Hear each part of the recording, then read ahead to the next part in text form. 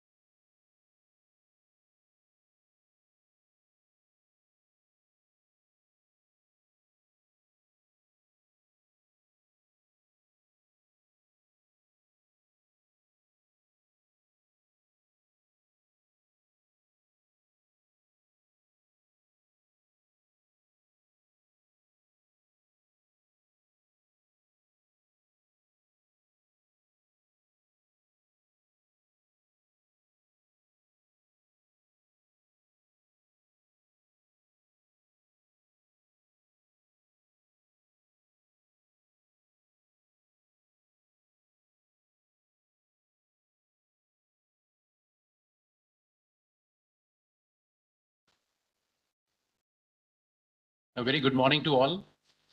We'll be shortly starting in next 2 minutes. We are just waiting for all our online guests to join in. And we'll be starting the proceedings right sharp at 10 o'clock. Thank you very much.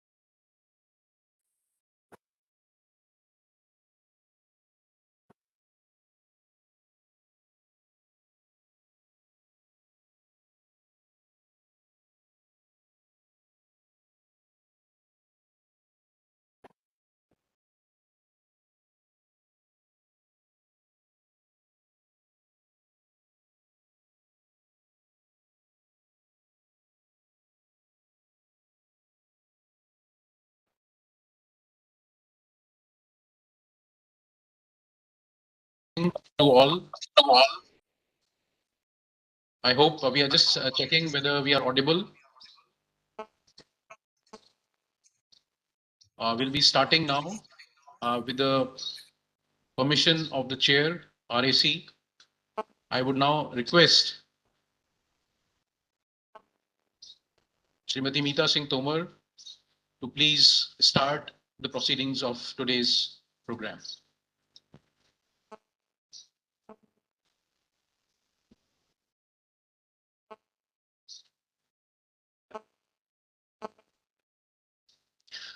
Good morning and a warm welcome to all of you to inaugural session of ICFRE AFRI TFRI Joint Regional Research Conference. This year's RRC theme is Regenerating Landscapes, Forestry Interventions for Rehabilitation and Restoration of Degraded Lands and Stressed Ecosystems. The aim of this conference is to explore opportunities for groundbreaking research, share innovative ideas, and discuss key issues affecting the arid and semi-arid regions under AFRI's jurisdiction, as well as the tropical forest in the central areas overseen by TFRI. We have with us, joined online, the chairperson of today's RRC, Honorable Director General Srimati Kanchan Devi Ma'am, as well as Chief Guest, PCCF and Head of Forest Force, Shri Arijit Banerjee Sir. Director, TFRI, Dr. H.S. Ginwal is also joining us from in the online format from ICFRE TFRI Jodhpur. We also welcome all the dignitaries present here as well as those joining us online.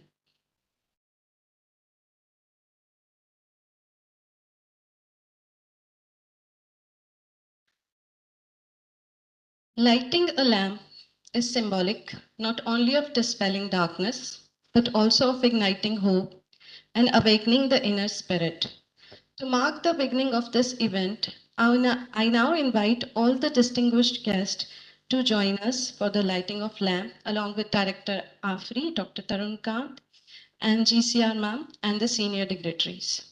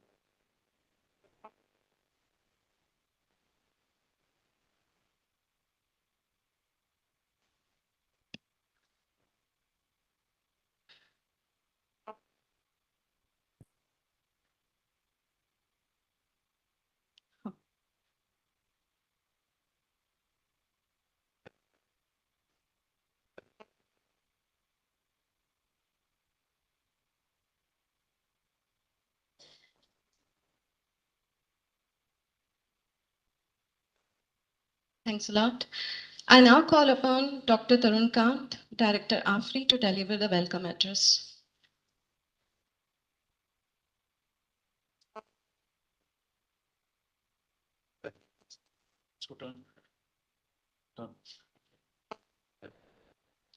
A very good morning. Namaskar, Khamagani, to the esteemed guests, distinguished delegates, colleagues, and dear friends. It is a great pleasure to welcome you all to this joint research conference RRC 2024 of AFRI Jodhpur and TFRI Jabalpur, organized and hosted this year by the Arid Forest Research Institute, Jodhpur. We are honored to have such diverse and distinguished delegates and groups of stakeholders from foresters to academicians to researchers, industry partners, NGOs, tree growers, environmentalists, and thought leaders gathered here today in person and online. First and foremost, on behalf of the DG ICFRE and the directors of both the institutes, I have the pleasure of welcoming the chief guest of the inaugural session, Shri Arijit Banerjee sir, PCCF and Head of Forest Force, Rajasthan, for gracing the occasion. Besides being an ace field forester and an administrator, sir's scientific acumen is second to none. Thank you, sir, for always inspiring us to push our limits. We thank you for your benign presence online amidst your busy schedule.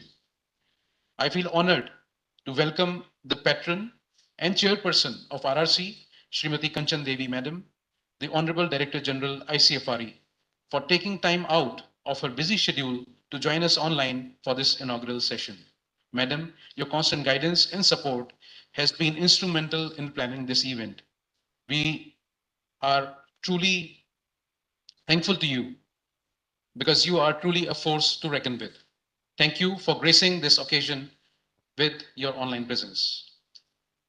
I take this opportunity to welcome the DDG Research, Dr. Rajesh Sharma, ADG Media and Extension, Dr. Geeta Joshi, learned and senior officials with vast field experiences from forest departments of Rajasthan, Gujarat, Dadra Nagar Haveli, Daman and Diu, Madhya Pradesh, Chhattisgarh, and Maharashtra for joining this important event. The forest departments are our largest stakeholders, and we look forward to your inputs, which will help us chalk out our ongoing and future research strategies more logically and more meaningfully. As we convene in this beautiful blue city of Jodhpur, known for its rich cultural heritage and vibrant landscapes, we are reminded of the importance of our collective efforts aimed towards regenerating landscapes. Forestry interventions can lead to the rehabilitation and restoration of degraded lands and stressed ecosystems more than any other intervention. This conference serves as a platform for sharing knowledge, fostering collaborations, and exploring new frontiers in our respective fields with the aim of finding solutions to speed up the LDN goal achievement of the country. The theme of this year's RRC on sustainable land management is particularly relevant as we face the growing challenge of climate change, water scarcity, and environmental degradation. Our goal is to explore innovative approaches and sustainable practice that can help mitigate these challenges and promote the resilience of arid and semi-arid ecosystems.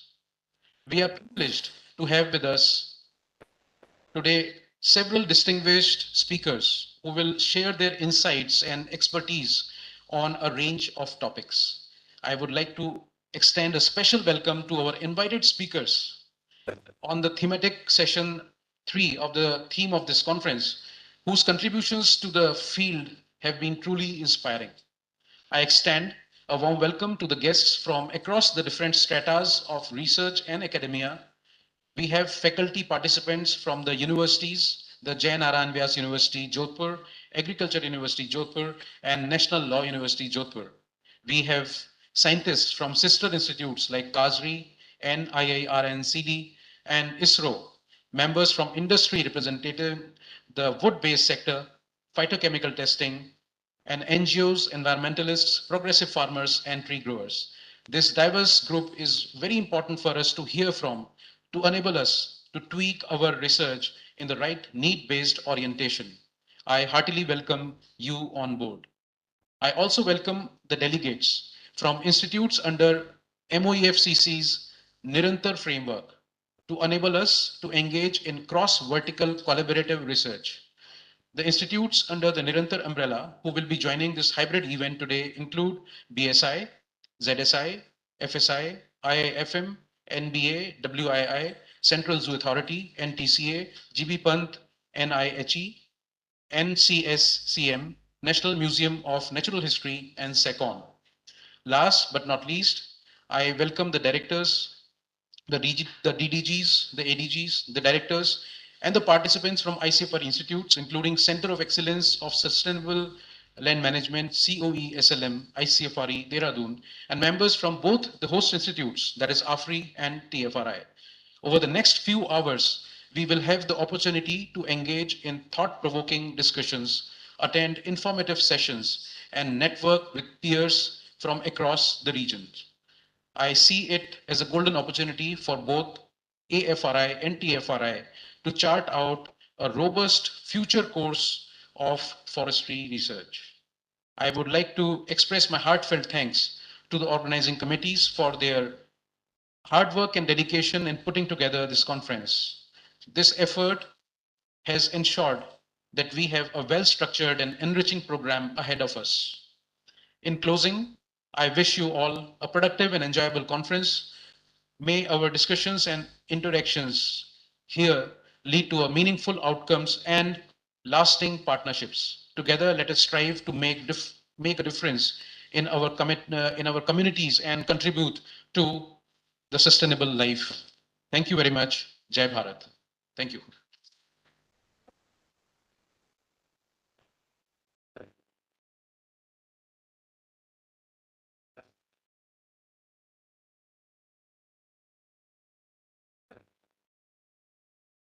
Thank you, sir, for welcoming our distinguished guest and expressing the sincere feelings of all our hearts.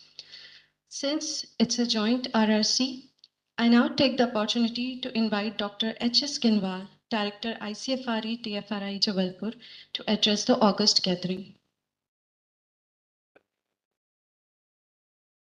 Thank you very much. Am I audible?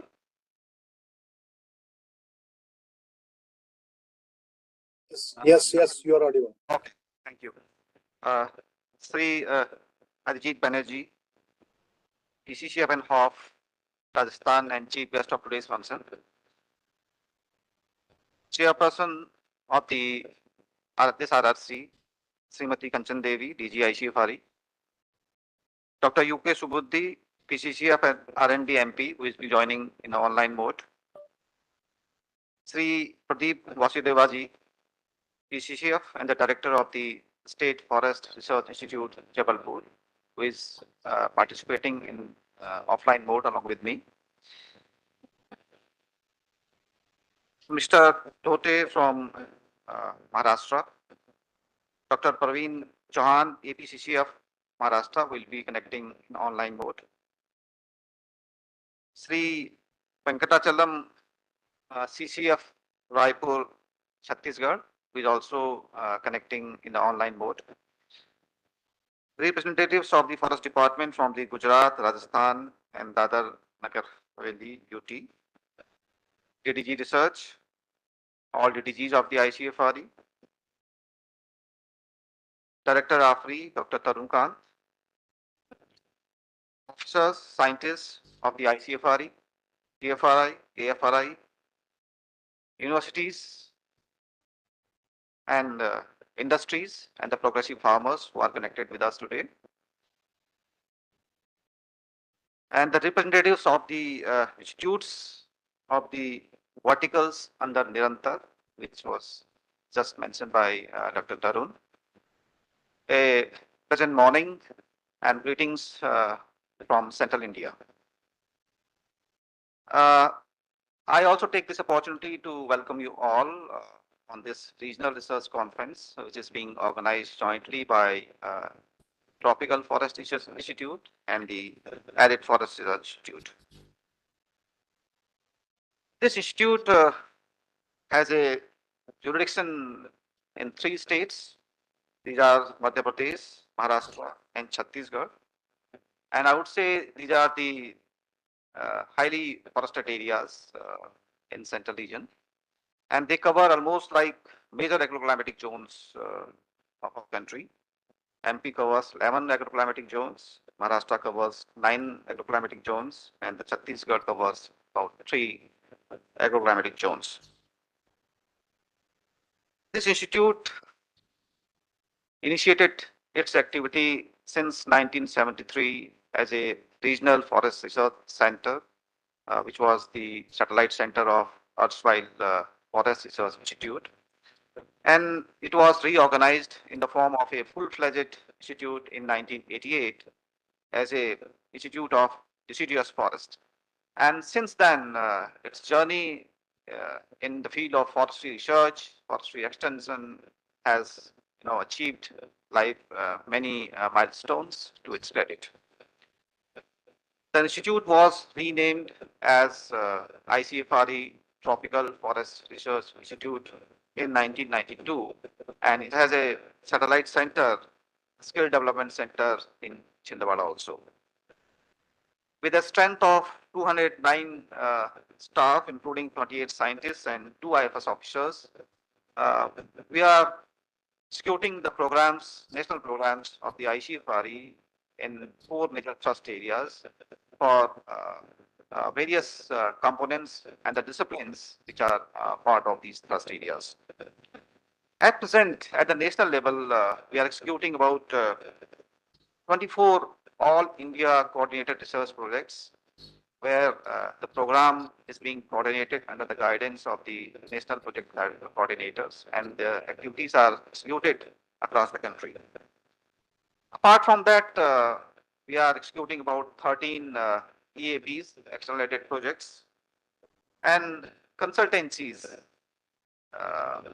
from our clients.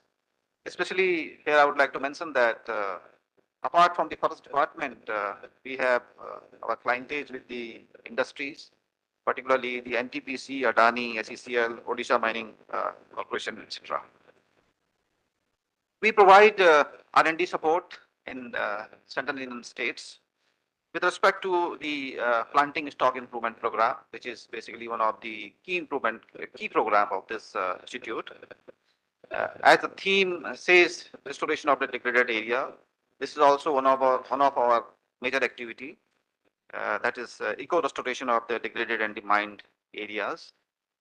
Then we also work on the biological reclamation of fly ash dikes and lagoons, research on silviculture and agroforestry for the livelihood support and doubling the farmers' income. This belt is also known for anti-AFRIs, and the institute had strong programs on non-timber forest products, and we have strong leads also with us to share with our clients as well as the stakeholders. Biodiversity and ecological assessments for conservation strategies is also one of our important activities.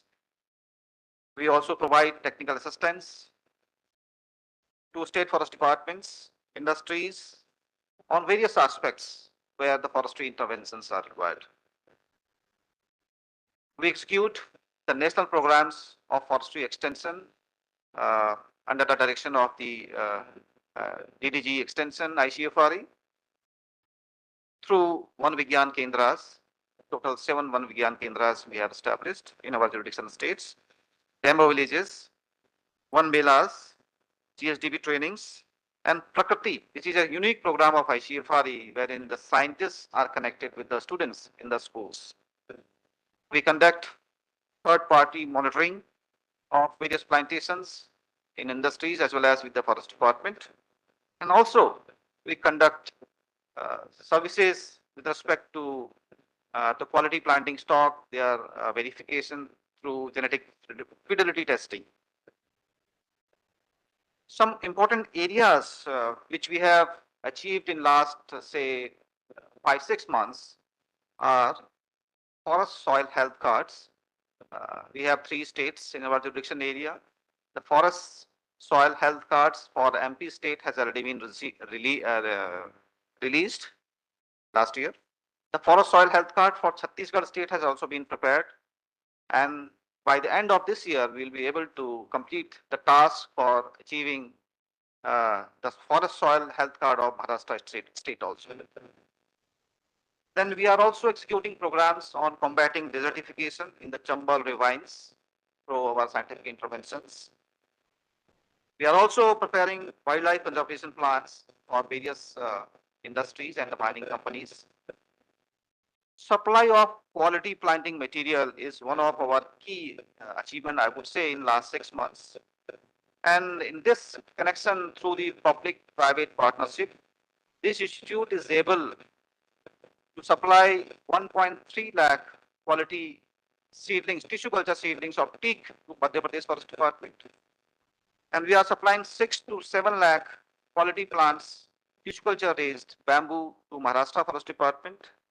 And we have supplied quality plants worth 5 lakhs to Telangana.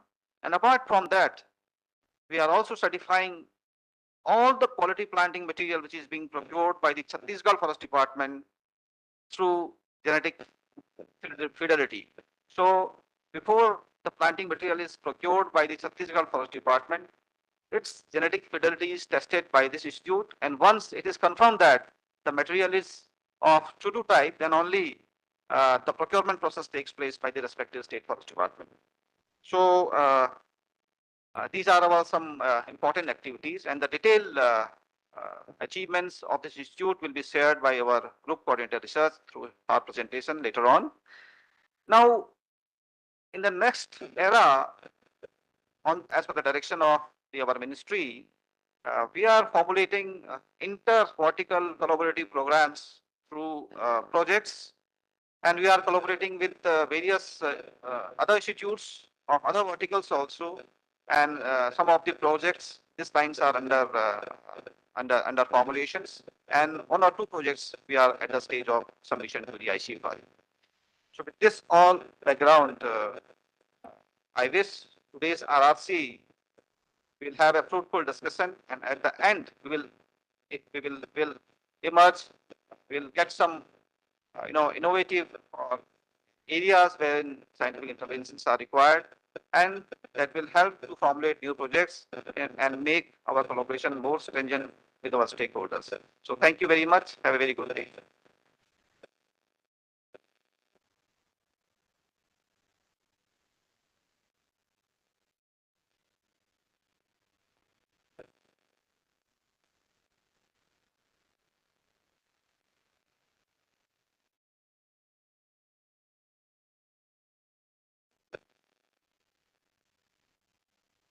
Thank you, sir, for sharing with our guest the structure, organization, and the research goals of ICFRI TFRI Jabalpur. Moving ahead, we also have with us online Dr. Rajesh Sharma, sir, DDG Research, ICFRI. Among his many achievements are the Brandeis Award in 1997, the German Academic Exchange Scholarship in 2001, and extensive research experience in forest genetics and tree breeding, honed through years of dedicated work. And I now invite him to introduce this year's RRC. Thank you very much. At the outset, I'll say that my video is not working. I have some issue with that. So I think I am audible at this moment. Am I audible, Dr. Tarun? Yes, you are audible. Please go ahead. Okay. Respected Mr. Arjit Banerjee, Chief Guest of today's function, PCFN of Rajasthan. Chairperson of RRC, respected Madam Kanchan, Director General ICFRI. Dr. H.S. Ginwal, Director TFRI Jabalpur. Dr. Tarun Kant, Director AFRI Jodhpur. Learned experts, representatives from the state forest departments of Maharashtra, Rajasthan, Gujarat, Madhya Pradesh, Chhattisgarh. Representatives from the industries and progressive farmers. scientists from ICFRE, TFRI, and Jodhpur, and other ICFRE institutes, academicians from different universities. I extend a very warm welcome from ICFRE to all the participants. This RRC is basically a platform for all of us, not only to share our experiences, but also especially for the stakeholders to flag the issues which will help ICFR Institute, especially this conference for TFRI Jabalpur and AFRI Jodhpur. Flagging the issues will provide a food for thought for the scientists to take up these research studies further. As per the program of today's RRC, we will have opportunity to listen to Dr. Geeta Joshi, who will be presenting the overview of ICFRE. Will be followed by two presentations by VCRs of two respective institutes, which will provide us the overall picture of ICFRE as well as specifically of these two institutes. And we'll be listening to the representative from the state forest departments as well. So this platform is all the stakeholders and the investigators, they'll be at one platform. Stakeholders will be flagging the issues. They will not only highlight the work that they are doing, but also highlight the areas in which research organizations like ICFRE and the institutes like TFRI Jabalpur and AFRI Jodhpur have to work.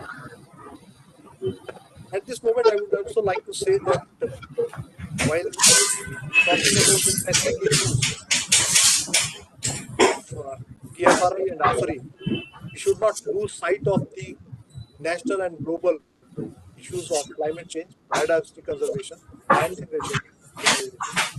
And the theme of this RRC has been aptly taken, addressing land degradation issues.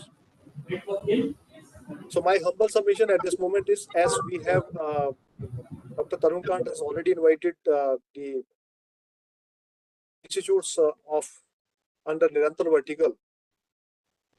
So we should not only flag the issues, but also look at the convergence, the areas of collaborations where we can support ICFR institutes, where the state forest department can provide help. The help that research institutes always look for is the availability of the land and also the infrastructure available with them.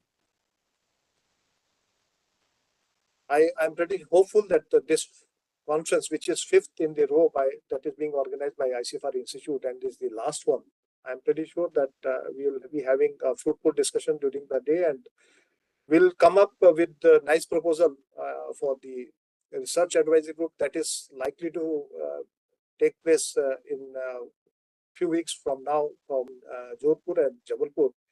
And Director General ICFRE would be pleased to have innovative ideas coming from the two institutes, and that too in a collaborative mode during the RPC of this year. So I wish all the success for this RRC. Thank you very much for giving me this opportunity to speak on this occasion. Thank you.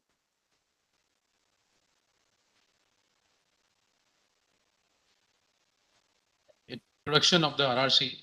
Now, in fact, we have a small program on the online release of two pamphlets that we had prepared, and will be, in fact, since the chairman and also the chief guests, sir, are online. So, in fact, we, on their behalf, we would be symbolically releasing the two pamphlets, and both these pamphlets have been, in fact, prepared under the CAMPA-funded AICRP project, and that is the AICRP project on long-term effects of climate change. And I'll be sharing the screen soon, and with the permission of the chief guest and the chairman, we will, in fact, be opening these and launching and releasing these two pamphlets. Over to Meeta. Today, with the auspicious hands of our dignitaries, we are also unveiling two pamphlets. The first one is titled Orchid Flora of Sita Mata Sanctuary, Chittorgarh. It also includes a description of the orchid flora that is present in the Sita Mata Sanctuary of Chittorgarh.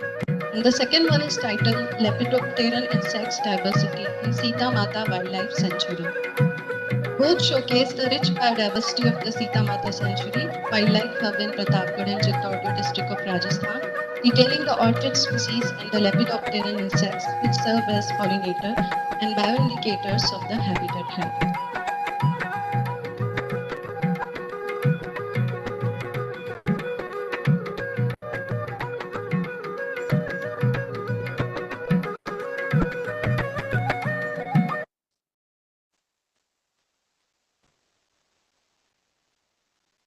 Thank you very much. I thank both the chief guest and the chair and all the dignitaries present here, in presence of whom we have in fact released two of our important pamphlets, which will serve as very important extension material to appraise the people who are associated with the Sita Mata Wildlife Sanctuary, and to also appraise the other researchers who are working on long-term climate change effects, the importance of pollinators, and the importance of indicators, the orchids. Thank you very much. Now over to Meeta. Before inviting the chairperson of the conference, the first ever Women Director General of ICFRI, Honorable Director General ICFRI, Srimati Kanchan Devi Ma'am, I would like to briefly share some insights about her. Srimati Kanchan Devi Ma'am is an expert in various aspects of forest and wildlife management and specializes in forest management, policy, and administration. Prior to her current position, she served as Deputy Director General Education at ICFRI for 4 years. Her contributions extend across her time in Madhya Pradesh and the central government, including her role as a faculty member at the Indira Gandhi National Forest Academy. She has been instrumental in advancing forestry education, accrediting forestry courses, and conducting research on forest policy, with a focus on human resource development. I now invite Honorable DG ICFRI Srimati Kanchan Devi Ma'am for her inaugural address. Am I audible? Yes, ma'am, you're audible. Namaskar. Chief guest of this inaugural program, Shri Arid Banerjee, PCCF and Head of Forest Force, Rajasthan. Senior forest officers from different states, Dr. H.S. Ginwal, Director, TFRI, Jabalpur. Shri Pradeep Vasudeva, PCCF and Director, SFRI, Jabalpur. Dr. Rajesh Sharma, DDG Research, ICFRI. Dr. Tarun Kant, Director, AFRI, Jodhpur. Directors and scientists of all institutes of ICFRI, member institutions under Nirantar framework of the ministry, academia, representatives from industry, farmers, tree growers, distinguished delegates, guests, media persons, ladies and gentlemen. It is a matter of great pleasure for me to join you all for the inaugural function of Joint Regional Research Conference of Arid Forest Research Institute and Tropical Forest Research Institutes of ICFRI, being organized and hosted by Arid Forest Research Institute at Jodhpur. As you all know, ICFRI with its 9 research institutes and 5 regional centers has been undertaking holistic forestry research and extension through the identification of need-based problems, long-term planning, networking with stakeholders and sister organizations, as well as acting as a premier institution in the field of forestry education. Council is undertaking solution-based forestry research that is in tune with emerging issues in the sector, including global concerns such as climate change, conservation of biological diversity, combating desertification, sustainable land management, and productivity enhancement. Regional Research Conference is an effective forum for ICFRI to bring together the think tanks from within the council and stalwarts from the related fields to brainstorm and develop strategies for a sustainable forestry sector, coupled with need-based research and extension strategies. The theme of this joint RRC of AFRI and TFRI, that is, regenerating landscapes, forestry interventions for rehabilitation and restoration of degraded lands and stressed ecosystems, is very important and topical in the present time when India aims to create an additional carbon sink of 2.5 to 3 billion tons of carbon dioxide equivalent through forest and tree cover, and is striving to increase its forest cover to 33% with a mandate to restore 26 million hectares of its degraded land area by 2030. Forestry research, considering the problems or requirements of the Forest Department and all other stakeholders, is the need of the hour. RRC aims to act as a bridge between the institutes of the Council and the stakeholders to bring out the region-specific problems and aspects where we can work together to provide scalable working solutions. I'm happy that ICFR institutes are making a sincere and substantial effort in the diverse area of forestry research, which contributes towards sustainability and productivity enhancement of our forests in dry areas. But a lot more needs to be done. Tackling climate change will be the most important agenda for the near future, and it calls for a long-term approach. Focused forestry research can give sustainable and far-reaching solutions. I'm glad to know that the issues of special interest covering different aspects of a landscape approach to combat desertification, degraded lands, issues related to mined out areas, productivity enhancement using Miyawaki model, role of water conservation, etc., would be deliberated upon during this RRC today. The thematic sessions has brilliant invited speakers whose deliberations in this conference would result in development of recommendations for future research. I'm sure that the assemblage of eminent foresters, scientists, and researchers in the forestry sector, along with stakeholders, would act as a guiding force to identify sound strategies for the future by suggesting solutions that would go a long way in combating desertification, achieving land degradation and neutrality and net zero goals, alleviating poverty and improving livelihood security for the people, especially in arid and semi-arid ecosystems. I think I must stop here because we all are eagerly waiting to listen to our chief guest of today's program. And with this, my greetings to the organizers, and while wishing this conference all the success, I'm sure the deliberations and recommendations shall lay down the plan of action for the future. All the best. Dhanyavad. Jai Hind.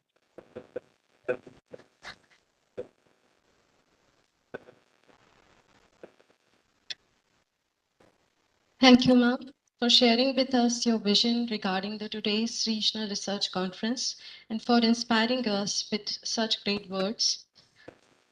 The Honorable Chief Guest of today's conference is PCCF and Head of Forest Force Rajasthan, Shri Arijit Banerjee, IFS. Born on October 11, 1966 in West Bengal, Shri Arijit Banerjee sir is a multifaceted individual. He joined the Indian Forest Service in 1991 and was allocated to the Rajasthan cadre, with his first posting as Assistant Forest Conservator in Udaipur North in 1993. A specialist in forestry, bird conservation, and wildlife photography, Banerjee sir has always had a unique approach to his work. I will now invite him to kindly address the August gathering. Sir. Good morning, ladies and gentlemen. With the permission of the chairperson of the RRC and Director General of the Indian Council for Forestry Research Education, I would like to go on record to state that I'm extremely happy to be a part of this conference, even if it is in a hybrid mode. It's been 3 decades since I have come to Rajasthan, 1993, as I was just introduced, and we are in 2024. So, in the lighter vein, in Udaipur, as a probationer in 1993-94, I was made to sit through meetings between the then scientists and directors of AFRI, and senior officers of the Rajasthan Forest Department. And at that point of time, we used to discuss things like seed stands, candidate plus trees, the best way of regeneration of teak, so on and so forth. At the fag end of my career, and this I state in the lighter vein, we are still discussing the same topics, often in-house. Without wanting to sound derisive, I would like to flag the issue that forestry as a subject is unlikely to deliver magical results overnight. It's not as simple as a chemical equation or two tools coming together or a mobile application working and delivering something. Trees, by the nature of their biology, take time. Forestry impacts on landscape take time. I was listening to what Director Tropical Forest Research Institute was stating, and I was extremely happy to note that the Chhattisgarh Forest Department has a very deep-rooted engagement when it comes to planting material with the institute. And that is, in fact, the correct way of engagement. More often than not, when there is a lack of engagement, it is the State Forest Department which is at fault. I know I can speak on behalf of my department, and I can only wish my engagement with AFRI was better. The fault, as I said, is mine. To put this, what I'm saying in perspective, that state forest departments, for various matters related to development, to depend on the Wildlife Institute of India for various studies, various recommendations, various inputs. So in development management, often we in the forest department put it on record that the prescriptions received from the Wildlife Institute say whatever, hence XYZ will not allow or will allow with modifications, whatever. I was discussing this very point with Dr. Tarun Kant the other day when he was in Jaipur, that it is high time the council put state forest departments on notice. So if the council or an institute under the council gives a prescription, it should be binding on the state forest departments. To take this point further, I was asked a very simple question by a forester, a professional forester of 40 years of experience who works for the Japan International Cooperation Agency, that how do I measure whether a sand dune has been stabilized or not? So obviously did not have any off-the-cuff answers, and it's been a year, I still don't have an answer, frankly. He asked me what is the logical framework by which I decide which sand dune to take up for stabilization. I don't have a logical framework, actually. So at the cost of being repetitive, I would emphasize on the need to sit down and talk. Officers of the state forest departments talking with the scientists and personnel of the various institutes under the council. This is something, it might be boring, it might be painful, it might take time, it has to be done. So that's the first thing. It is good to note that ICFRE is fostering a cross-vertical collaboration. An extremely important aspect, sitting in Jaipur in Rajasthan, I know we have two centers of the Zoological and Botanical Survey in Jodhpur, but frankly, I am rather in the dark as to what sort of activities are on their priorities. Unless I go to the web once in a while, check out some publications, some events happening within those institutions. Once again, if the Arid Forestry Research Institute is important to us, so is the ZSI and the BSI. Knowledge compartmentalized has limited utility. Knowledge, if shared, is actually knowledge created. Once again, I would say the first step has to come from me and my officers. That's the second point I was trying to make. The empiricity in research priorities is something that is decided by a research organization. There is a need for empirical research. There is a need for fundamental research. But there is also a need for translation of the research findings to the field. The faster the translation is, the better it is. It's better for the landscape, for the economy, and perhaps even for livelihoods. To give an example of where such translation of research is essential, last week, my department was put on notice by the Central Pollution Control Board because some of my officers have advertised for procurement of 50 micron polythene bags for nurseries. The CPCB has put us on notice, and we found out that we are not supposed to use polythene bags which are less than 120 microns. So once again, there is a significant degree of information compartmentalization, and these silos need to be broken. If not a polythene bag, what is the alternative where I keep a broadleaf species for 8 to 9 months in the nursery and a xerophytic species for at least 90 days, preferably 100 days in a nursery? What is that cost-effective solution? I know there is a jute bag available. There is probably a coir planting pot or a cornstarch item or cow dung cake mud product available. There are products available, but those products are still expensive.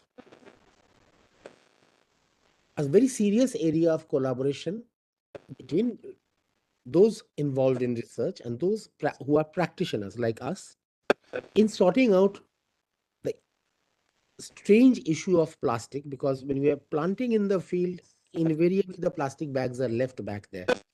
In my state, I know they're never picked up. So the theoretical construct of bags being recyclable and all that, they don't seem to work all the time. We all talk about climate. Talking about climate is a fashion these days. It's extremely important. But I'm quite sure, at least I am quite sure about myself, not fully understanding the nuances of climate, warming, the impact on biological systems, and as an extended relation, the impact on the economy and livelihoods. We know the impacts are negative. What is that we need to do? What are the calculations involved? We in the states need to get into it with a bit more understanding, a bit more detail. And here again, organizations of the Union Ministry, whether it's the Council, whether it is the Forest Survey or any other body of the Union Ministry, I, from representing a state forest department, would seek their assistance, their inputs in how do we tailor our efforts, our policies, so that they are climate friendly in every possible way. Flood irrigation in nurseries cannot be something which is climate friendly. Flood irrigation in a command area plantation cannot be called climate friendly. What is that needs to change? Good research is always inspired by good teachers. The forestry education sector in the country has come a long way. I mean, there are fantastic institutions in this country, institutions as in Tamil Nadu, as in Himachal Pradesh, as in Kerala. So, and a lot of this motivation, this hand holding has come by the council, and all of us are thankful to the council for doing so. Yet there are pockets where there are small areas, places, small colleges and institutions who teach forestry, where the quality of academics, the quality of laboratory work, field work could be better.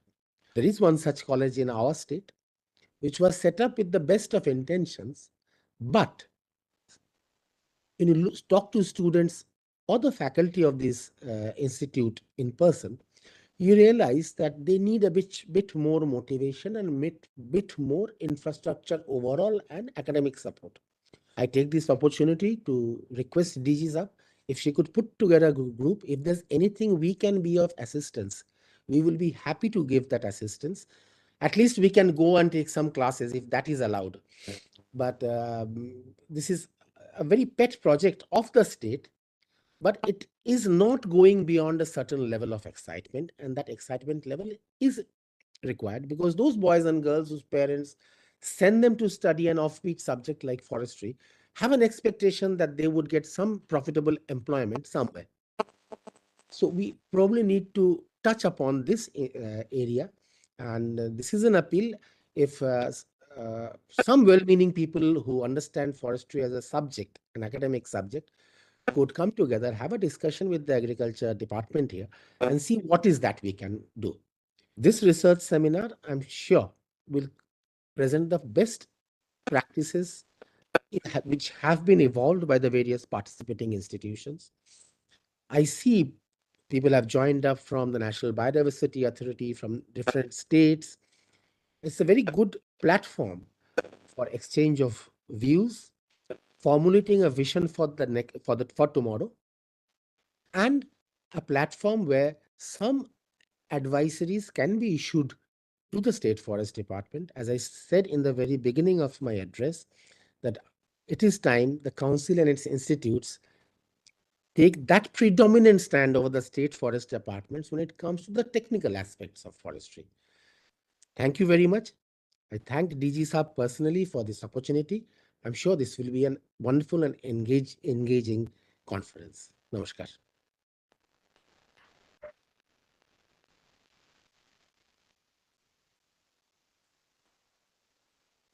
Thank you, sir, for sharing with us your rich experience related to the needs and the issues of the forestry sector, and for developing a better understanding and tuning as per the changing scenarios of climate change.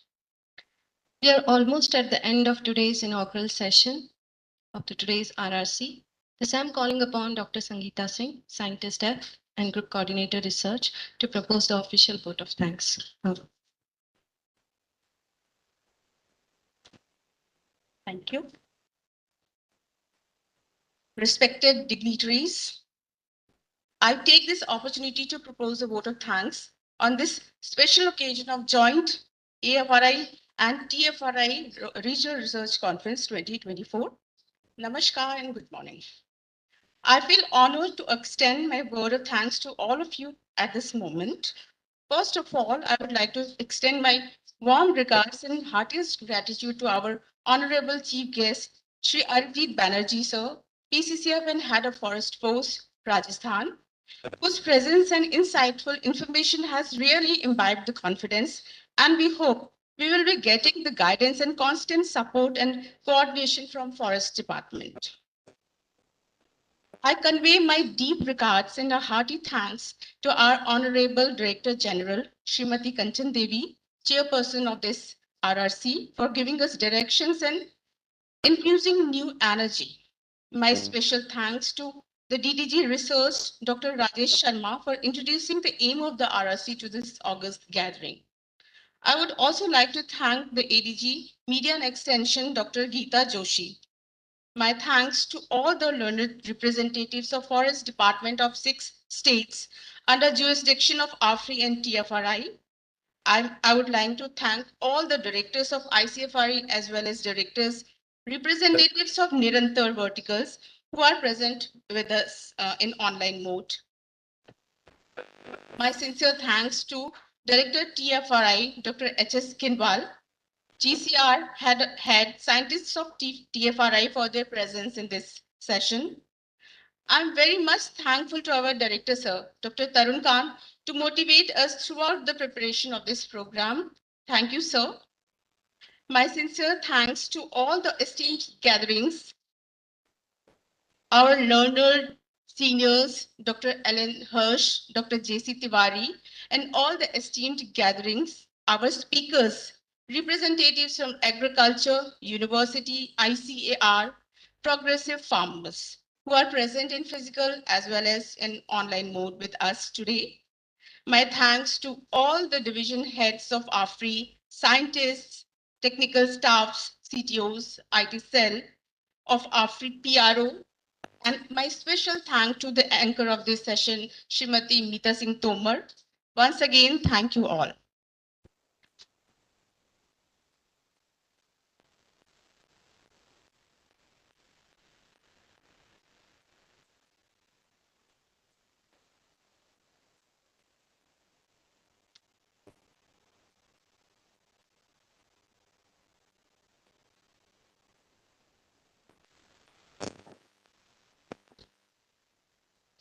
In the end, I will request you all kindly rise for the national anthem.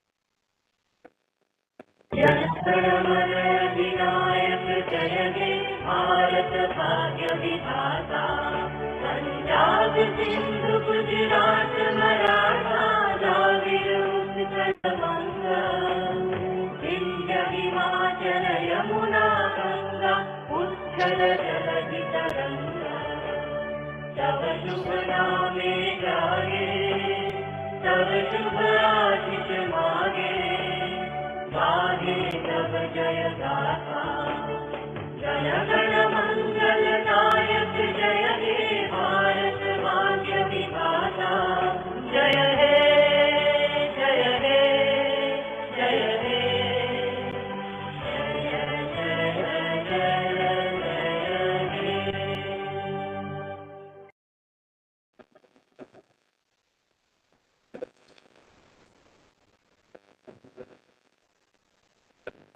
Thank you very much. So we are now over with the inaugural session of this conference. And as we move ahead and start our technical session, we will now break for just 15 minutes for the inaugural tea. And after this 15 minutes break, we'll be joining back and we'll be starting the technical session 1. And that will be on the status of forestry research, problems and issues with presentations from ICFRE, AFRI, TFRI, and also all the 6 of the states that are in fact, for which AFRI and TFRI both have the jurisdiction areas. So we'll just break for a 15-minute period. We'll be quickly back at 11:15 right here. We'll be starting back. Thank you very much.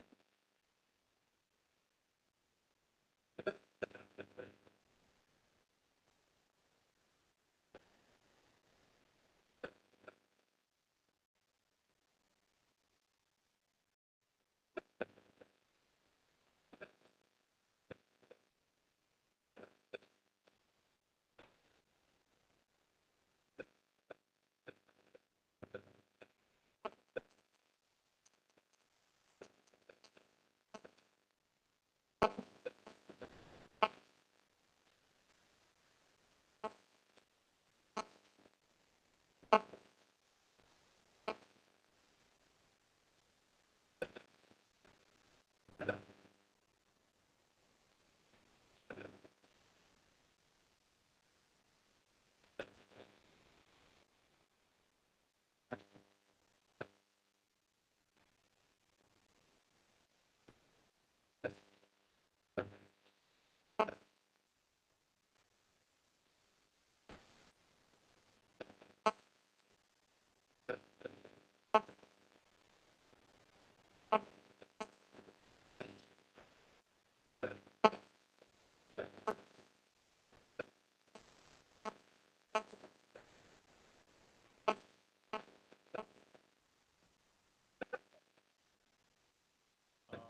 Anu.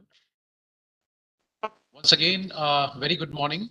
And we are back after a little break. And as it often happens, that the breaks usually do stretch out a little bit. So for that, apologies. And we join back for our technical session. And before we start this technical session one, I would once again like to welcome all the dignitaries, all the guests who are connected, who are joined online, as well as who are present here in our hall here at AFRI Jodhpur. And in fact, it's a proud privilege for all of us to have with us really some real stalwarts with us today. I would like to, in fact, name the people who are here in this session. Particularly, it's a proud privilege to have Dr. Alan Hirsch, sir, here with us, Dr. J.C. Tiwari, uh, Shri Prasanpuri Goswami ji, Dr. S.L. Meena ji, Shri Gaurav Gurjar, Shri Tarun Prajapati, Dr. Rakesh Paliwal, Dr. R.N. Agrawal, Dr. Priyabrat Santra, Dr.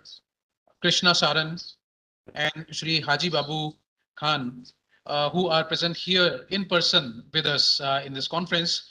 I also, in fact, welcome our online participants and online delegates, particularly Dr. UK Subudhi sir, PCCF R&D from MP, Dr. Pradeep Vasudeva, Director SFRI from MP, and we have Shri KS Randhavaji, Director Gujarat Forest Research Foundation, as well as who is APCCF Research.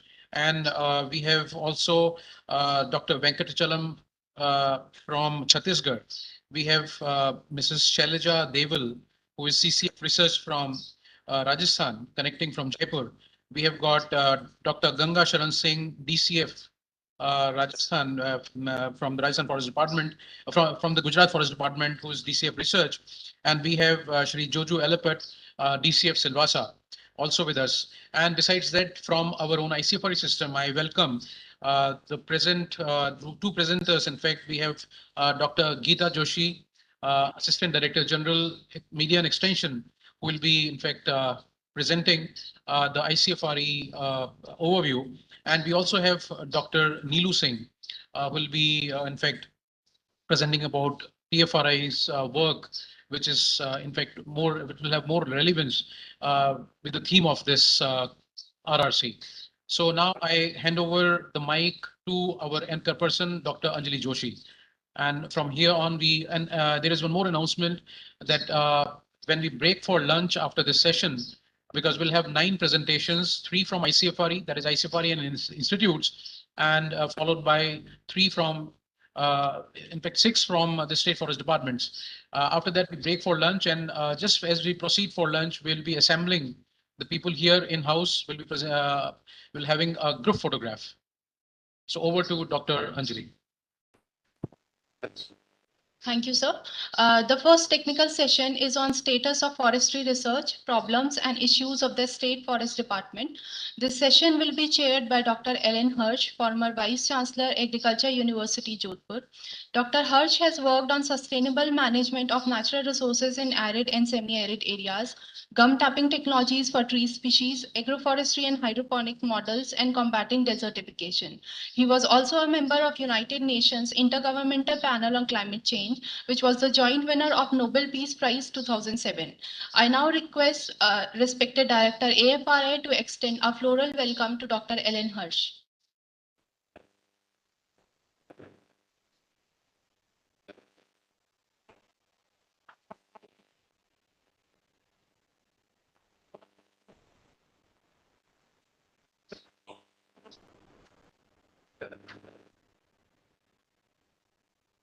The co-chairperson for this session is Dr. S.L. Meena. Dr. Meena is presently heading the Botanical Survey of India, Jodhpur. He specializes in angiosperm taxonomy and ecology, with special interest in arid zone ecology, environmental biology, and conservation of rare and endangered plant species. His remarkable contribution to the field of research is evident from the various research papers that he has published in different peer-reviewed national and international journals. I request GCR AFRI to welcome Dr. S.L. Meena with a floral bouquet.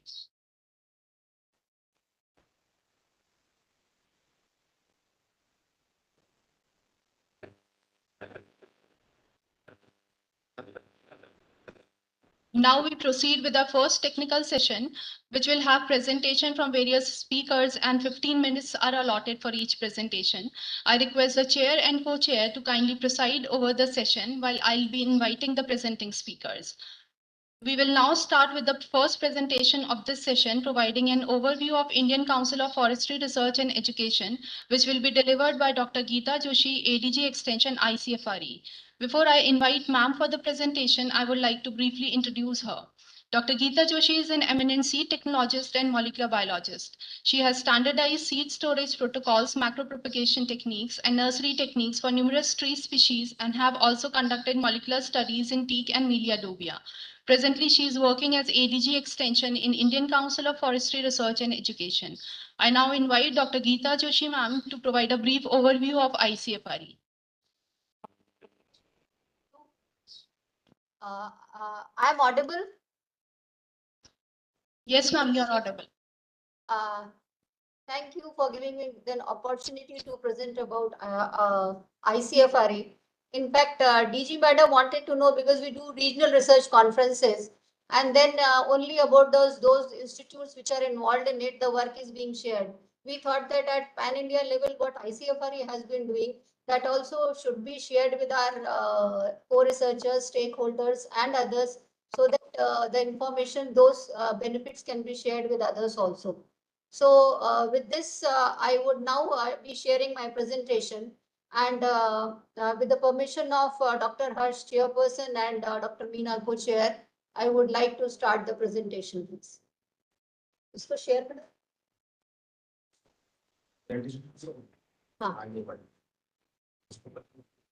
Is the presentation visible?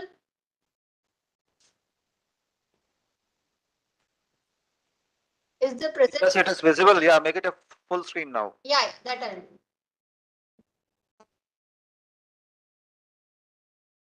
So, good morning to all. Our chairperson for this session and the co-chair for this session, and our chief guest, PCCF of Rajasthan, DGI CFRE, DDG Research, all esteemed RRC members, Director TFRI, Director AFRI, and all the directors of other institutes, scientists, and officers from our institutes, and all the colleagues and stakeholders that are present today. I would be giving just a brief about, you can say a tip of iceberg about what ICFRE has been doing at pan-India level. So just to start with the history of ICFRE, we know that the beginning of scientific forestry in India started in 1864 with Britishers, and 1906 IFRI was established with 6 research disciplines, and in 1929 FRI building was inaugurated. Usually I give this presentation when people are in ICFRE campus. So now all of a sudden I realize people should see which building I am talking about. So just now I added this building to the presentation. And so this is the old building that we have, which was made in 1929, which was basically called as Makkah of Forestry Research in India. And in 1986, that all the forestry research which was carried out in different peace fields in different parts of the country was brought into one umbrella, and ICFRE constituted under MOEF NCC. And in 1991, as an autonomous body, we were registered as society. The vision of ICFRE is to achieve long-term ecological stability, sustainable development, economic security through conservation and scientific management of forest ecosystem.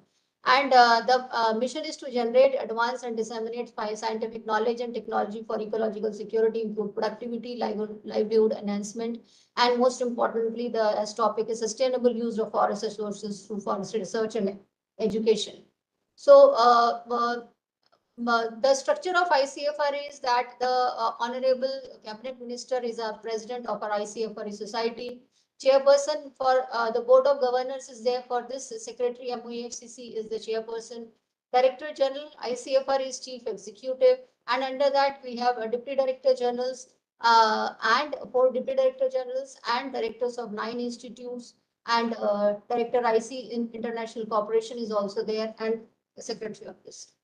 And then ICFRE, as you know, has a pan-India presence. We have 9 institute spread across from, if you look at it, one end from Shimla to Dehradun, Jodhpur, Jabalpur, Bangalore, Hyderabad, Coimbatore, Ranchi, and Jorhat. And we also have 5 research centers. So, and each, as is known, as we are seeing today, that for this 6 states, my 2 institutes are being looked after into. Like that, all different institutes, we cover all the states of the country. Then the key, the research that is being carried out is under the major themes of 4 major, I would say, thrust areas under research. And this is on managing forest and forest products and livelihood support and economic growth, biodiversity and conservation, ecological security, forest and climate change, forest genetic process, resources management and tree improvement. And under this, we have 33 themes on which we work on. Apart from this 4 thrust areas of research, we have 2 more thrust areas. One is in education and one is extension. That is education and policy research, and then taking our research to our stakeholders. That is also one of our thrust areas. Now we have, as we all know, that we have our limited forest resources, and the demand on forest is ever increasing. And to meet this demand, we have to, within the limited available space, and even we can say the dwindling space that we have, which is decreasing day by day, we have to increase the productivity of our forest. And as in the chief guest remark, he was telling that we have been doing similar kind of things. I would like to say, sir, we have just, ICFRE has gone forward from this state of, okay, we have to select CPTs and do establish orchard and on, but now we are in a stage where we have come to, we have identified clones and varieties also. So the productivity of forest, we are doing it through our tree improvement program. And this not only helps for productivity, but also conservation of our biodiversity. So under tree improvement, the major areas we work on is assessment of diversity, selection of superior genotypes for increased productivity, establishment of progeny trials and orchards, and development of ultimately clones and varieties. And for this, we are working on a number of species like Aruna, Eucalyptus, Sesam, Melia, Neem, Teak, Tamarind, bamboos, and also number of medicinal plants. And from 2010 to 2023, that is the time when we started releasing our clones and varieties. Before that, our research work was going on. Till now, we have released 79 clones and varieties of different species.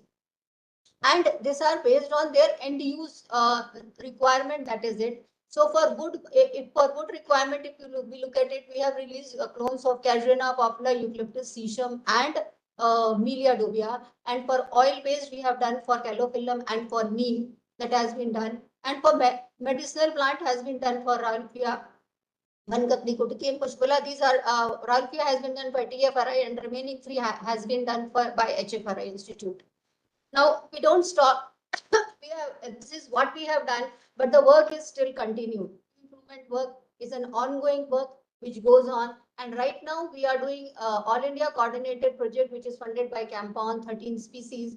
And yes, we are again going back into the natural forest selection of CPTs, then selection of superior genotypes from their establishment of clonal and progeny trials we are doing, we are evaluating them. Then we are also developing the propagation protocols and finding the trying to find out the superior genotypes. So after this, we will be soon coming up with new clone varieties for different other species also. Now we don't stop at this level that we have released the clones and varieties. Now the major thing is taking it to what concerns Sir had chief guest in beginning, that forest department and other stakeholders should also use it. What other research we have done. So what we are trying to do is taking to lab to land, which is a major challenge for us, and we are working in that direction. For popularization of clones and varieties, quality planting material is being developed. As Dr. Ginwal from Director TFRI had been telling, that they have been supplying to all the forest department of their jurisdiction area. So we have been doing, all the institutes have been doing the similar kind of work, like Melia, Neem, Sisam, Cadena, Eucalyptus, tea, bamboo. We have supplied to SFDs, ICR, agriculture, forestry universities, farmer industry, NHI, NGOs, etc. All we have been doing, supplying it to them. Now what happens is that being research institute, we don't have that much of facility to produce a large scale, mass scale for production of these quality planting materials. So what we are doing is, next step is doing license agreement or MOUs with various forest departments also, or we are trying to do with this private companies or tissue culture labs for mass scale production of this quality planting material. And then we are also trying, because seeing is believing. We sell that we have produced clones and varieties, but then when people see it, then only they'll be able to accept it. So seed multiplication area for neem has been established in UP. IFCO, this work has been done by in collaboration with IFCO by AFRI, and demonstration plots of number of species have been established. As we come up with the superior genotypes of any species, we establish the demonstration plots. Once it is standardized, then we establish the demonstration plots for the stakeholder. Excuse me. Then just to share one success story of teak, teak success story, where through tissue culture, we have produced large number of we are producing large number of plants, and has been planted almost more than 100 hectare pan India plantations has been done. This I would like to mention, that this work was carried out by our Coimbatore Institute, IFGTB, and as far as Chhattisgarh also, that plantation has been done for. They have taken the material from us and they have done the plantation. And for almost 10 companies, we have done and nurseries, we have done license agreement for production of these plants, transferred the technology to them for production of the tissue culture plants to them. And one startup has also been, we have helped one nursery to establish one TC lab. So we have also been involved in creating a startup. So these are the things. And I would like to mention here that almost, as I said, more than 100 hectare plantation have been done, out of which 50% is under through forest departments, various forest departments. Then these clones varieties and improved germplasm and those species which have economically important value, we have been developing agroforestry models. And for a number of species, we have developed agroforestry models. Earlier, we had come up with a book where for 7 agroclimatic zones, different agroforestry models were suggested. And now this work is further being carried out. Various species like Gamar, Melia, Agarwood, Kadam, Sandalwood, Lucinia, Flamingia, Bamboo, then Vimal, Kachnar, Sisham, Popular, Katrina, all those species we have been working on. And for Northeast, I would like to mention here that Agarwood based forest, these models have been developed.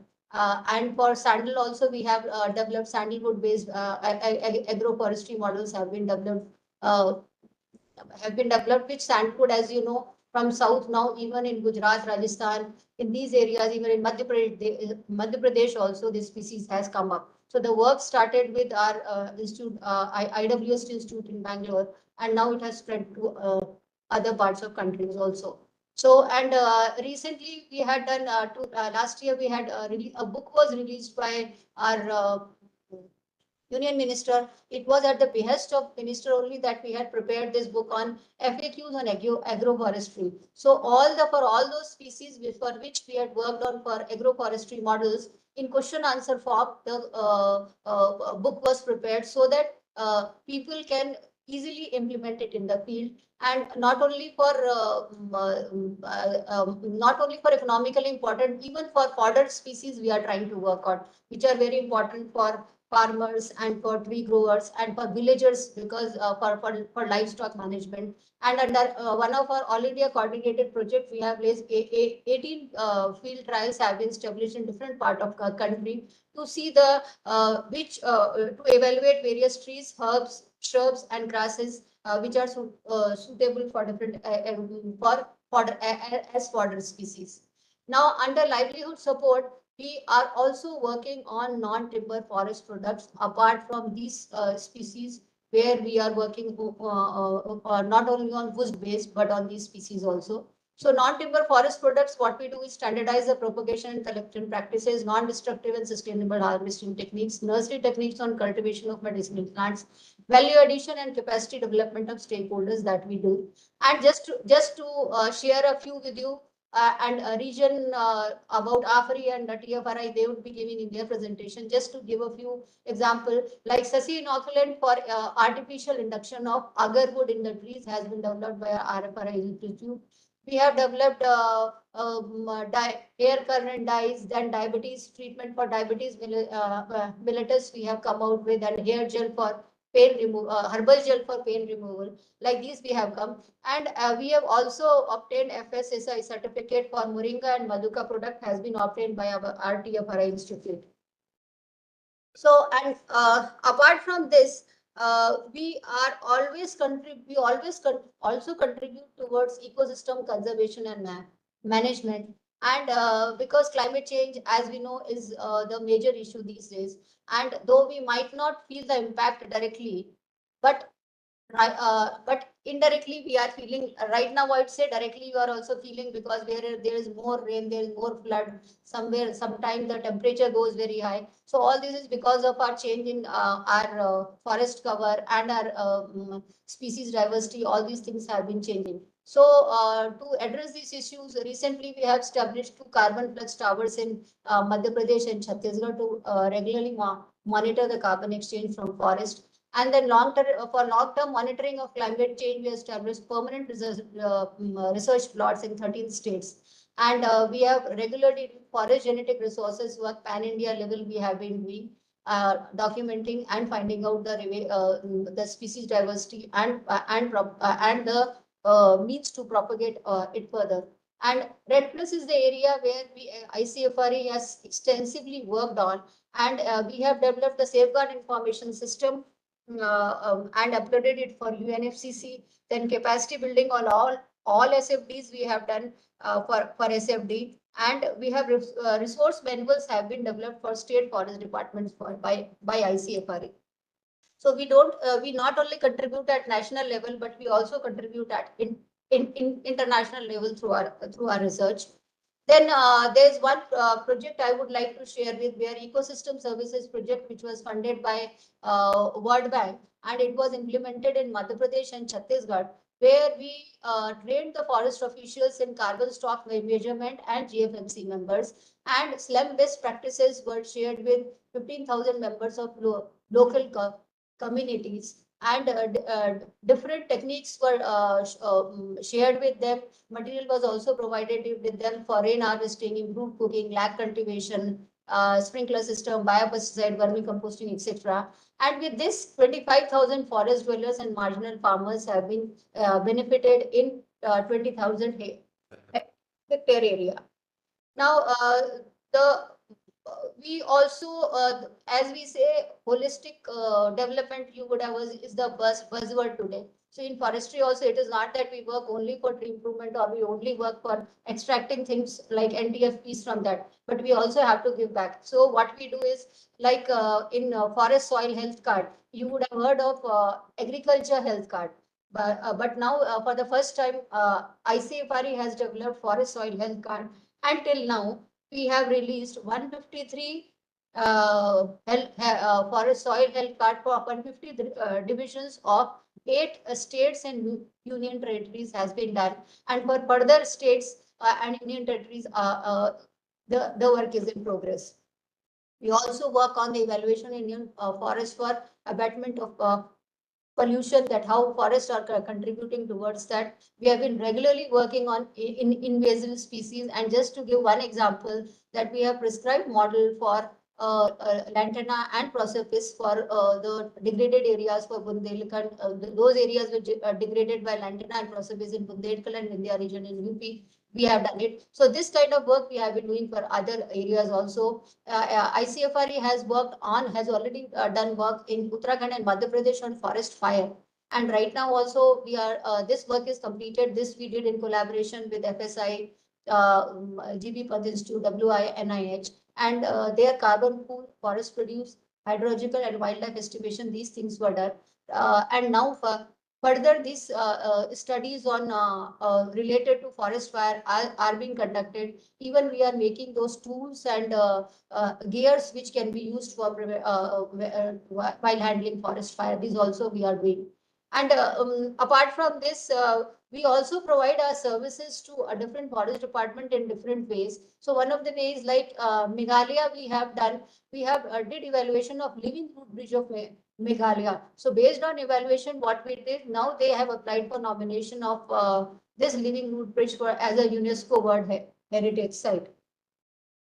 Then continuing with what we have been doing, we are also involved in eco restoration work. Details will be now, I think this RRC is for that only, so details will be discussed by others. I'll just tell that we have in All India Coordinated Project, we have established 19 or more than 90 hectares for restoration of degraded lands in different part of degraded lands. Then we are also working on eco rehabilitation of mined out areas. Even we have implemented this Miyawaki plantation for that, we have established for that. And so these are the kind of things we have been doing for eco restoration. And then environmental consultancy services we have been doing. These are on environmental impact assessment we have been doing for hydropower projects, then carrying capacity of developmental projects, environmental audit and performance evaluation, biodiversity and wildlife conservation plans we are preparing, rehabilitation and reclamation of different mines. As I said, eco restoration we are doing, and we are also in a major way helping all our state forest departments in monitoring and evaluation of the plantations which have been raised by them through different means, maybe through CAMPA or NTPC or Namami Gange, etc., or under CAT plan. These evaluations we have been doing and giving the report. And DPR on rejuvenation of 13 rivers were prepared by all our institutes. Then entirely different field what we are working is wood science. There, the utilization of our wood. See, usually what happens, traditionally, a limited number of woods are there which can be used for different uses for wood, what we use as furniture or plywood or panel industry like that. But then we are working on lesser known timber species as alternate uses. We are trying to find the alternate uses for it. And our two institute, AFRI and IWST, are working on that. We work on wood anatomy, wood properties and uses, drying, preservation, weathering of wood and its protection, wood polymer composites, modified woods and adhesives, nanotechnology, wood utilization, preservatives and coatings we are working on. And this, as I understand that in Jodhpur region also there are a number of handicraft related or wood related industries are there. So I think we can extend our work to those, extend our work to them also.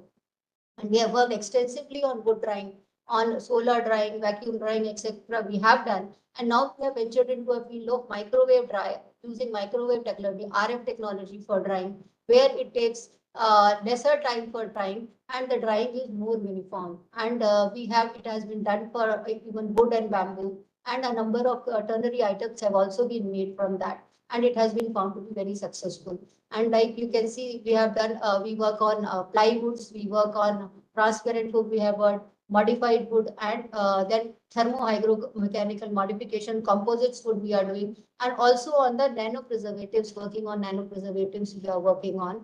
And we provide services on testing, like identification of CITES species, then wood identification for government and private organization. And we also provide consultancy regularly. We have been providing for wood structures for different areas, like Rajwada Palace here. We can see for Indore we had done, for their upkeep it has been done.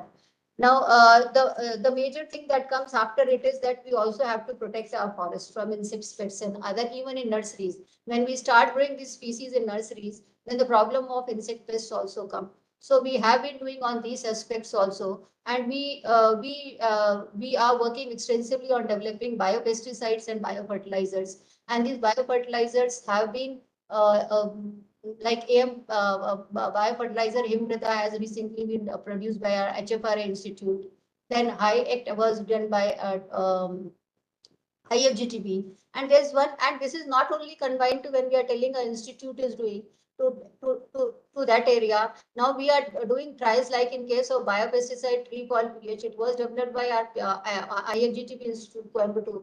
Now trials have been laid throughout India. We have laid the trials and to find the efficacy of these against the insect pest, and it has been found to be highly effective against different insect pests of different plant species.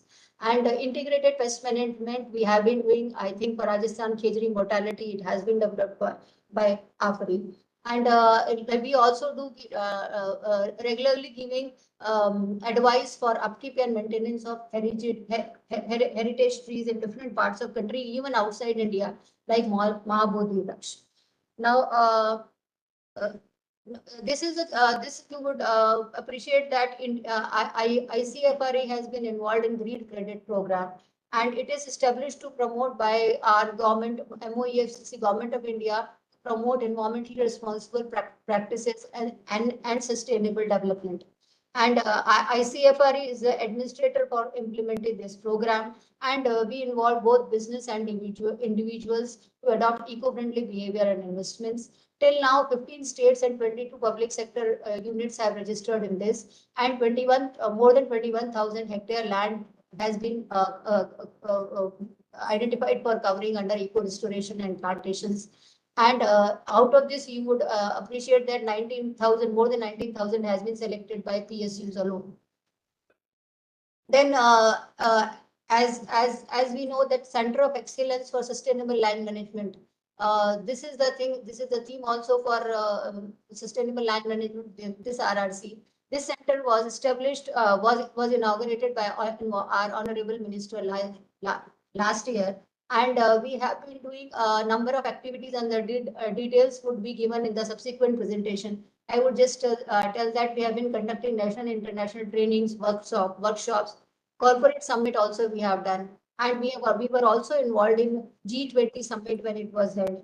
We were involved in that. We have prepared report for UNCTD's secretariat also under this.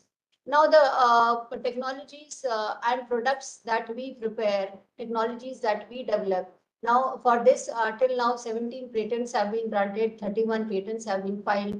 And recently, it is just a recent one I am showing, we have transferred our technology on pine extraction of fiber from pine needle to Uttarakhand and Himachal Pradesh Forest Department.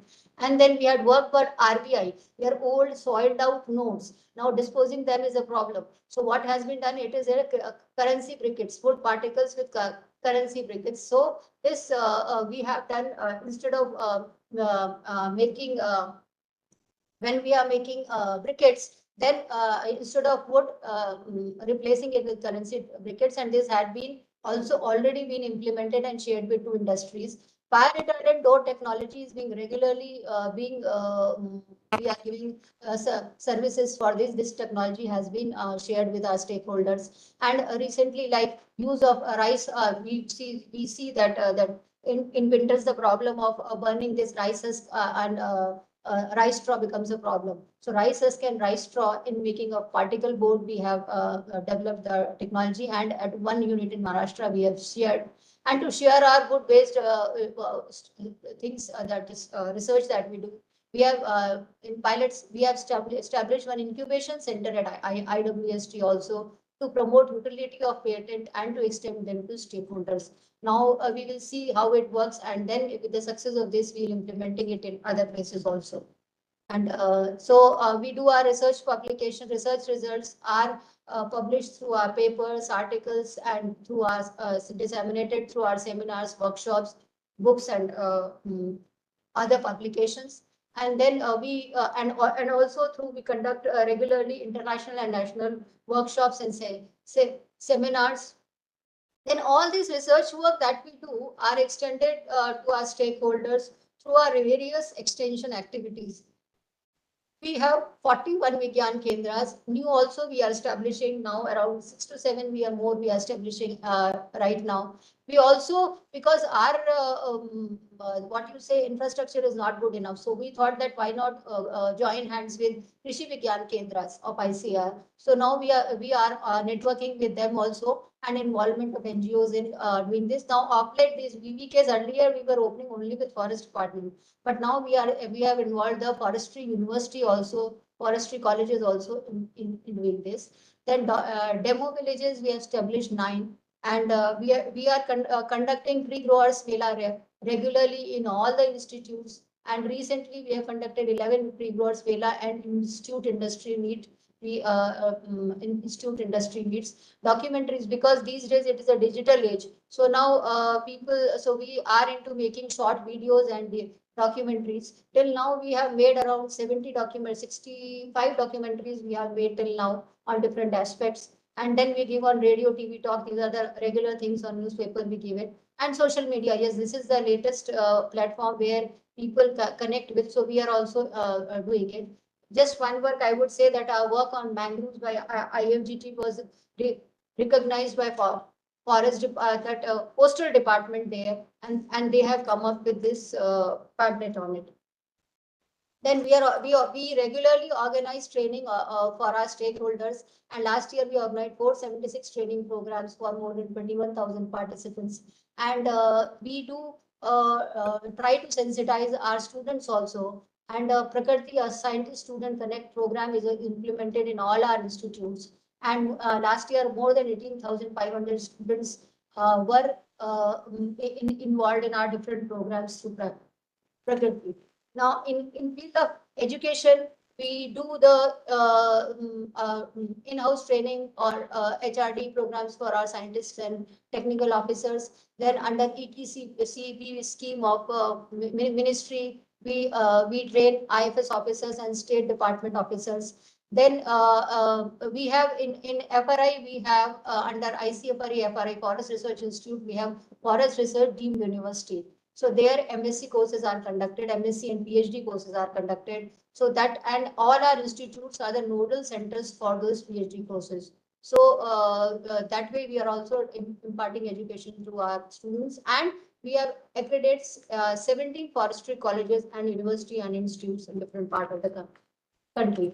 Now we are involved in different government flagship programs. Karmyogi Bharat, I just mentioned here because in that modules are there. 10 modules have been contributed by our institutes. That has been done. And now we are all into this Ek Ped Maa Ke Naam and Matravan. So these all been activities are being carried out in our institutes also regularly. Then, Madam, now, Dr. Geeta Joshi, Dr. Geeta. yes, sir. Hello. Can you restrict now, because we have a 9 to 10 speakers, It's the last, and last we slide. have given only 10 to 15 minutes to each. Last, Since you are representing the craft, so you have to take more time. yes. So kindly now restrict to your time. Thank you very much. Last, sir, this is last slide, sir. So we expand our research work by signing MOUs with different organizations, and share our results also with them, and do that. That is all from my side. Thank you. Thank you. Thank you. Thank you, ma'am, for apprising the House of the various research and extension activities taken by ICFRE and its contribution to the development of forestry sector. Next in line is a presentation providing an overview of the various research work at AFRI, which will be delivered by Group Coordinator Research AFRI, Dr. Sangeeta Singh. Dr. Sangeeta Singh is a plant pathologist and has worked extensively towards management of various fungal and bacterial diseases of tree species. She has also worked on integrated pest management protocols facilitating eco-friendly pest management in trees. Besides, she has also developed consortia for biofertilizer for growth enhancement in different tree species. I now invite Dr. Sangeeta Singh, ma'am, for the presentation. Thank you, Dr. Anjali. Can I just, I request all the distinguished speakers, kindly restrict to 15 minutes. Yes, sir. Because already we have given the more time to the AFRI because she has to present the activity of all the 9 institutes of the upper AFRI institutes. So I'll be So, very brief. Be brief and mostly people they know your work. So kindly thank you very much. Thank you, sir. What happened? Presentation.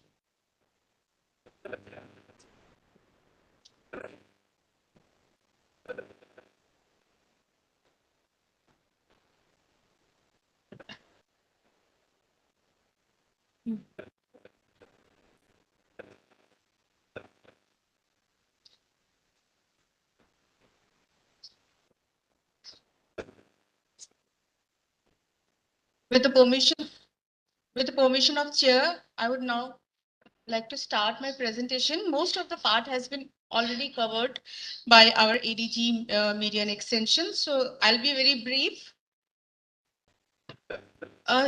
Is the PPT visible to the who are in online mode? Yes, it is visible. Please go ahead. Thank you, sir.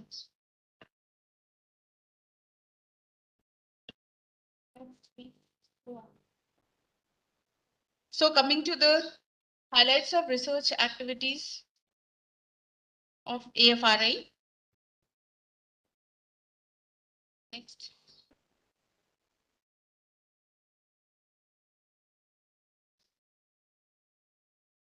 So coming to the institute's mandate, it is research for conservation of biodiversity and enhancement of bioproductivity in Rajasthan, Gujarat, Dadar Nagar Haveli, and Daman and Diu. These are the jurisdiction states for Rajasthan. These are the research focuses, and most of the part has already been covered. I won't go into details of these research focuses. The research division of the AFRI is divided into 4: genetic, tree improvement, protection, silviculture, forest management, forest ecology, and all these, the research activities of these division are extended through one division, that is extension division. These are the thrust area and themes that has been already elaborated by Dr. Geeta Joshi, madam.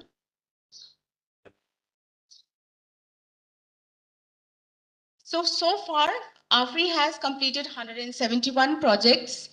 Presently, there are 6 planned projects which are funded by ICFRE and 22 AICRP projects that are funded by CAMPA and 1 forest genetic resource program. We are now having 8 externally aided projects that are funded by State Forest Department, DST, DSIR. Coming to the significant findings. AFRI has extensively worked on the problematic areas like stabilization of sand dunes, restoration of degraded hills. For stabilization of sand dunes, we have used Sonamaki as line micro windbreak and in combination with Caligonum polygonoids, which has helped in controlling the sand drift most efficiently. For restoration of degraded land, rainwater harvesting structure as well as afforestation measures were done, and we were able to restore the degraded hill by controlling runoff. Moreover, the herbaceous density was also increased over a period of time. This rehabilitation of saline and alkaline land was of very problematic, and we had used many halophytic species for that, more indigenous as well as exotic species, and certain water harvesting structures were also used along with amendment of the soil with gypsum, FYM and wheat husk, and that has given a very good results. Then again, although water is a limiting factor here in Rajasthan, but after the onset of this Indira Gandhi Canal, there was waterlogging in some part of the area, and there we have rehabilitated the waterlogged area by use of certain species of eucalyptus, combria, which has worked very well. The species Eucalyptus camellensis has worked in that area. of rehabilitation of this waterlogged areas.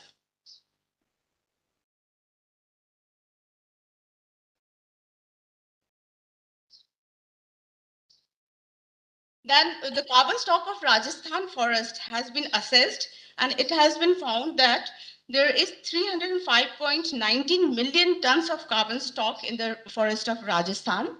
The soil of Rajasthan forest has also been classified, and out of 541 forest blocks, 5 orders, 9 suborders, 14 grade suborders, and 37 subgroups were given to these forest soils.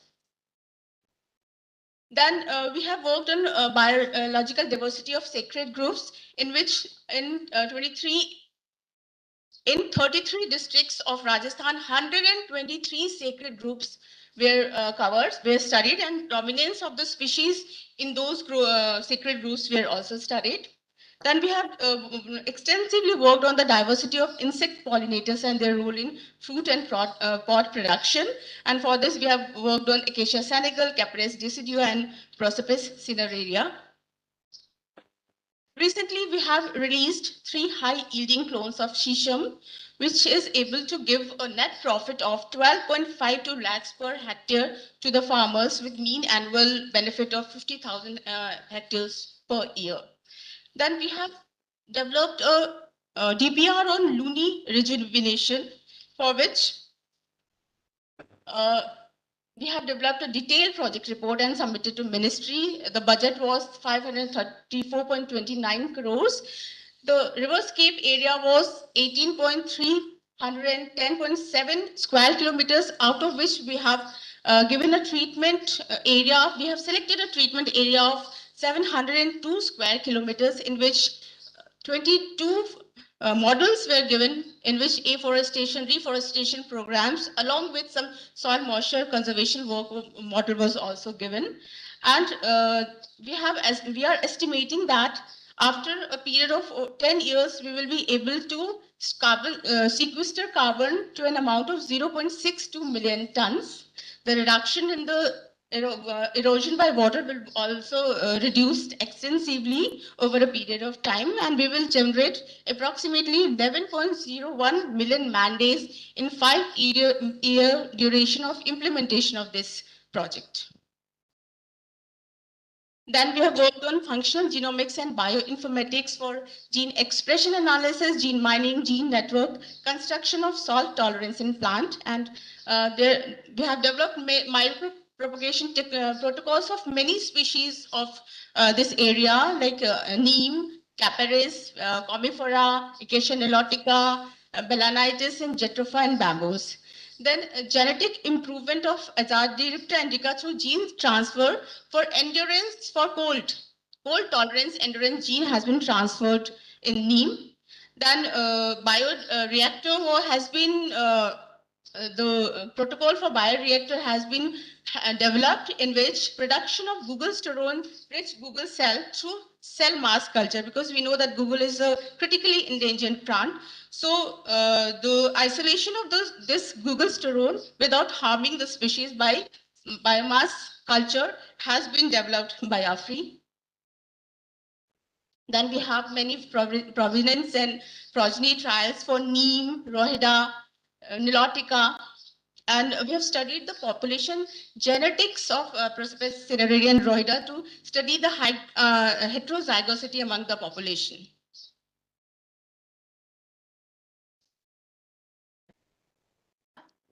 Then, as you know, khejri is very important tree for Rajasthan, and there was a problem of khejri mortality as well as formation of gall.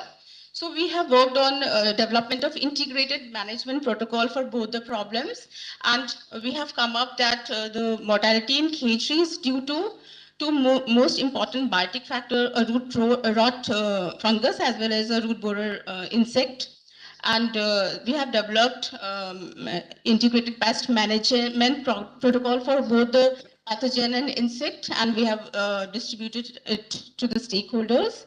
Then for the gall problem, we have developed integrated pest management using miticides, botanicals, and chemicals, as well as biological control agent in certain physical method also, like phytosanitary method for reducing the inoculum of the pest.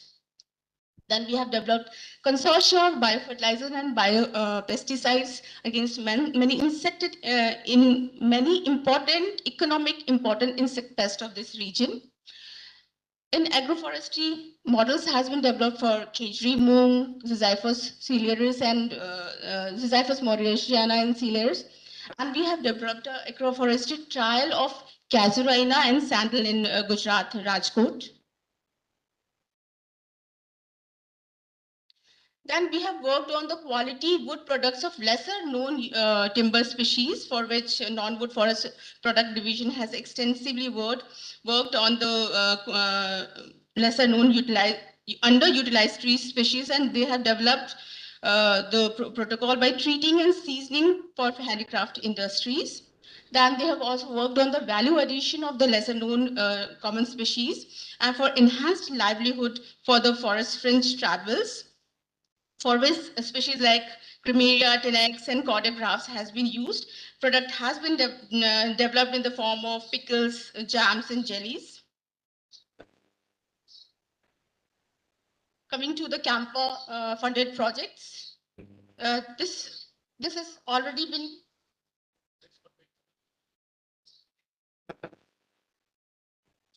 Okay, these projects are ongoing, and this part has already been explained by Geeta ma'am. So can we skip this one, sir?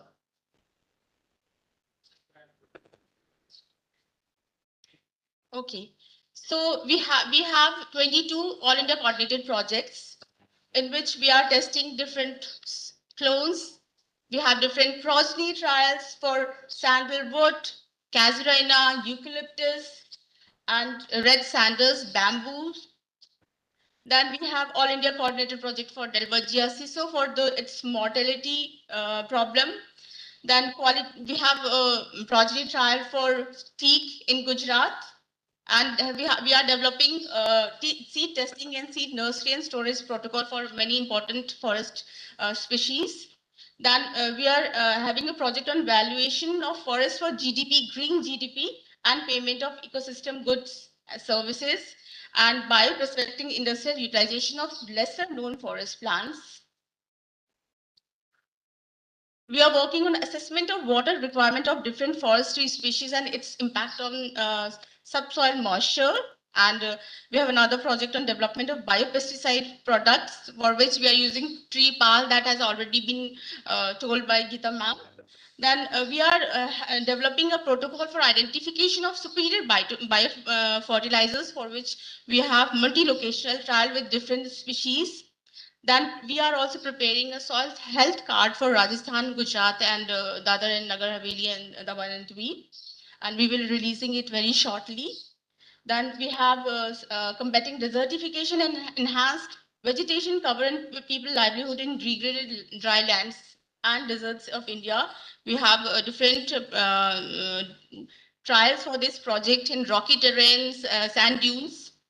Then we have a project on sustainable management of NTFP through conservation and value addition.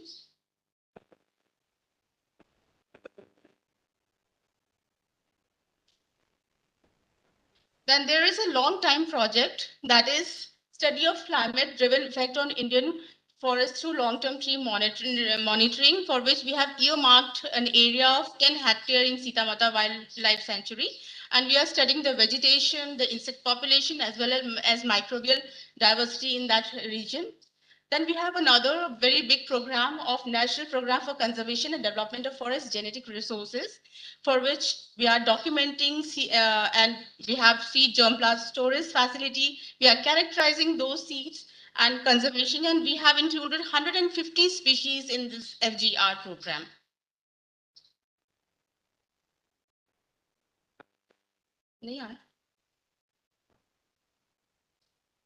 Coming to the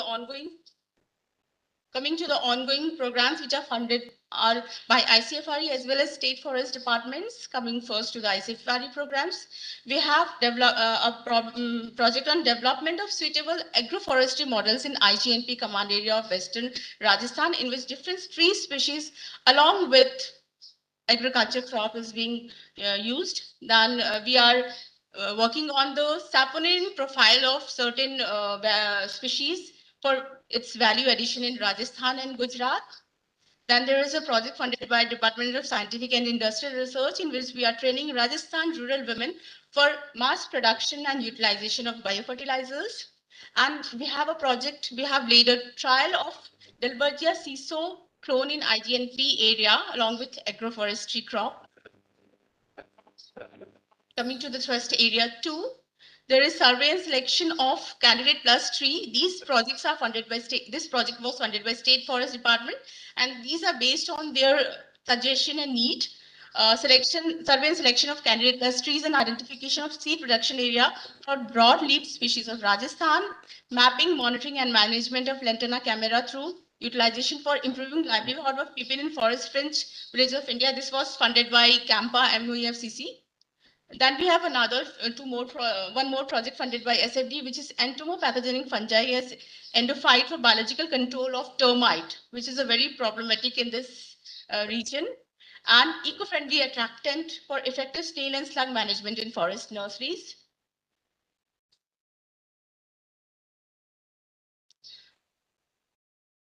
Then under thrust area 4, we have a project on cloning and characterization of salt tolerance gene from Prosopis juliflora and Salvador persica, cloning and characterization of sodium calcium homeostasis genes from facultative halophytic tree Salvador persica, and development of in vitro cloning protocol for micropropagation of thornless variety of K3, that is Prosopis celeraria. Under thrust area 4, we have project on seed production area, economic important tree species of Rajasthan. We have a project on National Medicinal Plant Board on survey, inventorization, documentation, propagation, and conservation of rare, endangered, threatened medicinal plant of arid regions. Then we have on improvement of survival rate of Capitis decidua, because this is a very the care. It is a very problematic species, and survival rate in nursery is very less, and there's no nursery protocol or propagation protocol for this species. So this project was funded to us by RFD, Rajasthan State Forest Department. And then recently there is one more project has been started on assessment of existing neem germplasms for finalization of superior genotypes, which is funded by SFD Rajasthan. Coming to the extension and outreach activity. Under extension, we have activities. We have one Vigyan Kendra, and we are working in networking with KVK with these VVK. We have one VVK in Bikaner, Udaipur, Rajkot, and Silvassa. And recently, we are working on establishment of a new VVK in Navsari, Gujarat. We have developed technologies disseminated in association of KVKs of Rajasthan and Gujarat. We have a demo village in Mohangarh, Jaisalmer. We have established this. We have taken the forest department has given us a land of 5 hectare area in Mohangarh, Rajasthan. We are demonstrating our technologies in that demo village. Then under extension normal, we are the developed technologies are transferred among different stakeholders which are visiting, and the literatures, etc. They are given to them. Under Prakriti program, there is interaction between scientists and students of Kendriya Vidyalaya, Jawahar Navodaya Vidyalaya, as well as in other schools also. We are interacting with the students as an outreach program. New extension initiate. For this, we have prepared 4 documentary films. Recently, we have prepared and we have submitted to the headquarters. Then under modified consumer scheme, we are raising quality planting material to providing it to different stakeholders. And we are organizing one tree grower mela every year under this program, in which the farmers participate, and we try to resolve the problem. There is discussion, and we try to resolve the whatever queries they are putting on.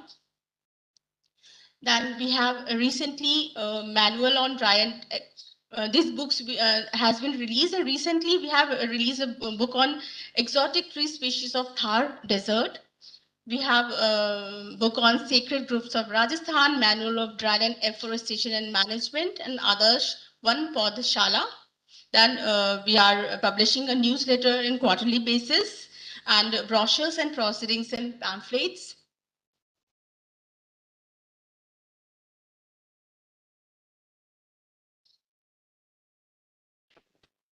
Thank you. That is all.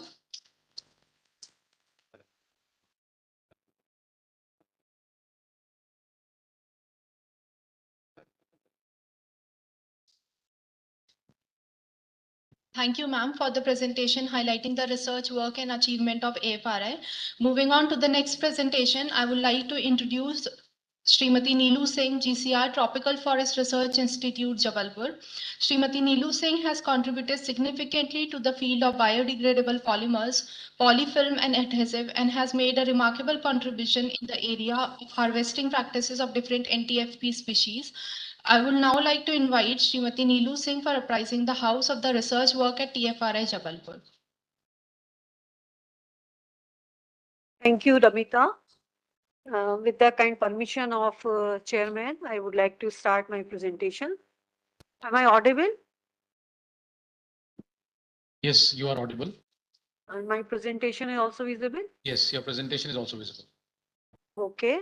Now I'm going to start presentation of TFRI, different research and extension activity which are going on in the institute. In very brief, this is the thrust area of our council, and we are also working on these 4 thrust area according to the mandate of our institute. Our jurisdictional states are Madhya Pradesh, Maharashtra, and Chhattisgarh, and we are working according to the demand of our stakeholders and covering different aspects of forestry research. Presently, we are working on 24 projects which are funded, in which 11 are funded by ICFRE and 13 are funded by different external agencies, in which 6 projects are funded by MP State Forest Department, Kempa, Raipur, 2 projects are funded, and Madhya Pradesh Van Vikas Nigam funded 1 project, NBM funded 1 project, NABARD is also funded 1 project, and 1 international project is also we have having, which is funded by US, TOFI, and GS. This Biodiversity Board, Chhattisgarh also funded 1 project, and we have 3 consultancies also, which have been funded by different agencies. And we are also participating in 25 AICRPs, in which 3 projects are leading from this institute as a national project coordinator. We have also signed MOUs with 24 different organizations, research organizations, different local universities and state forest department. Recently, we have signed 1 MOU, non-exclusive license agreement with Messrs. Mukund Biotech regarding supply of tissue culture, mass multiplication of 1 clone of teak, and 1 selected candidate plus clump for CPC of bamboo. And we have signed 1 MOU with the State Forest Department of Madhya Pradesh to disseminate our different research outputs in demo village at Banjari. We have established infrastructure to conduct research on different aspects of forestry. We have National Repository of Insect, which is recognized by National Biodiversity Authority. In this repository, we have the collection of 750 insect species. We have 1 mycology herbarium also, in which we have 4,000 fungal specimens constituting different species, 451 species, and we provide identification services for this. We have 1 herbarium also and have the collection of 800 specimens, and we are also providing identification services to different stakeholders. 1 botanical garden also we have established, in which we have assembled 137 species, and 1 herbal garden also we have established here, in which we have 100 species of NTFPs and medicinal plants. We have 1 interpretation center in which we have displayed different NTFPs, different technologies. We have good laboratories, very good plant tissue culture lab. We have here established 1 cold storage room in which we can store samples up to -20 degrees centigrade. We have 1 very good equipment. With the help of this equipment, we can analyze macro and micronutrient, that is ICP, UV visible spectrophotometer. Also, we have 1 HPTLC. With the help of this equipment, we can characterize different chemicals and then PCR also. We have very good library in which we have the collection of 11,800 books. Research highlights, in brief, I have summarized here different research activity which are going on in the institute.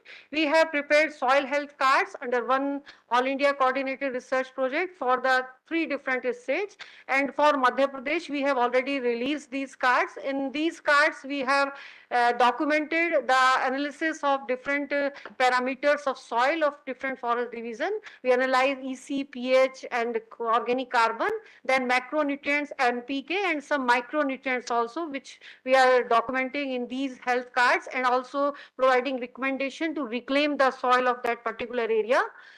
We are also working in combating desertification in Chambal ravines. We are working on rehabilitation of some area of this Chambal region, and we have established this area in 22.68 hectare, in which 16.20 hectare land was provided by State Forest Department, and 6.5 hectare land was provided by the Rajmata Vijayaraje Sindhya Krishi Vishwavidyalaya. And we have established these 8 species there: Acacia catechu, Acacia tortilis, Ajadirecta indica, Anogenesis pendula, Combifera vitae, Agel marmelos, Emblica officinalis, with some chemical inputs, biofertilizer and mulching. And very good response we have observed after 2 years. We have also prepared some check dams there to retain the moisture, and it is observed that these check dams are retaining moisture till the October November. We have also developed one predictive model for Maharashtra fire, predictive model for forest fire, in which we have assembled the data of last 10 years of fire incidents, and then we have developed this predictive model to manage fire. Post-fire assessment study also we have conducted for Uttarakhand and Madhya Pradesh. We have also prepared one detailed project report for the rejuvenation of river Narmada. This we have submitted, and this report was released by our Honorable Minister. We are also working on the impact assessment of water harvesting structure on soil water vegetation in Bundelkhand. And there it is observed that the surface water is expanded. If we construct these water harvesting structure there, cropping intensity is also increased from 1 season to 3 seasons, and soil moisture is also significantly increased due to these water harvesting structure. We are also working on the study of water harvesting, water requirement of different forestry species. We are also working on the effect of ingression of trees on the grassland. As you know, the ingression of trees is increasing in the grasslands, and availability of grassland is reducing day by day. That's why we have conducted this study, and this is funded by our council. Climate change and forests. This study is also going on in Kanha Tiger Reserve.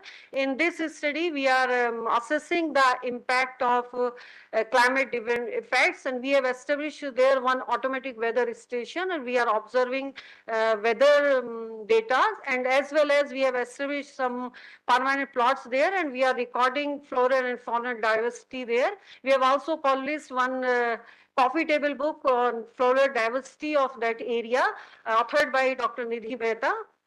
We are also working on the development of form factor.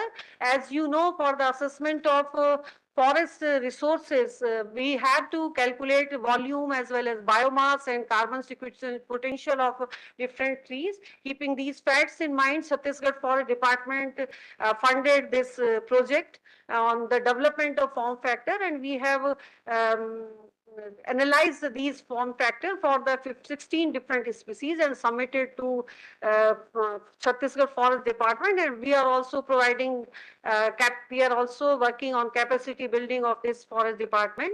Nanotechnology, as you know, now this is the time of this nanotechnology. We are also working on the development of nano fertilizer based on iron and some other micronutrients, zinc, copper and boron.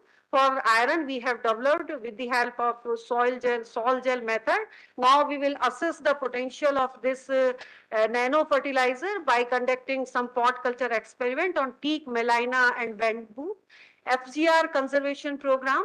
We are working on the population assemblies and population characterization of different 15 species, and we have established field gene bank here at TFRI, in which there are some major woody species of central India: Litsia glutinosa, bamboo, delena, pentagina, cordia, Paclodi, Semicarpus anacardium, Hardwickia binata, Circulia urens, Boswellia serrata, Matuca longifolia, Anogenesis latifolia, Tectona grandis, and Wolfia serpentina, Bamboo xylonica, Silister paniculatus, or Xylem indica. We have also established one bamboo system in which we have the collection of 65 species of bamboo. Improvement of varietal development program. This work is also going on. We are collecting exemplars. Keeping in mind to develop some varieties, we have also released 2 variety of Ruvolfia serpentina based on the alkaloid content and mass of the root. We are also conducting some trials related with the introduction of some species in this area, and we have we have conducted trials for teak, Dalbergia latifolia, Pterocarpus marsupium, eucalyptus, 100 clones. These clones were released by our AFRI institute, and we are conducting here these introduction trial at Mandala, Jabalpur. And regarding Casuarina also, our IFGTP institute released 6 clones for this Casuarina. We are conducting here introduction trial at Umaria, Jabalpur. For Melina also, we have conducted progeny trial at Jabalpur, Balaghat and Vilaspur. Haldina cordifolia at Mandla, Vilaspur. And for bamboo species also, we are conducting trials at Umaria, Jabalpur, Vilaspur, Jalgaon and Kundam. Melia dubia, 50 improved varieties were released by FRI Dehradun, and we are conducting here introduction trial of this plant, Melia dubia, at Murena, Chhindwara, Nagpur, Amravati and Durg. Some other candidate plus trees also we have identified for different species. For Tectona, 191 CPTs from MP, Chhattisgarh and Maharashtra and Odisha. For Neem, 100 CPTs from MP and UP. For Buchnania lungeon, 73 CPTs from MP, Chhattisgarh. Haldina cordifolia, 30 CPTs from 3 different states under our jurisdiction. Then Bambusa balcoa, Bambusa tulta, Bambusa nutans and Bambusa vulgaris. 81 candidate plus clumps from MP, Chhattisgarh, Odisha, Assam, Maharashtra we have collected. Then for Melina arborea, 180 CPTs for MP, Chhattisgarh and Maharashtra. Madhuka longifolia also 460 CPTs we have identified and assembled here. And we are also working on the micro propagation protocol, standardization of micro propagation protocols, and we have standardized micro propagation protocols for bamboo, teak, Dalbergia latifolia, Cambifera galenga, Ruvolfia serpentina, Tinospora cordifolia, Silester paniculatus, Plambago xylonica, and we have one patent is also granted on this micro propagation protocol of some bamboo species in 2007. We are also working on macro propagation protocols, and we have standardized macro propagation protocol of 13 species. Albizia procera, neem, Dalbergia sisu, Dalbergia latifolia, Melina, Pongamia pinnata, teak, Tinospora cordifolia, some species of bamboo, Silester paniculatus, Plumbago, Madhuca longifolia, Adlitsia glutinosa. We are working on neem, Azadirachta indica. As you know, this is a wonder tree of this our Asian region, and we are working under one AICRP on this neem, and we have collected 100 candidate plus trees from 7 different locations of Madhya Pradesh and Uttar Pradesh, and we have collected fruits of this neem from different regions and assess azadirachtin content and oil content to establish the best CPT from and location also. We are also working on the DNA extraction and standardization of protocols.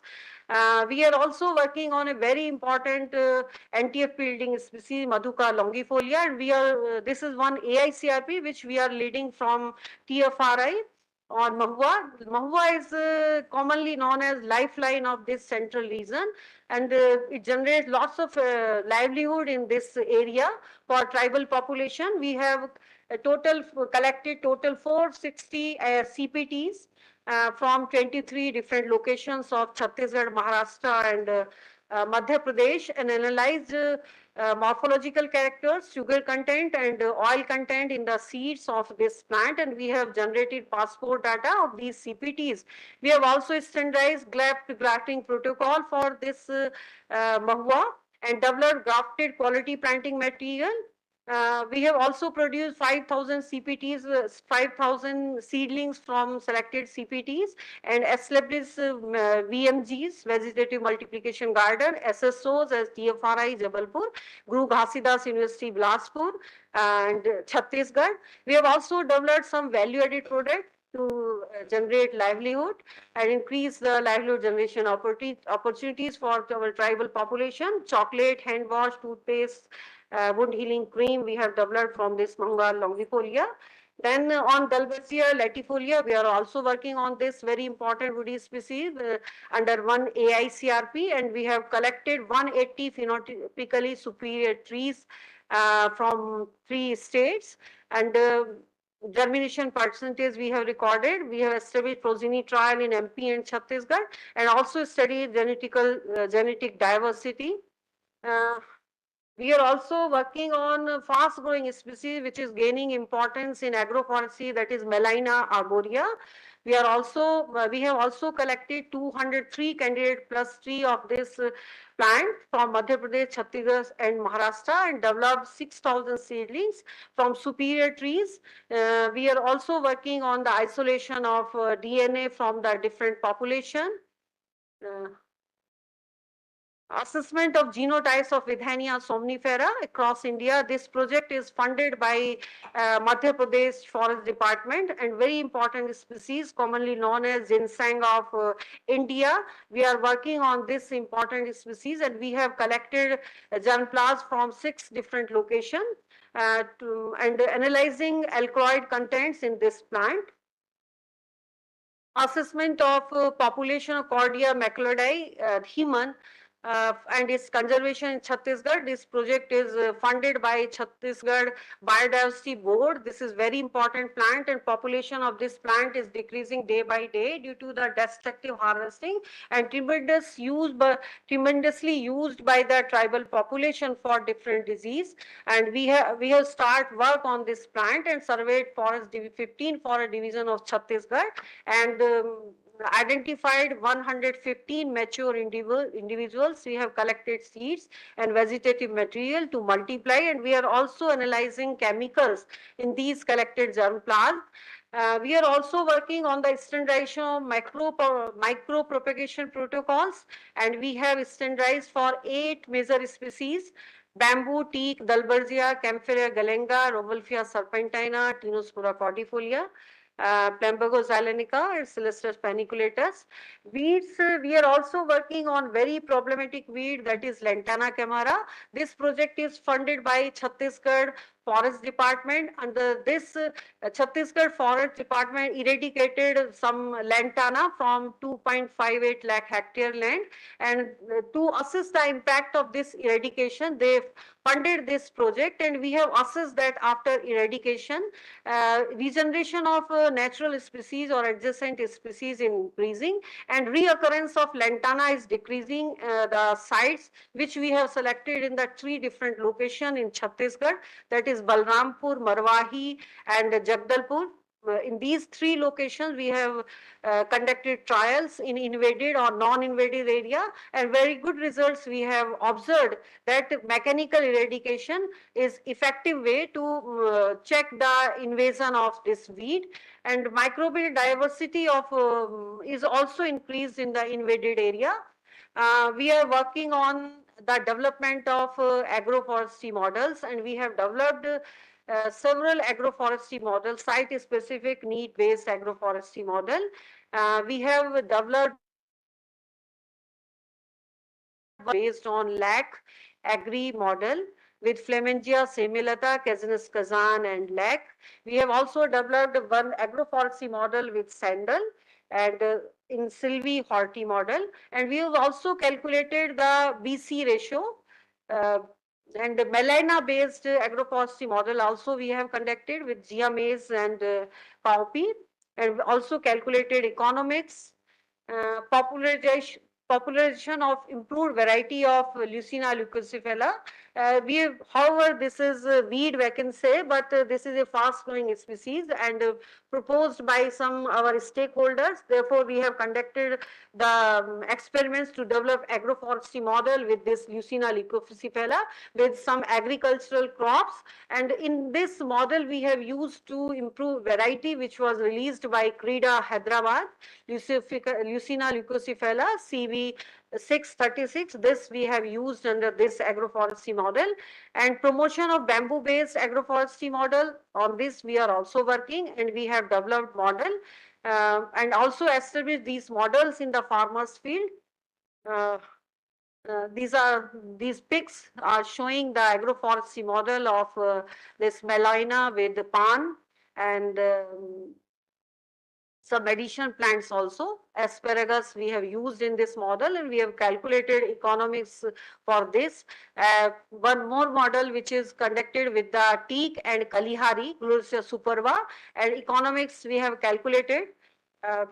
Then teak turmeric model with the existing teak, we have conducted this experiment with turmeric, and very good results we have obtained.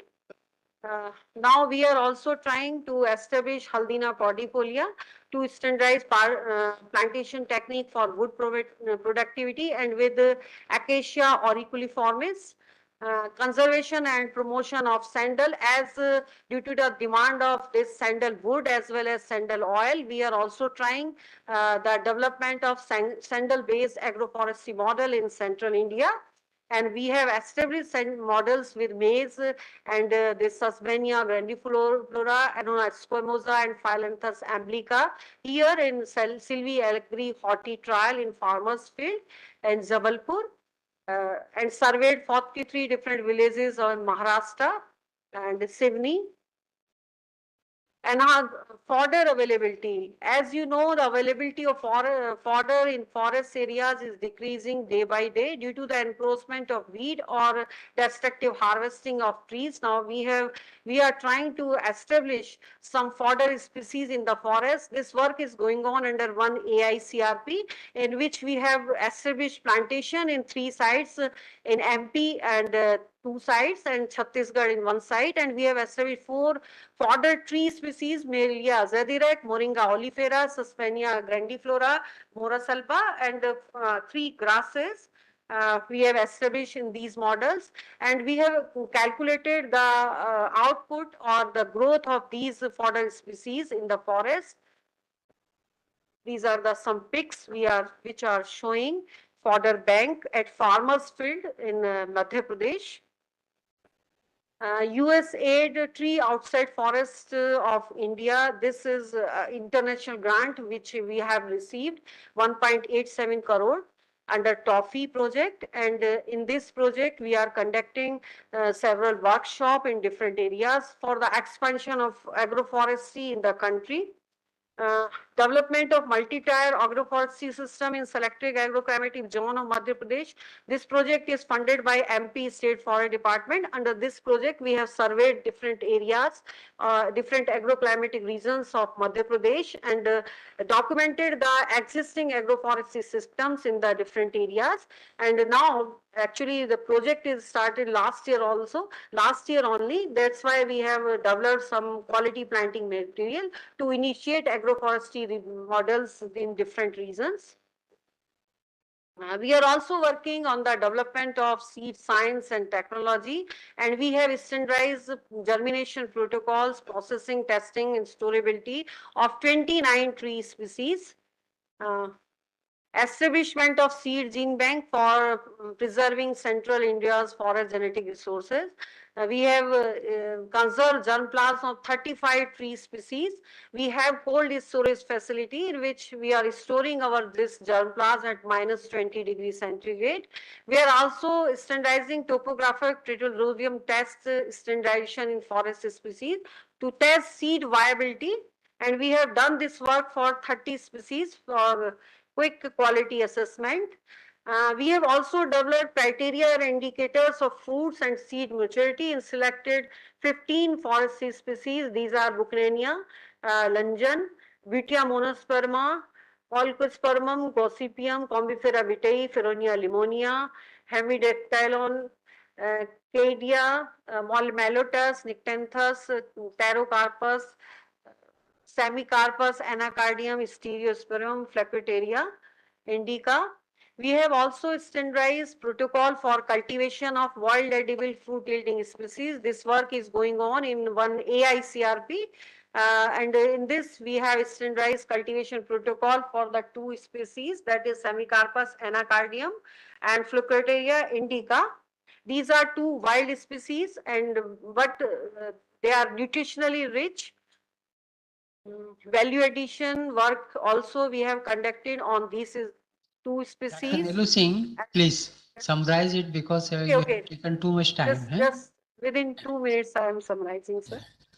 NTP resource development. We are also working on the development of protocols for in soil-less cultivation, and we are working on some medicinal plants, Bacopa moneri, Centella acetica, Acorus calamus, and Stevia ravendiana. And we have also worked on standardization of propagation techniques of some species, which are medicinally important. Then we have also standardized non-destructive harvesting protocols of 20 species of central India. We have also working on the development of value-added products, and we have developed value-added products of different species, which are very important and have potential livelihood generation opportunities in this region. We have standardized natural dye extraction method from Woodfordia fruticosa flower and Coraya arborea bark samples, and we have filed one patent also. We are also working on the development of edible fill with phytopolymers, modified starches and curcumin and additives. And we have developed curcumin loaded plasticized film for wound healing. We have worked on identification of chemically superior genotypes of some medicinal plants with the help of chemical markers. We are estimating in these in species and identified on the basis of chemicals.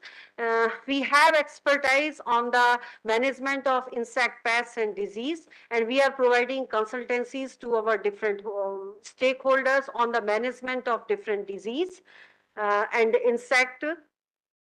We have developed TFRI trichocard, which is based on the act parasitoid Trichogramma rohi, which is very useful for the management of leaf teak defoliator and sclerizer, Euphorbia pura and Euptectona macrolis. We are providing these cards to the forest department. The cost of the card is 200 rupees per card, and 4 cards are sufficient to manage these insect pests in the field. Biopesticides, we are also working on this aspect, and we have developed biopesticide based on the Silanthus pollinus, and we are testing the efficacy of this on the Melina web borer, and we are also participating in one AICRP which is related with biopesticides, and we are trying the potential of biopesticide of from Jatropha curcus and Maduka indica against teak defoliator.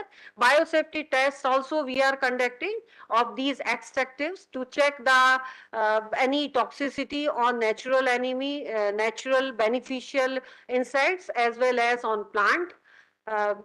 One more project which we are very good project in which we are working on the identification of some microbes to increase the resistance of tissue culture raised plants against pathogen.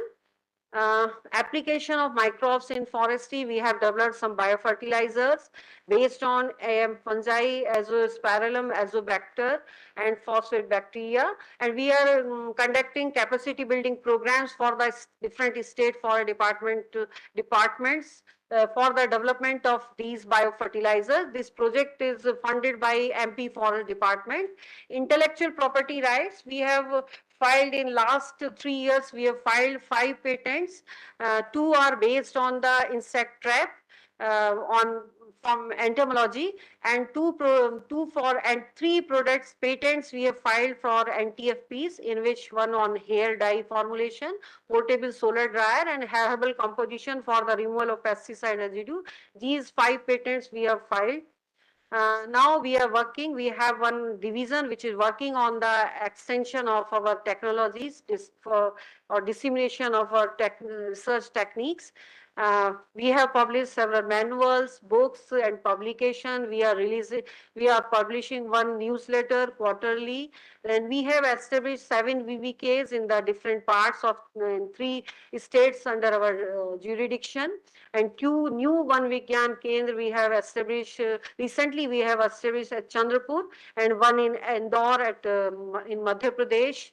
We are conducting several programs in our demo villages. One Vela we also conduct, then at several programs at One Vigyan Kendra. And we have also networking with Krishi Vigyan Kendra. We also conduct several training programs to disseminate our techniques to different stakeholders. We are also the nodal center for PhD. We are also conducting internship programs, and we are also providing these technical services to different stakeholders: clonal fidelity testing, third-party monitoring, environmental audits of coal mines, technical guidance, preparation of management plan, testing, servicing of plant, soil, water, and seed analysis, training for certification, identification of CPTs, monitoring and guidance for IPM of insect pests and disease. Please conclude. This is all about our issue. Thank you, sir.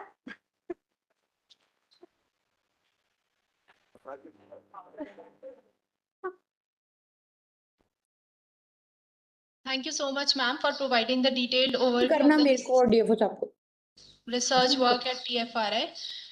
Also joining us today are the experienced senior forest officials of various state forest departments having extensive field experience.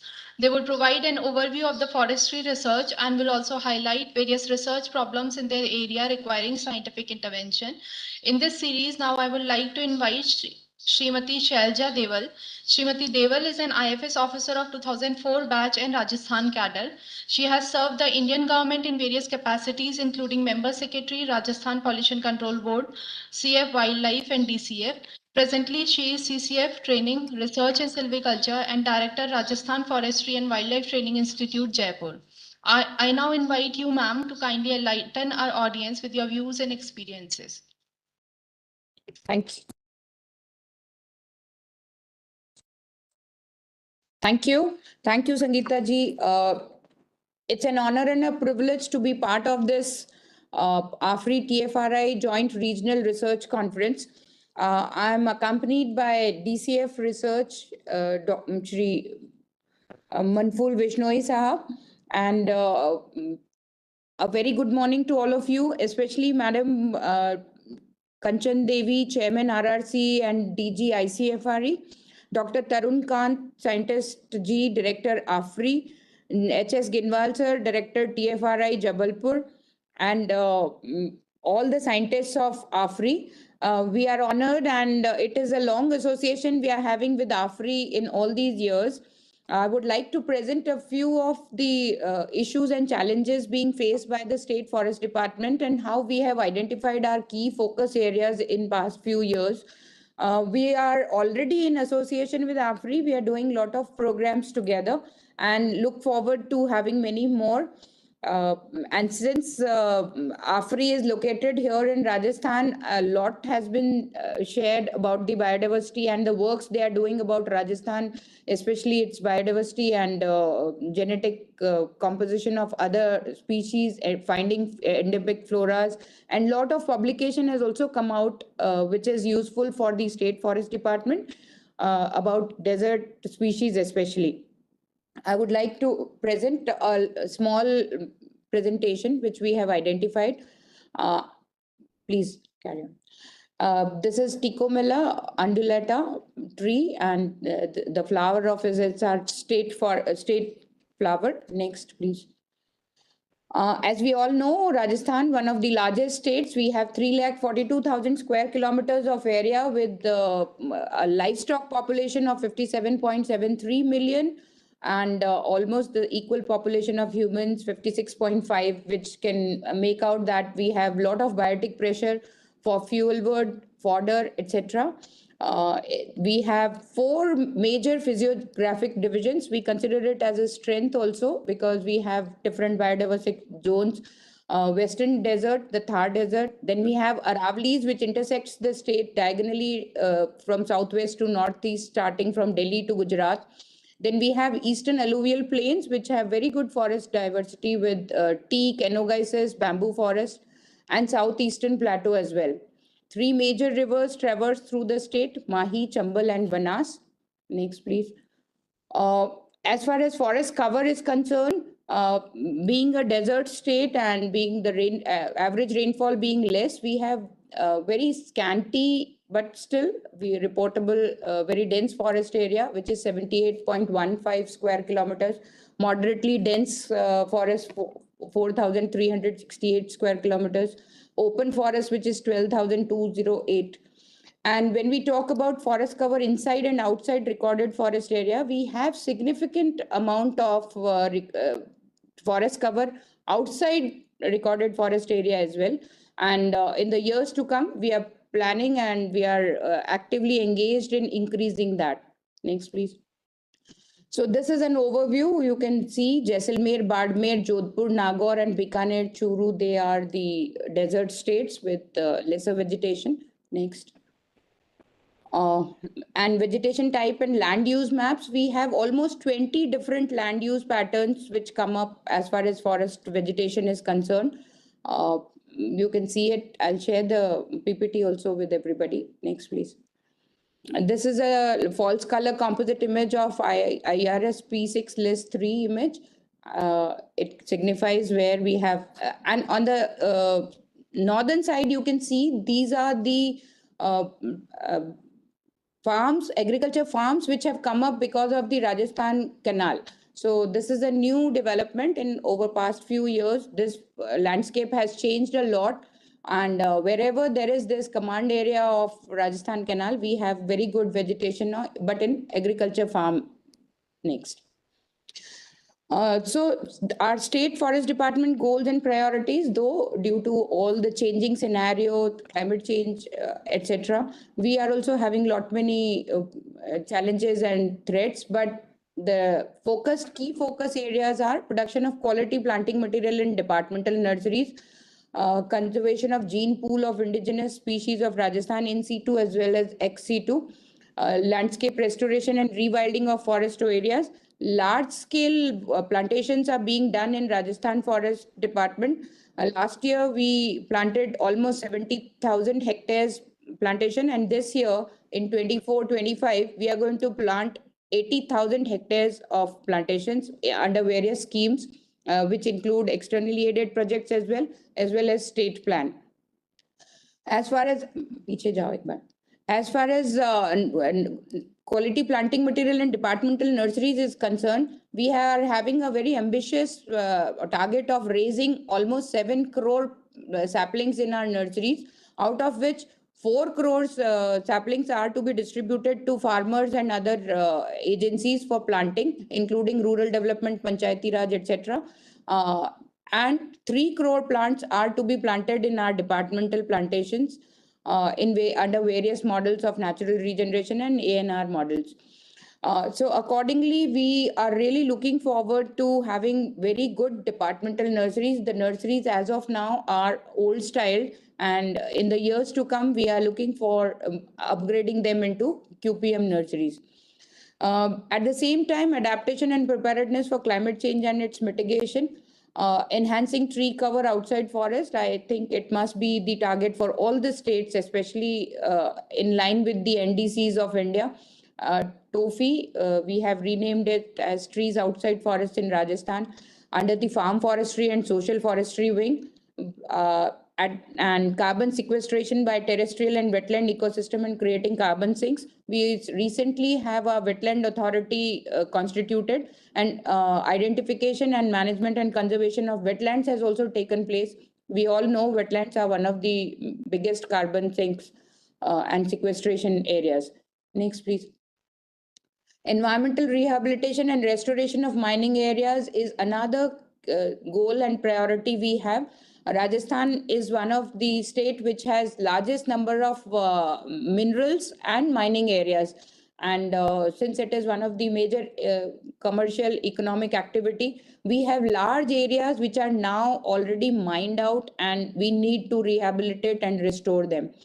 A large chunk of wastelands is also lying in our state, which doesn't have much of vegetation, not even scrub. So the priority would be to change the vegetation type on it, starting from scrubs, then maybe to moderately dense, and then we can add some more vegetation to it. Other refractory sites also we are taking up, and especially Jodhpur and other species are being planted so that they can be useful for the villagers for income generating activities also. Combating desertification and landscape and species conservation of Thar Desert, major projects like desert development project, etc. are going on. Externally aided projects also are focusing a lot on combating desertification, especially stopping its movement towards the eastern and southern sides. And sand dune stabilization works are being done on large scale. Promotion of income generating activities and exploring market linkages, value addition, branding and certification of NTFPs to farmers, forest dwelling communities, EDCs and VFPMCs are being taken up. And that is where we would like to associate more with the AFRI as well as other ICFRE organizations, that they can help us with some products we can add value to and bring to the market with the branding and a good setup, so that market linkages are established and economic activity is restored, so as to reduce the dependence of people on forests. Otherwise also there are several species which harvestable and non-destructible exploitation is required, and we can do that in the times where Ayurveda has taken place in a major way. We are also looking forward to doing something for VFPMCs and EDCs. Collaboration with reputed institutions, organizations. We are already working with AFRI, WII, IIFM, IFGTB. I was recently attending the conference, and we have really discussed what we can do in the coming future. Next, please. Next, so production of QPM, raising quality plants, raising fast growing species for commercial crop production. We are still not that good as far as raising saplings on such large scales to be given to farmers for commercial crop production as other states are doing. Because of the average rainfall limitations, we are not into teak, sal or other high variety crops, but we at the same time we have ticomela, neem, acacia nilotica, shisham, etc., which we can come up with, and other casuarina, eucalyptus, etc., we can try for. Raising harvestable monoculture, polyculture crops in forest areas for timber, medicine, fuel wood and other uses are another priority we are about to work. We are already working, but not in that scale, and we would like to scale up this and bring this culture and start monoculture and polyculture crops. Next, please. Developing protocols and checklists for nursery grading and QPM certification. So other institutes have already done so. We would like to exchange those protocols and customize them to Rajasthan Forest Department nurseries, how we can grade them and how we can assist the state DCFs to enhance their productivity in nurseries, and cost effective. Labor issues can be tackled with that, and integrated pest management can be taken up, and quality planting material can be raised. cost effective as our PCCF Hoff in his inaugural address as chief guest. He was talking about the same issue that polythene bags for plant raising has been banned and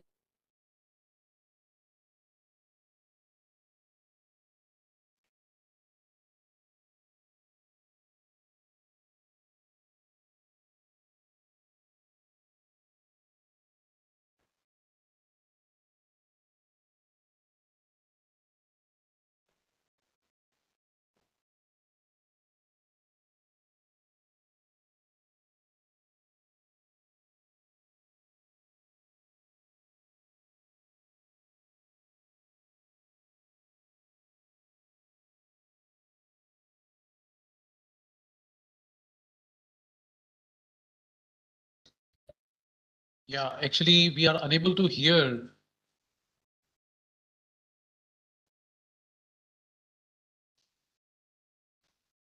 I hope there is some network issue at the presenter's end. So, Madam Deval, we are not able to hear you.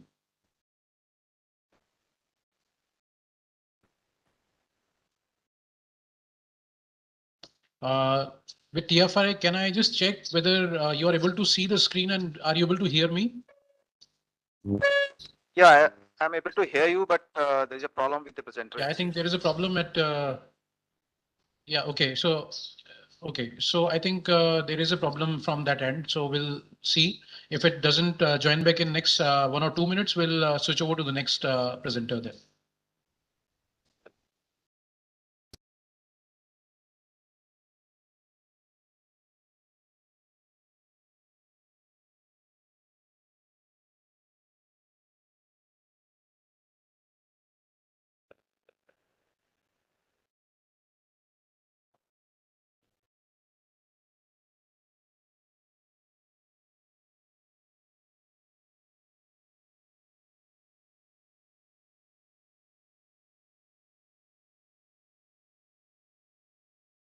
I think Tarun, we can go to the next presentation, and if time limit permits, then later on we can take this one.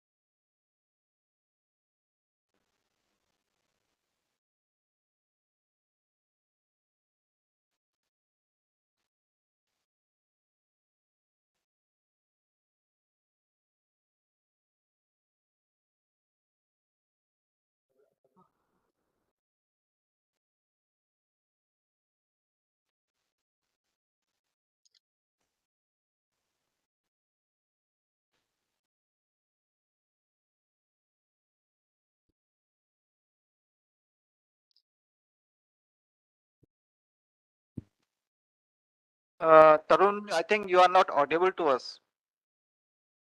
Should we start? Yes, Yeah, we cannot hear. Randhava sir, we are unable to hear you. yeah. Good afternoon once again. Am I audible, please? Yes. Yeah, I'm extremely sorry for the disruption. We lost the electricity connection. I'll just take 2 minutes to wind up if I'm allowed to. Okay, please, ma'am. We had otherwise invited our second speaker. We thought that you're unable to join. So anyways, you can wind up, ma'am. No, I'll just wind it up because speaking longer just right before lunch is a difficult task to do. So I'll just try and wind up. Great. So monitoring and evaluation framework.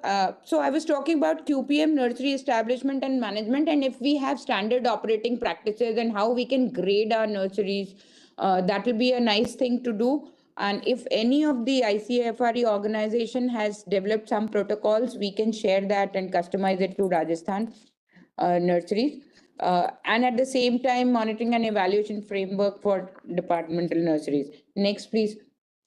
We are working a lot about conservation of gene pool of indigenous species, especially Rajasthan has a lot many indigenous species which are found here only. And by the way of candidate plus tree selection, seed production area selection, or SPOs, SCOs, and SSOs. Then rare, endangered, and threatened species, Dr. Sangeeta was also talking about, and a lot of AFRI scientists are associated with us. We are doing a lot of work on these topics. Biodiversity hotspots of Rajasthan and their conservation, and if we can work on bringing some prescriptions about them. Identification and listing of endemic species of Rajasthan. We have since various biogeographical areas, Mount Abu, and another 1 or 2 odd sanctuaries. We have orchids, etc. also, and several plant as well as insect and other animal species are also endemic. We can try and list them. That is also on the cards. Next, please. Landscape restoration and rewilding. Now that we have started talking in terms of landscape restoration instead of small pockets to be restored, grassland landscape restoration is going on a big way in Rajasthan. We are removing lot of Prosopis juliflora and restoring the grasslands to their original habitats, so that it is good for wildlife species also. Desert landscape restoration, we have already talked about. Sand dune stabilization we are doing, and Ticomella prosopis cineraria, which is KGD, that is the straight tree.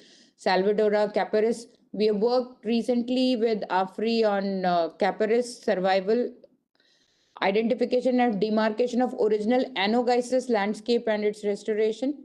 Similarly, as I talked, that we have in the southern area as well as eastern area, we had a lot of teak landscapes with teak, anogenesis, bamboo, mixed forest, but that line has receded. So we would like to restore and bring it to the areas again where it originally used to happen and grow.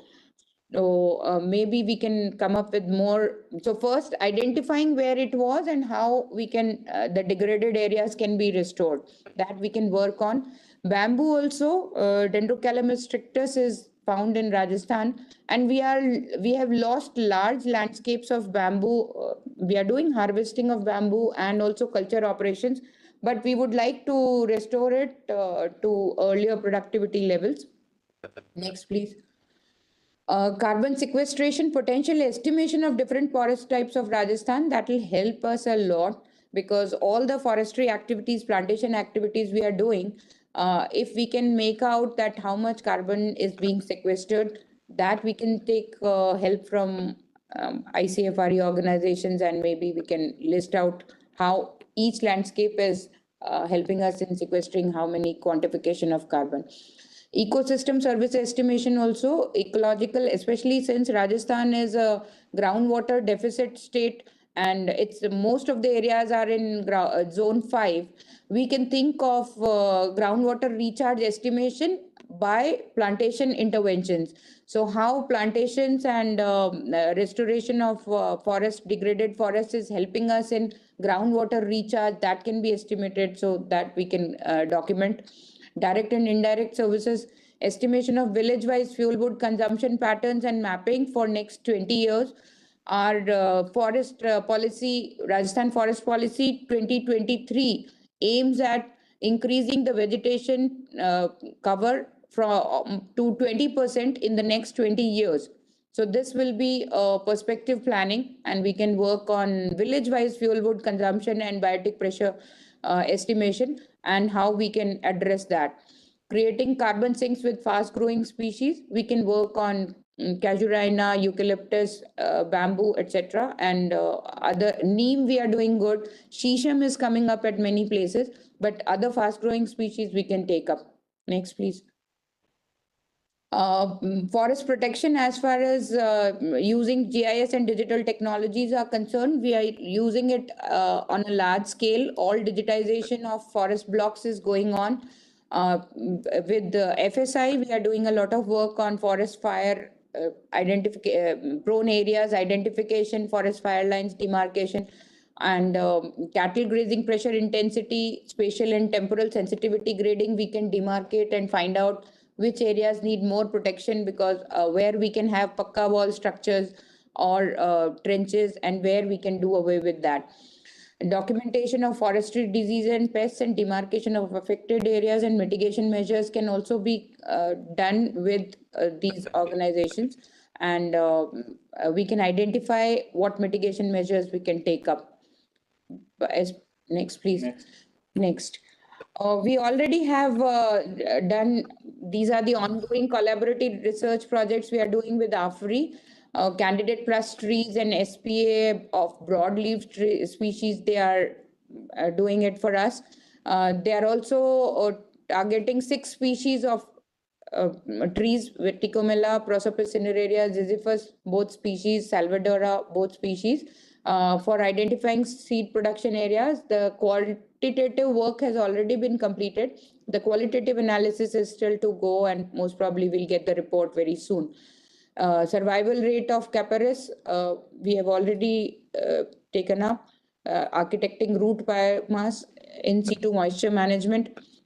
Entomopathogenic fungi, endophytes for biological control of subterranean termite. Termite is a big problem we are facing in many plantations and nurseries. So this will be a great help.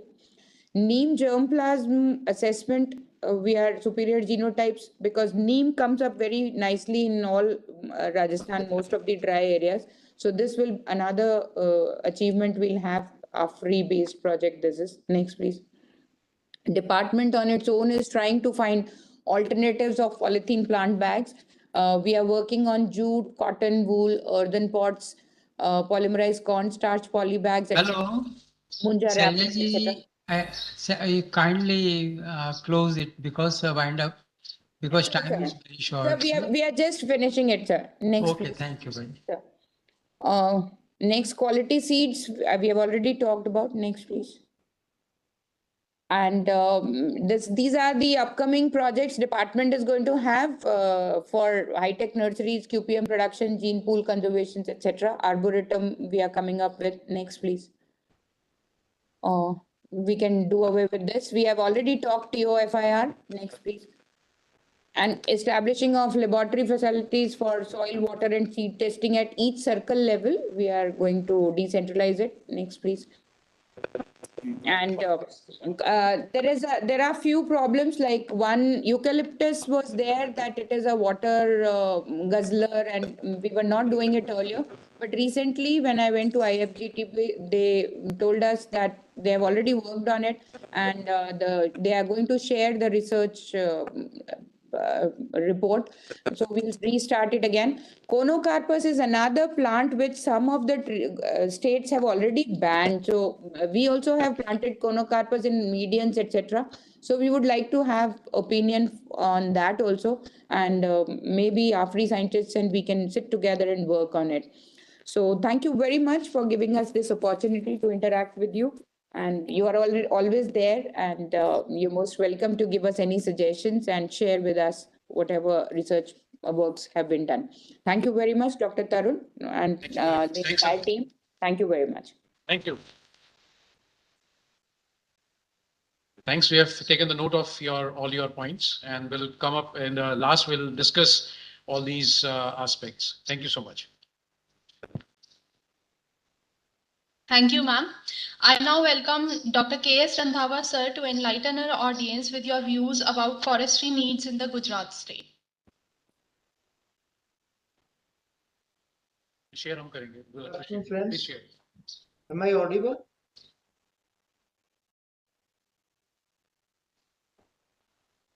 Yes, Randhawa sir and Ganga Sharanji, are you able to hear us? Yeah, able to hear you. Please unmute.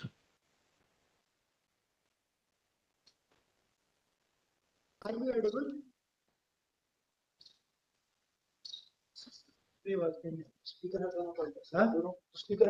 Yeah, sir, we can see you, but we are not able to hear you. Now, are we audible? Sir, yes, you are only feebly audible. Very low voice is coming actually. Hello. Yes, I think, sir, there is some issue with the mic, or if you can bring the mic closer, because your sound is very, very low.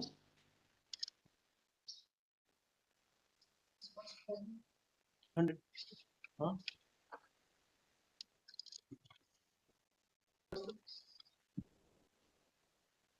No.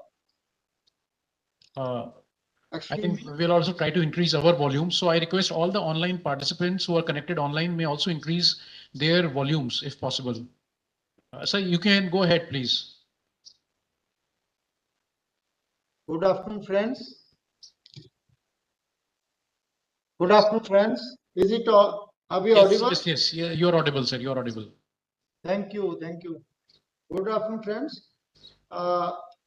Dr. Gangasan will do the presentation for the status of forestry research and the status of forests in the Gujarat state and issues and needs of the Gujarat Forest Department, which will be discussed in the last part of the presentation, for which how can we collaborate with AFRI and the other institutes, research institutes, and will not take much time, and I'll finish it in 10 minutes. But I want that the last slides will be discussed in details during the presentation or even after that.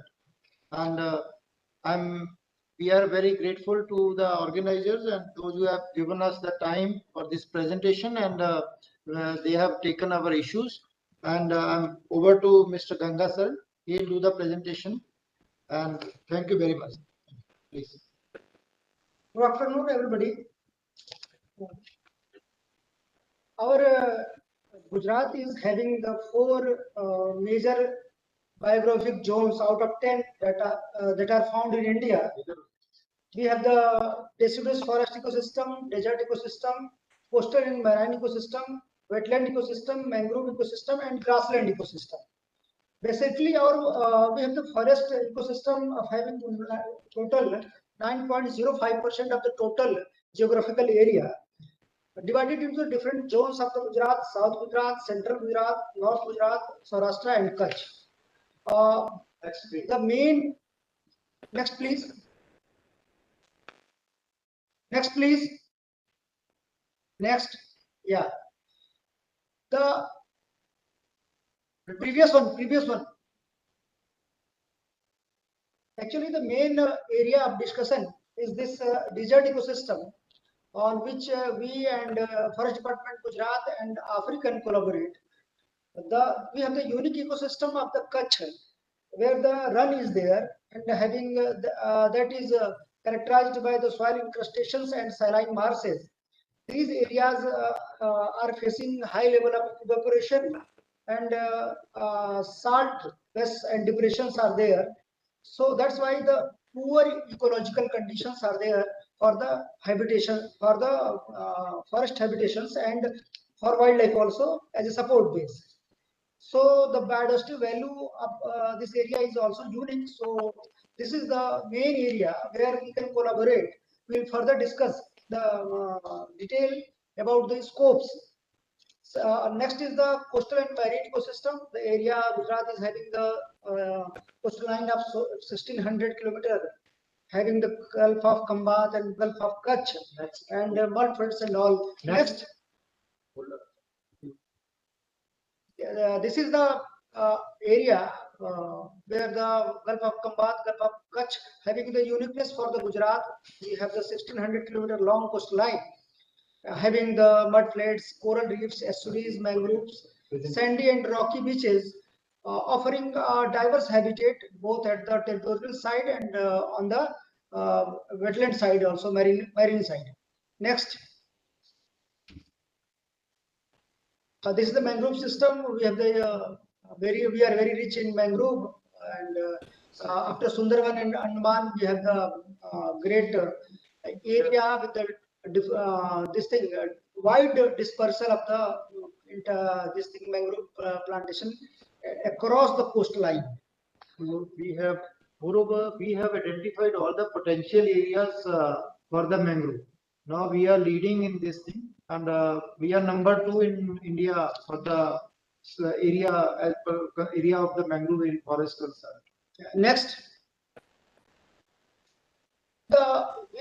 Gujarat is having very good livestock population, and the peculiarity is that the livestock population and the arid zone both are heavily overlapping to each other.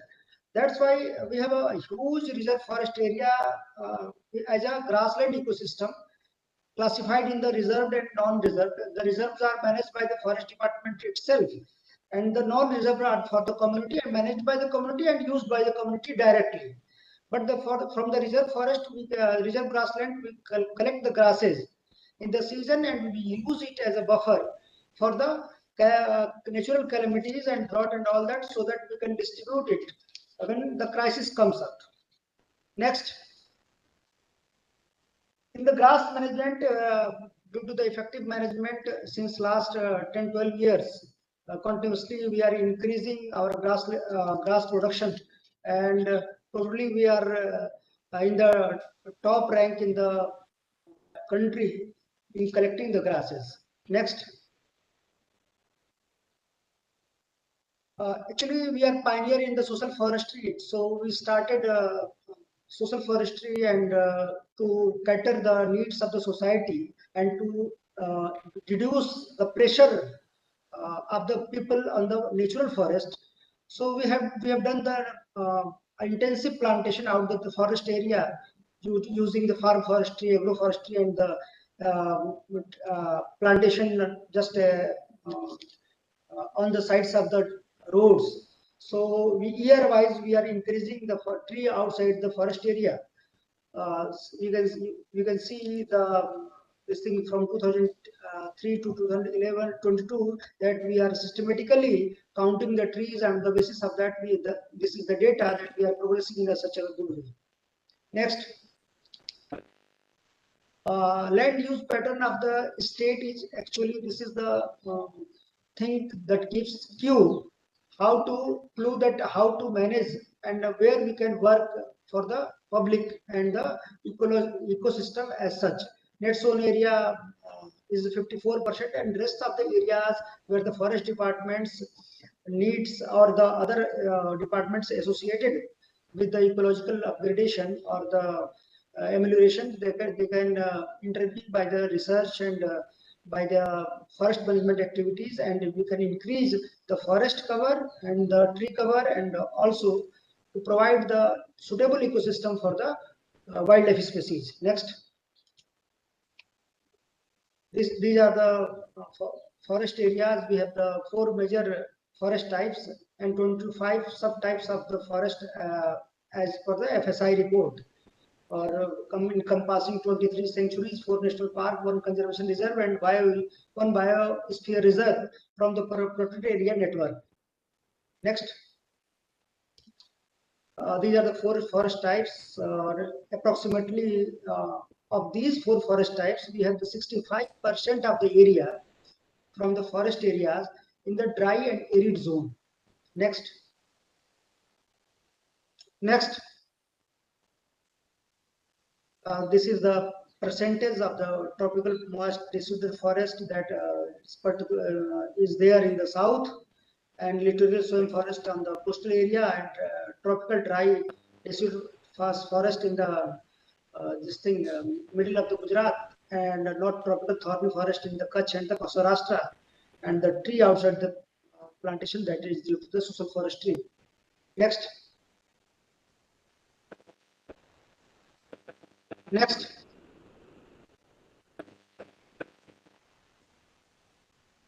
Next.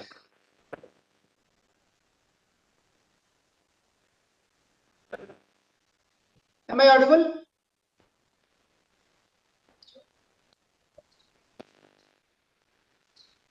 Next. Next.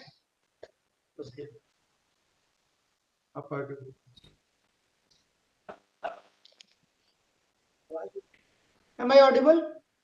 Yes, you are audible. Yeah, and please, next slide, please. Previous one.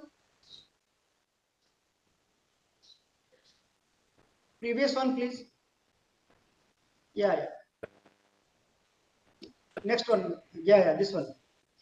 We have the 8 agroclimatic zones, and we have 2 divisions working on this. One is silviculture and forest utilization division, covering the South zone, South Gujarat, and heavy rainfall, and South Gujarat and Middle Gujarat. These 3 agroclimatic zones fall under the jurisdiction of the silviculture division, and rest 5 that are covering most of the arid zones: North Gujarat, Northwest Gujarat, North Saurashtra, South Saurashtra, and the Bhal region. These are covered under the jurisdiction of the research division. Next. So this is all that we have discussed in the earlier slide, and another we have the foundation, the Gujarat Forest Research Foundation. They are the responsible to intensify the forest research by giving support to the already established systems and the other organizations that are working on the forest research. Next. These are the mandate of the forest department for the research: improvement of planting materials, tree improvement program, scientific forestry management, and conservation of rare, endangered, and threatened species. Next. We have the programs of the tree improvement, and we go through the pure line selections by selecting the CPTs and maintaining the pure lines, and screening them to promote them in the forest and outside the forest. Next.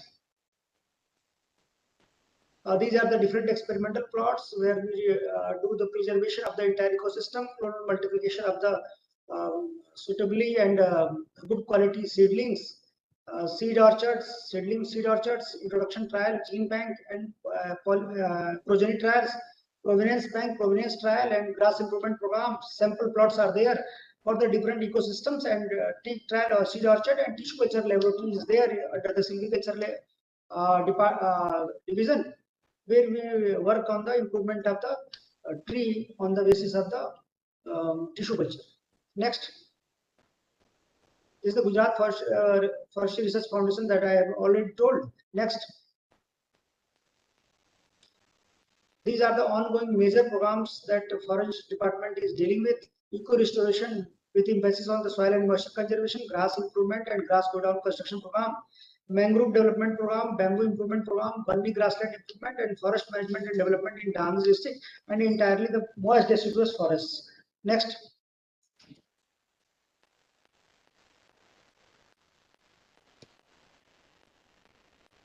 Next.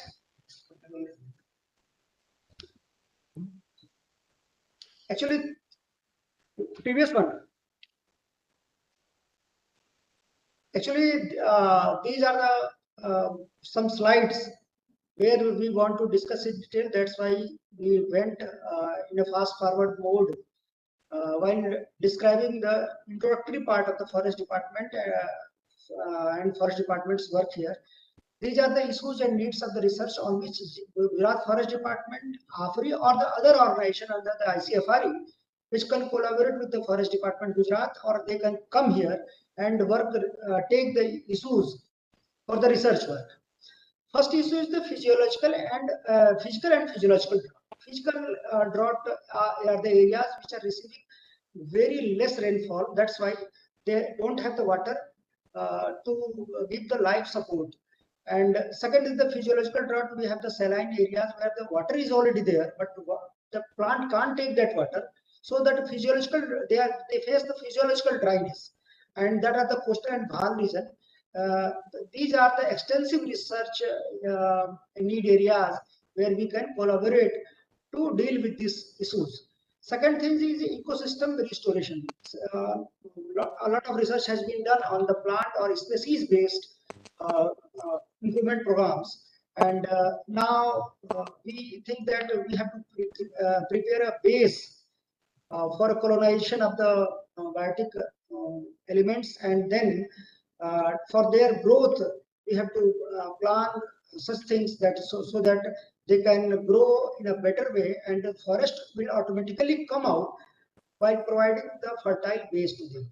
So the soil moisture and microbial management with integrated approach for effective outcome is needed. So the entire ecosystem should be taken as a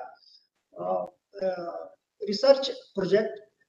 That should be the area specific, so we can reach from isolation to integration while managing the forestry. Next is the urban forestry. Actually, in Gujarat, the Arid zone is having the peculiar characteristics that they are highly urbanized and highly industrialized at the both at the same time. So we need a aesthetic green remedy, AGR, means we need beautification by the green means, and phytoremediation or bioremediation by using the plants and microbes. So we should have to work and derive such a models by the research so that we can provide effective urban forestry solutions. Next.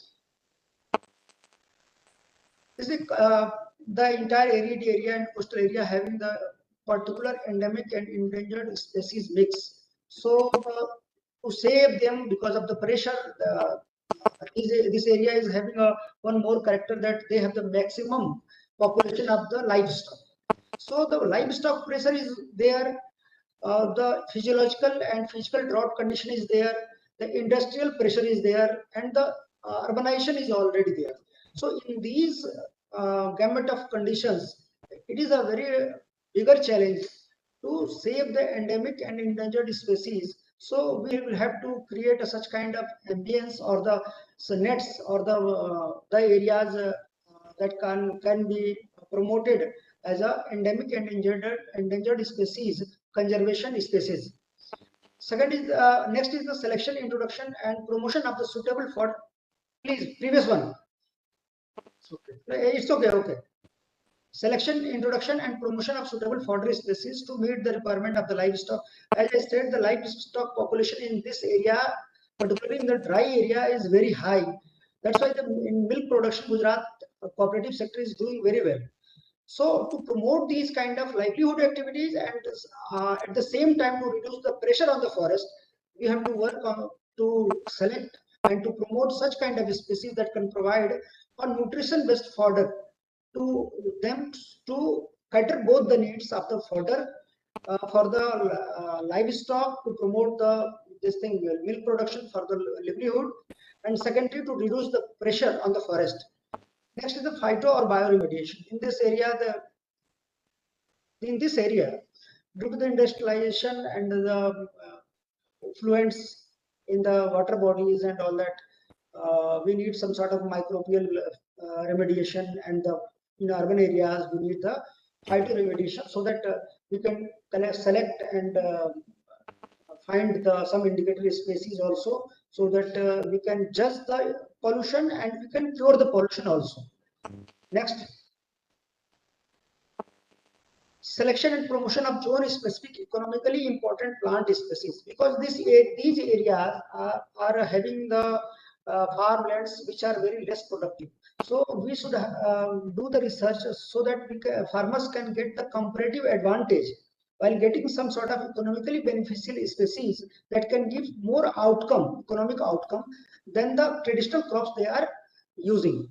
So while providing this kind of impetus and some sort of comparative advantage economically, by selecting good species, we can promote the forestry in these areas and agroforestry particularly.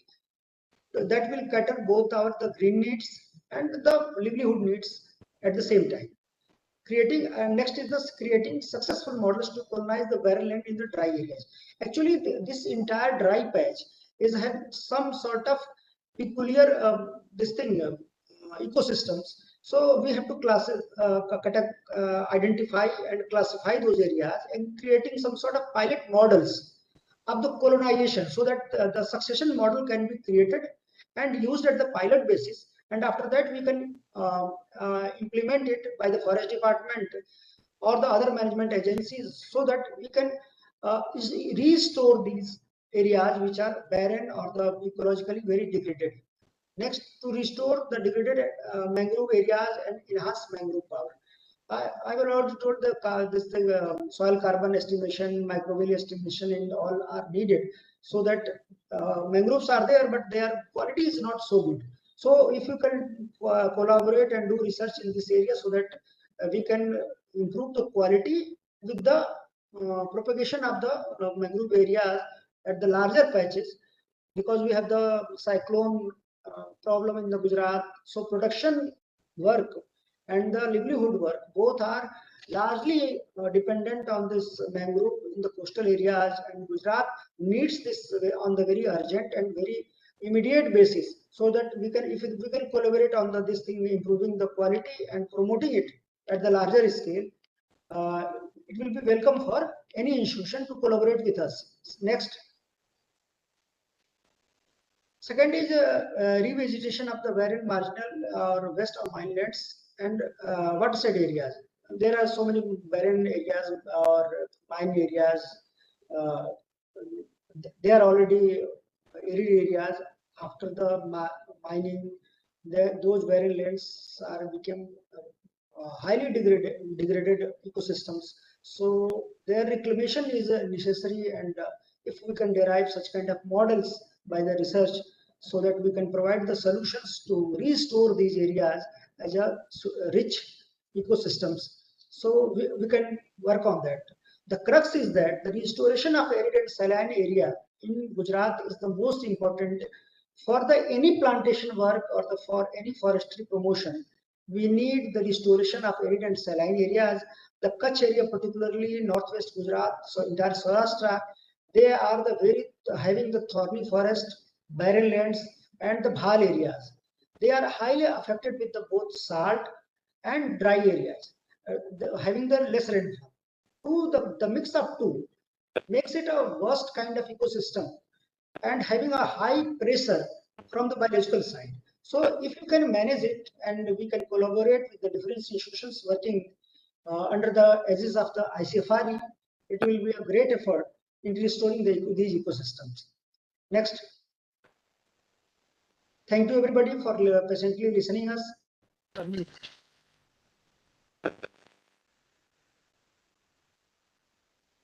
Thank you very much, sir, for a very comprehensive presentation. And we will discuss all this in the wrap-up session. All the points that are being presented, we have taken a note of this, and during our last wrap-up session towards the end of the evening, we'll sum up all these things. We have taken a note, and we move on as we are really running late behind schedule, and we have already encroached the lunch hour. So we'll move on now to the next speaker. Over to Anjali. We now proceed forward to the next presentation, which will be delivered by Shri Joju P. Alapat. Shri Alapat started his career as State Forest Officer at Andaman and Nicobar Islands in 2004. He is serving as an IFS officer in AGOMT cadre since 2014 and is presently holding the post of Deputy Conservator of Forests, Dadra and Nagar Haveli Wildlife Division. Beside being an able administrator, Shri Alapat is also an avid researcher with key interest in floristic research. He has discovered 2 new plant species and is the recipient of several prestigious awards. In order to honor the contribution of Shri Alapat to the floristic research of Andaman and Nicobar, a plant species was also named after him. I now invite you, sir, to kindly appraise the House about your views. Hello. Hello, am I audible? Are you listening me, sir? Yes. Please, within the 10 minutes, kindly. Okay. So, good afternoon to the Director AFRI and the Chairperson and Co-Chairperson of this session. First of all, I would like to thank the organizers of this workshop or this program for giving the opportunity for presenting the forestry needs and issues of this small UT. As you all know, this is a very small UT. Forest areas is very less. So far we are not much focusing on the research issues. Rather, our interest is mostly on plantation. But anyway, we will give you a brief of the problems, issues, and research needs of the UT. So this is the UTs. Actually, as all of you know, this UT consists of 3 segments. One is Dadra Nagar Haveli, that is the largest segment. Then there is Daman and there is Diu. So these 3 units constitute the entire Dadra Nagar Haveli and Daman and the UT. Prior to 2020, this was two separate UTs. Daman and Diu was one UT and Dadra Nagar Haveli was another UT. So during 2020, these both UTs were got merged, and now it is only one UT as Dadra Nagar Haveli and Daman and Diu. Now the total area of this whole UT is 603 square kilometer with a population of about 5.9 lakhs. The total forest cover of the UT is 227.75 kilometers square as per the India State Forest Report 2021.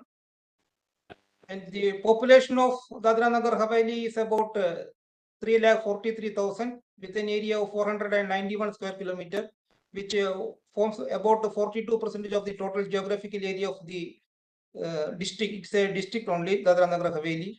Daman, the second district of the UT, it is 72 square kilometer in area with a population of 1,91,173 square kilometer, and the forest cover is literally speaking it's only 10 square kilometer. There is no natural forest excepting a small narrow belt of mangroves on the lines of on the banks of Damanganga river. Otherwise, it is mostly plantations only, and it represents about 15% of the total geographical area. And the third district is Diu. It's a small island near the Saurashtra region of Gujarat. The total area of the district is 40 square kilometer and the population is 50,000 almost. And the forest cover is about 9 square kilometer, which represents 23% of the total geographical area. Regarding the population, the urban population is about 58% and the rural population is 41%. The tribal population is 33%, mostly in Dadra Nagar Haveli district. Next slide, please. This is the forest overview of the UT. In the Dadra Nagar Haveli, the total forest area is 204 square kilometer, and we have a small wildlife sanctuary of 92 square kilometer. Then the forest cover is 207 square kilometer. Coming to Daman, the recorded forest area is only 0.91 square kilometer, and the forest cover is estimated to be 10 square kilometer. And in Dio, the recorded forest is 7.3 square kilometer, and the forest cover is 9 square kilometer. As far as Dio is concerned, as I have already told, it is the Saurashtra region. It is mostly consists of semi-arid regions and mostly consists of sand dunes.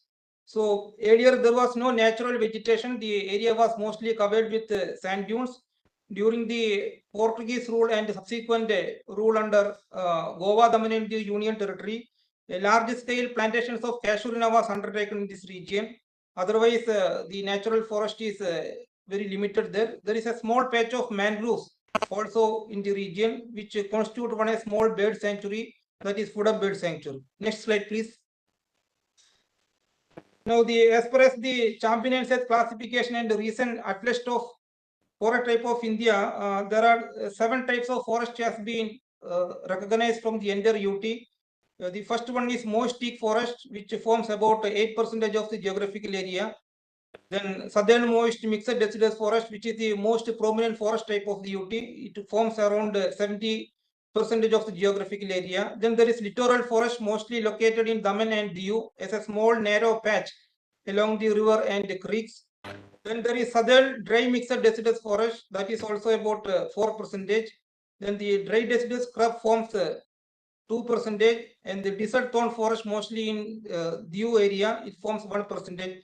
So total it is 204 square kilometer. Together with tree outside forests and plantations, it comes a total 232.7 square kilometer. Next, please. Now, regarding the type of forest, the very dense forest is very, very less. It's only 0.23% of the area. The moist deciduous forest, which is the most prominent one, it forms 14%, and open forest is 140 square kilometer. Total it comes to 227 square kilometer, and there is a scrub vegetation also amounting to 4%, 4.85 square kilometer. Next, please. Now, coming to forestry research, the main focus of the research should be the particular focus should be the Dadra Nagar Haveli, where the forest is intermingled with the tribal habitation. So one of the key issues of this department in addressing the forest management is the tribal population, which are honeycombed in the area. So that is a critical issue and also forms one of the major issue for forest management. And this forms, previous slide, please, previous slide. And as you know, the Dadra Nagar Haveli forms part of the Western Ghats. It connects to the Dangs forest of Gujarat. So most of these species are similar to either Maharashtra or Gujarat. Then biodiversity richness and biodiversity identification documentation is also one of the key issues. Then the specific challenge of this region is deforestation and land degradation and socio-political issues, because it is a heavily tribal rich areas, especially in Dadra and Nagar Haveli. So forest management and related aspects are highly interlinked with the management of the tribal population. So though the forest area is not extensive as far as the UT is concerned, it play a crucial role in the maintaining the biodiversity and the ecological balance, as well as the socio-economic needs of the population of the area. And the forest department is actively involved in the conservation of resources, mainly focusing on afforestation programs and wildlife and other species management. Next, please. And the key issues is deforestation. As I already told, this area is heavily habitated by the tribal population. Once the area was very rich in biodiversity with a very dense forest, but over the years, because of the heavy demand of the tribal population on the forest produce, the deforestation and habitat degradation has heavily made toll on the forest of this area. And encroachment is also another issue. The pressure from human settlements, and all these issues has culminated in the biodiversity loss of the forest. And subsequently, as far as the development concerns are required, lots of pressure is also there in the forest. So these are the major issues and problems of the forest department. Next, please. Now, some of the issues are the tribal and local community rights. As I have already told, the significant proportion of the population in Dadra Nagar Haveli consists of tribal communities. These people historically depend upon the forest for their livelihoods. The implementation of Forest Rights Act is to become a very sensitive issue here. The forest settlement, the tribal settlement has not been cleared as of now. So this makes a lot of conflict between the tribal areas and the forest management. However, the involvement of the tribal communities are very essential for the long-term sustenance of the forest. So these are some of the issues with respect to tribal and local community rights. Next, please. As I have already told, one of the rich area was the Dadra Nagar Haveli, because it is contiguous with the Western Ghats in between Maharashtra and Gujarat. But over the years, because of the these aspects, deforestation and degradation of the forest, the biodiversity has been lost in many multitudes. Some of these species has been lost. One of the species of mammal, that is four-horned antelope.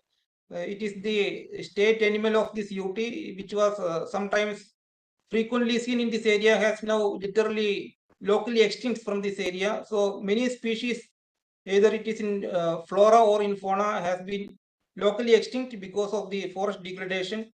And fragmentation, forest fragmentation is also another important issue because of the tribal habitation. Our forests are mostly or heavily honeycombed with the tribal settlements. So this also makes a lot of issues for the long-term management of the forest, as well as for the sustenance and Hello. conservation of the Dr. biodiversity. Saab, please summarize.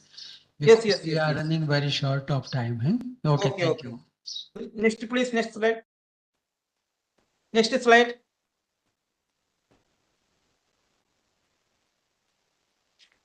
So conservation and management of these forest areas, especially in Dadra Nagar Haveli, it is very important because most of the species are Western Ghats species, and some species particular to the Arid region in Daman and Diu is also one of the conservation priority areas. Next, please.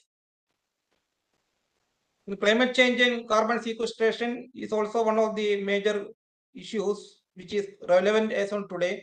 So the Diu as well as Daman, they are very vulnerable for the climate change issue. So this area is also required to be looked into. Next, please. The department's focus is on afforestation and reforestation efforts. The department, especially from 2010 onwards, mainly focusing upon the plantation areas. From 2010 to 2015, the department started about 100 hectare plantation every year, which has increased up to 500 hectare plantation this year, and it is estimated that we may be going with 1,000 hectare of plantation in the coming years. So one of the major thrust of the department for bringing these forest to the near natural forest is the extensive and intensive plantation areas. Next, please. Now, as far as human wildlife conflict is, it is not a major issue here. As far as Dadra Nagar Haveli, some very rare incidents of leopard coming into the habitation has been reported, as well as in Daman also. And Diu is concerned, there is a problem of crop raiding by nilgai, as well as leopard is also sighted in many occasions. And recent years, lion is also sighted in the Diu, in the Gujarat border area. So these are some of the issues, but there is no casualties has been reported so far because of the wildlife intervention or the interaction with the forest area. Some crop raiding has been reported. Now coming to the main aspect of the presentation, that is the research gaps. So comprehensive or long-term studies upon the ecological and socio-political dynamics of this region is lacking. So this is one of the main thrust areas. Much of the existing research are either fragmented or making it difficult for the holistic solution. And the department is also previous one, especially previous one. Let me complete it. I will finish it in 5 minutes. So the department lacks the necessary technical expertise because it's a very small department with the 3 DCFs and 1 CF and 1 CCF. So we don't have much expertise and technical know-how regarding this research activity. So we require sufficient input from the major research institutes nearby. More scientific studies are required for impact of climate change, invasive species, and forest fragmentation and regeneration. Next, please. Now, some of the recommendation is the some of the thrust areas where the future research may focus is on mapping of forest cover change using advanced remote sensing technologies. As I have already told, over the years, the forest has been drastically changed. One of the major forest type of this area was moist mixed deciduous forest. It is literally now turning into dry deciduous forest. So this is one of the important issue. We require long-term research needs for addressing this issue and bringing back this forest to its near natural sequence. Next is community-led conservation activities. As I have already told, this area is heavily habitated by the tribal population. So without the involvement of the tribal population, we cannot complete our conservation and so research on this involvement of tribal people is very essential. Now, climate change, its effects, impacts, and resilience to the forest, to the climate change, all these areas are to be addressed. Now, some of the other research priorities are biodiversity documentation. A clear biodiversity documentation of the flora and fauna is lacking in this area. So that is one of the area. Research on the rare, endangered, and threatened species also another area. Then studies on reptiles, amphibians, and freshwater fishes. That is also lacking in this area. Then forest regeneration is also another issue which is addressed to be forestry research because of the deterioration of the forest and the deforestation, forest regeneration is practically nil in this area. So that is also one of the aspects to be looked into. And another aspect, as I already told, this area is mostly vested with moist deciduous forest, but now it has been turned into dry deciduous forest. So our effort is mostly to bringing back this forest to the original forest types. So we have to develop strategies and technologies for bringing back this natural forest to this near natural area, for which also research inputs are required. Then similarly, bringing back some of the lost species, as I have already told, some of the species have been locally extinct from this area. So that is also other key issue where we have to focus upon how we can take up with the research initiative, how we can bring back these lost species back into this ecosystem. Then another important issue is the involvement of the tribal population or local community in the forest management, especially in joint forest management and eco-development committees. So this is also another aspect which is required to be addressed. Next, please. Next. So when I sum up the forestry challenges of Dadra Nagar Haveli and Daman and Diu are multifaceted. This involves deforestation, biodiversity loss, community rights, and the impacts of climate change. So addressing this issue require a combination of robust scientific research, community engagement, and effective policy implementation. And the sustainable forestry management is the key to preserving the ecological balance of this region while ensuring the socio-economic well-being of local communities. So that is about, and finally I have one suggestion. I think the organizers of this workshop may take this note. I would request this AFRI team to visit this UT at least once in a year to discuss in detail the research needs and research problems of this UT. So that will be more effective rather than conducting a workshop in this scenario. So if you preliminary or after this workshop also take one-day meeting or workshop with the stakeholders and foreign department staff with respect to the research needs and problems of this department, we can sit together and we can discuss so that we can come up with some of the suggestions and concrete strategies and decisions. So that is my humble request to this August forum that the AFRI may go into this aspect to conduct a meeting or workshop, regional meeting or workshop with the UT for discussing the problems, challenges, and issues as far as the research is concerned. Yeah, thank you so much. That Mr. is what Jyoti. I have to say from this end. Thank you very much. Thank you. Yes, we have taken a note of your request and definitely will be shortly visiting your forest areas and your forest department. That AFRI definitely will do. And since we are running short of time, we move on to the next and we'll in fact discuss all the recommendations of this. At the very end of this today's conference, there is a wrap-up session in which we'll be taking up the, and we have noted all that you have told. Thank you for your exhaustive and very nicely made presentation. Thank you. Thank you. Thank you very much. In fact, I would rather now request, because now we have got three presentations from the three states of under for which PFRI has a jurisdiction. So we'll now move on one by one. Yes, Anjali. I would now like to invite Sri UK Subodhi from Forest Department, Madhya Pradesh. Sri Subodhi is an IFS officer of MP cadre and is presently serving as Principal Chief Conservator of Forest R&D. Please, sir, kindly share your views on forest research needs of your area.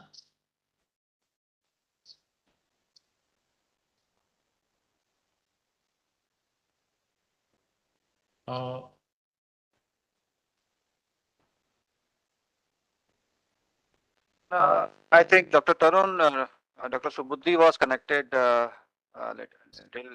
earlier, but I think he has been occupied for some official meetings. So in the meantime, Dr. Pradeep Vasudeva is the PCCF and the director of SFRI can be invited for making presentation on behalf of MP. Sure, sir. Sure. The next speaker is Sri Pradeep Vasudev from Forest Department, Madhya Pradesh. Sri Vasudev is an IFS officer of Madhya Pradesh cadre and is currently acting as a Principal Chief Conservator of Forest, Madhya Pradesh, and is also the Director of State Forest Research Institute, Jabalpur. I now invite Sri Pradeep Vasudev to express his views. With the kind permission of the chairman, I begin the presentation on State Forest Research Institute, Jabalpur. This institute was established in 1963. At present, it is an autonomous institute of MP Forest Department. Next, please. It is the first state-level forestry research institute in India. Forestry research in the state was started in 1922. And the State Forest Research Institute was established on 27th June 1963. Up to then, the state silviculturists used to carry the forestry research. The institute was given autonomy on 29th October 1994 by the state government, and on 2nd August 1995, it was registered under MP Society Registration Act. There are 4 phases of research in this institute. In the first phase, the stress was on silviculture and mensuration, and mainly on teak and sal. In the second phase of research, the stress was again on silviculture and mensuration, and plus fast growing softwood species. In the third phase, 1975 to 1988, the stress was on silviculture mensuration and genetics and tree improvement, seed technology, medicinal and aromatic plants, NTFP, fuel and fodder, wasteland and mined out areas development program. In the fourth phase, the stress was on biodiversity, genetics and tree improvement, seed technology, medicinal and aromatic plants, NTFPs, fuel wood, natural regeneration, improved planting material, ecological studies and rehabilitation of mined out areas. Next, in the fifth phase, 1997 onwards, the stress is on genetics, tree improvement, biotechnology, JFM, agroforestry, ecological and environmental studies, carbon sequestration, and skill development, training and capacity building. The mission of the institute is to focus on adaptive and applied research programs, evaluation of implementation of various schemes, policies and upgradation of skill of personnel of forest department in order to realize the vision of SFRI and sustainable development goals of the sector. The goals are conservation of forests, wildlife, ecosystem services, enhancement of productivity of national forests, plantation and trees outside forests, efficient and sustainable utilization of biodiversity and forest resources, and climate change mitigation and adaptation. The thrust areas are many. Because of lack of time, I will not cover all of them. The thrust areas are natural regeneration of species, rehabilitation of bamboo forests, development of interplanting models of NTFP species, climate change studies, assessment of carrying capacity of forests, preservation plots and non-destructive harvesting of NTFP, economic valuation of forest ecosystem services, selection of elite trees through molecular genetic tools, estimation of carrying capacity of protected areas for ecotourism, environmental impact assessment and EMP studies, forest certification, upgradation and modernization of institute laboratories, and dissemination of evolved technologies from lab to land. The organization structure is like this. The institute is headed by director who can be of PCCF rank or APCCF rank, and he is assisted by deputy directors, additional directors, assistant directors, and senior research officers and scientists. At the apex is the board of governors of the institutes. It is headed by the Honorable Forest Minister and 15 other members, which includes the HOF and Additional Chief Secretary of Forests. And for the technical matters, there is Research Advisory Committee, which consists of 20 members, including forest officers and various stakeholders, and it is headed by the PCCF and HOF of MP. The major research areas are biodiversity and medicinal plants, genetics and tree improvements, seed technology, forest botany, silviculture, forest mensuration and statistics, social economics and marketing, sustainable forest management, forest ecology and management, environment, wildlife research, agroforestry and climate change. There are many research divisions in the institute, such as forest management, conservation, biotechnology, productivity, forest utilization, socio-economics, animal ecology, wildlife management, ecotourism and conservation, education and habitat ecology.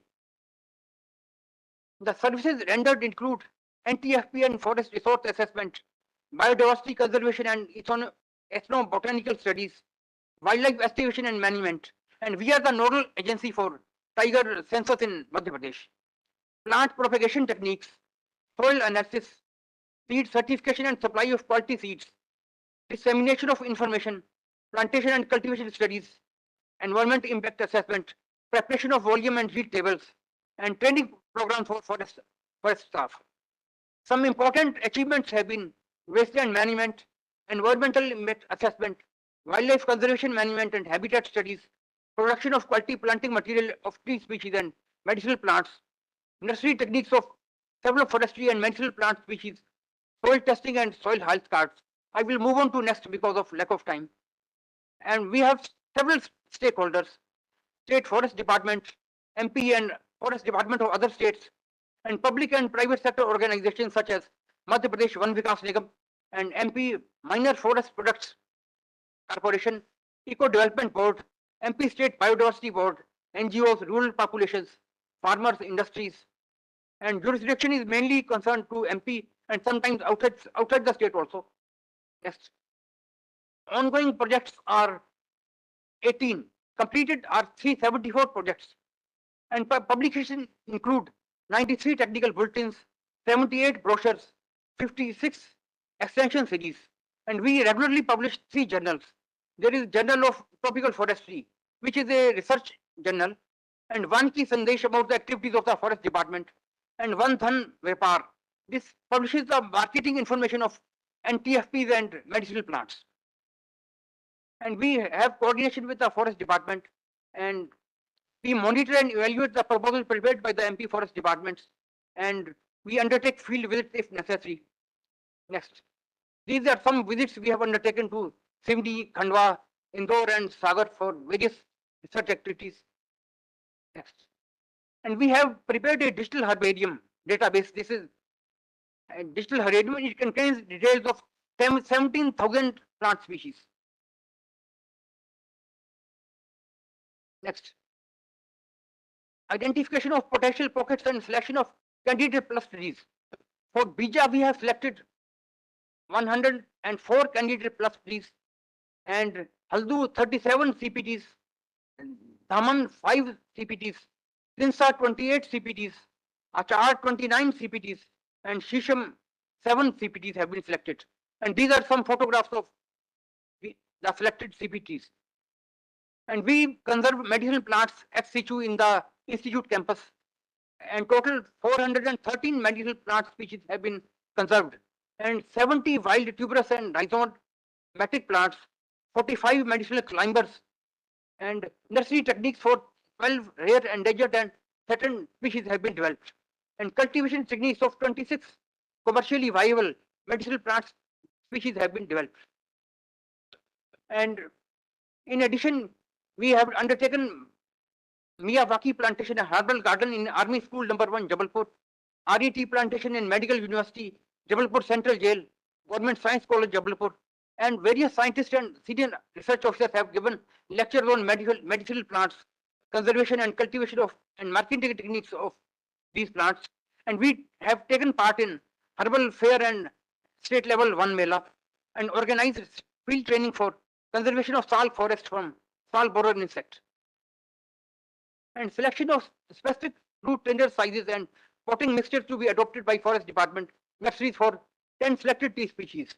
Because the polythene bags have been banned, so one way out is to plant trees in root tenders, and we have completed a research project on selection of optimum size of root tender and potting mixture, and given the recommendation to the Forest Department.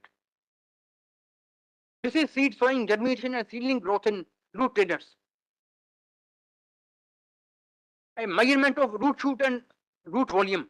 Various root tenders were used, and various root tenders of various sizes were used, and the measurement was undertaken of the roots and shoots, and which is the optimum size that was determined. Next.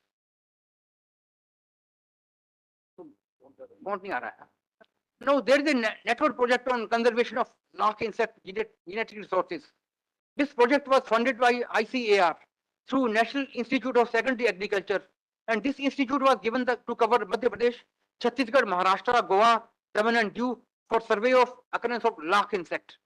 So far, 52 districts of MP were surveyed, where lark was found in 47 districts, and in 36 districts of Maharashtra. After survey, it was found to occur in 30 districts, and in 20 districts of Chhattisgarh, lark insect was found in 18 districts.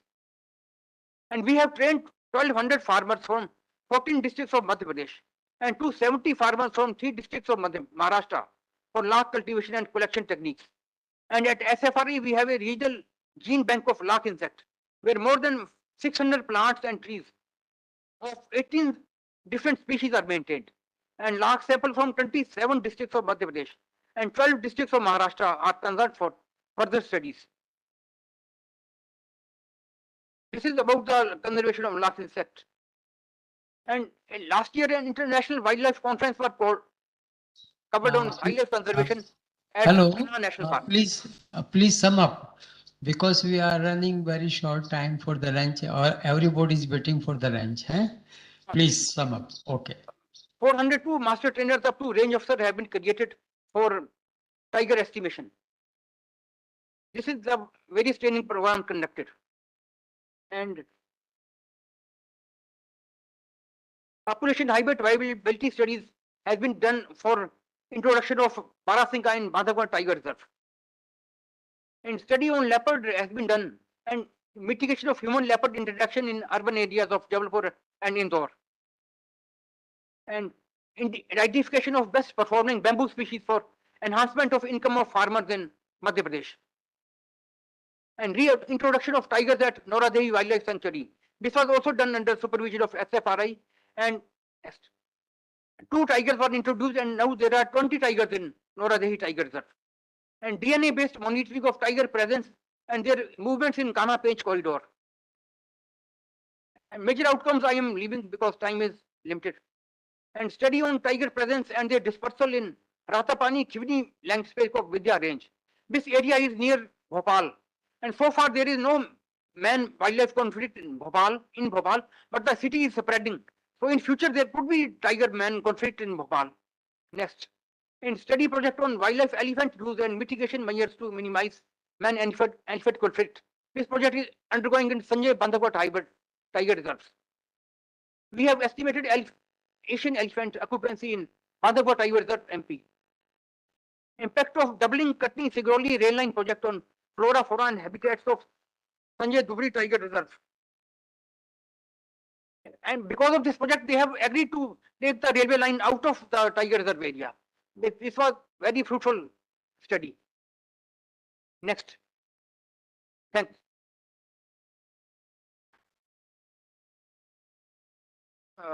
Dr. Tarun, I think next CCF Raipur is connected with us, Mr. Venkatachalam, so he can be invited for this. Yes, Anjali, please invite. Raipur. Our next speaker is Shri Ashok Thote from Forest Department, Maharashtra. Please invite CCF Raipur, Mr. Venkatachalam first. Yeah. I would like to invite Shri Venkat Chalam from Forest Department, Chhattisgarh. Shri Venkat Chalam is an IFS officer of Chhattisgarh cadre, and he is currently CCF Raipur. I invite you, sir, to deliver your talk. Good afternoon, respected members of Indian Forest Service and senior officers of Forest Department, scientists from various scientific organizations, and my colleagues. Am I audible? Yes, you are audible. Please go ahead. Okay. Thanks for giving the opportunity to share the views of Chhattisgarh, sir. Since time is very short, I will go through the slides quickly. So, like many other states, Chhattisgarh, being in the central part of India, is having around 15,000 square kilometers of forest areas, and it's nearly 44% of the state's areas under the forest. And the various problems we are facing in Chhattisgarh is that forest fires, soil erosion, which leads to the loss of fertile soils, and which challenges the sustainability of river flow. And also we are facing a challenge of decline in forest resources, especially the bamboo forests are declining very fast in the last 2 decades. Then invasive alien species and human wildlife conflicts, then grazing and fuel load requirements is also increasing. And also the people of Chhattisgarh is majorly dependent on non-wood forest produce, as they are mainly living in the forest, and 34% of the state constitutes the tribal population. And the state is also rich in mines, and we are also having a challenges of restoring the mines areas. And the state has initiated several schemes to promote agroforestry, on which we are getting a challenges of getting the quality planting material. So, on some of the thrust areas I would like to focus here is our forest resources, which we need a robust inventory, because this forest inventory is a major challenging to make informed decision making in the forestry. Since we are preparing working plans, micro plans, all these are can be implemented in a fruitful way only if there is a quality of data.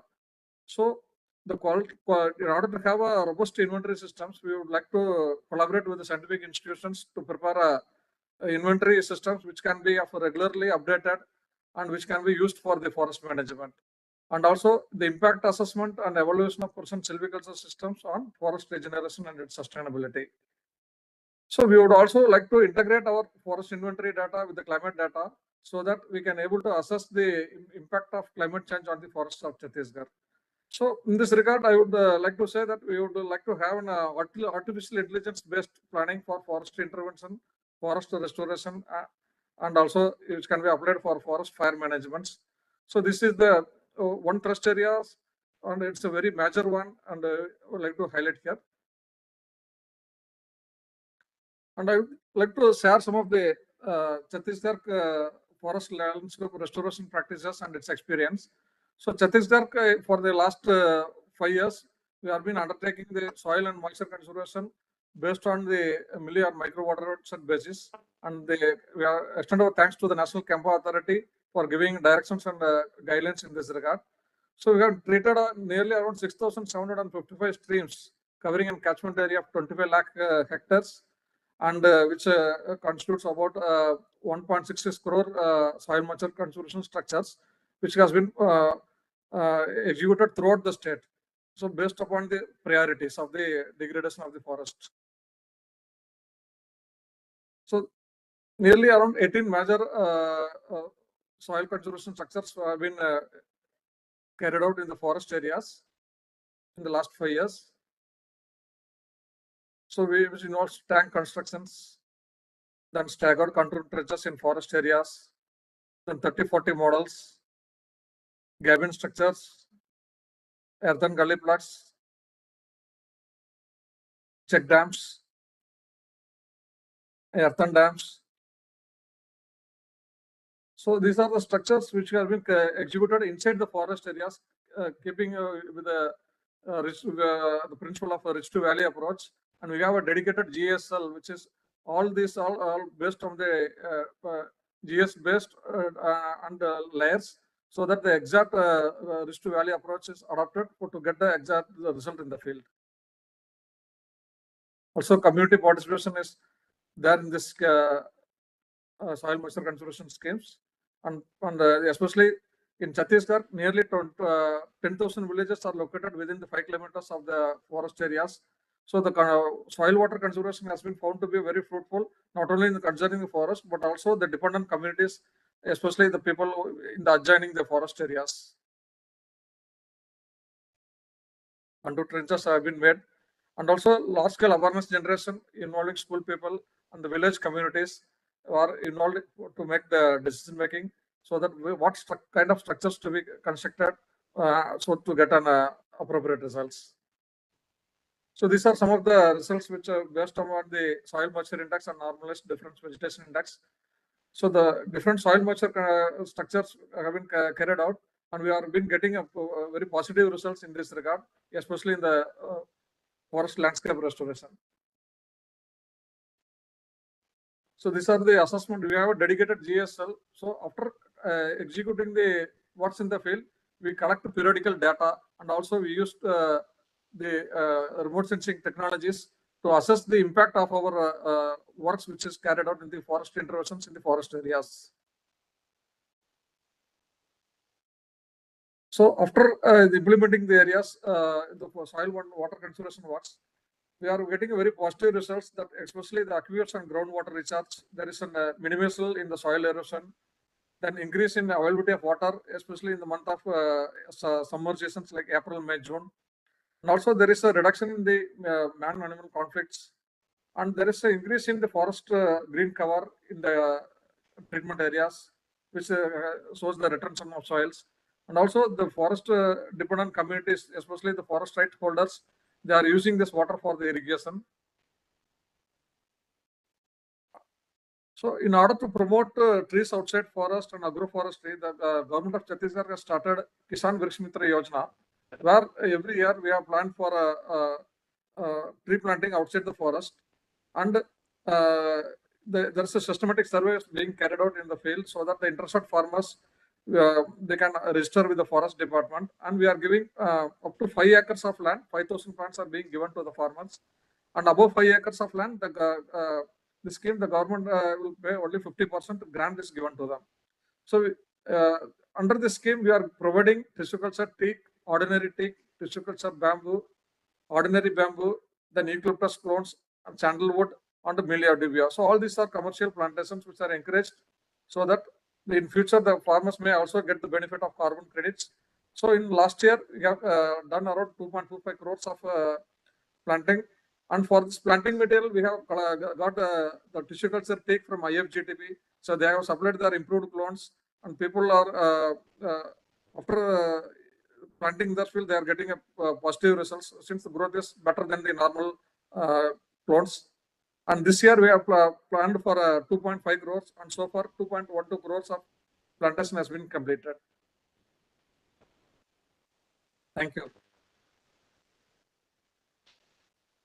Thank you very much. Thank you. Tarun, now you can invite some representative from the Forest Department of Maharashtra. Yeah.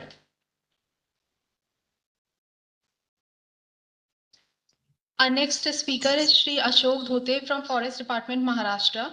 Shri Dhote is retired DFO. I invite you, sir, to kindly deliver your talk. Good afternoon, everyone. My name is Mithilesh Kandalkar. I would be speaking on behalf of Maharashtra Forest Department. I hope my slide is visible. No, your slides are not visible.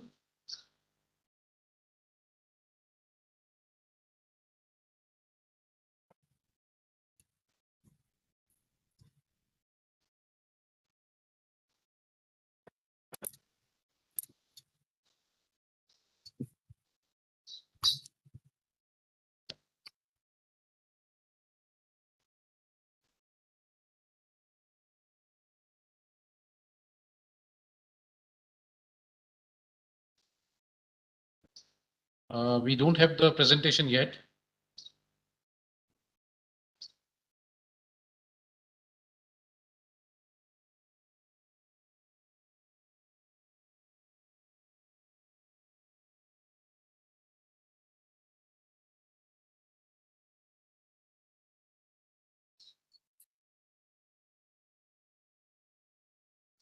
I hope it is visible now.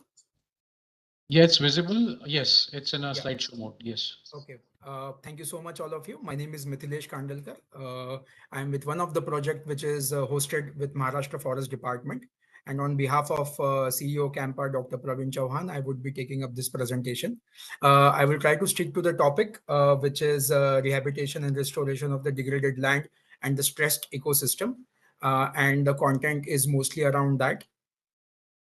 Within the state of Maharashtra, the overall geographical area, around 20% is under the forest cover. We are aiming to cover up to 30% target by 2030.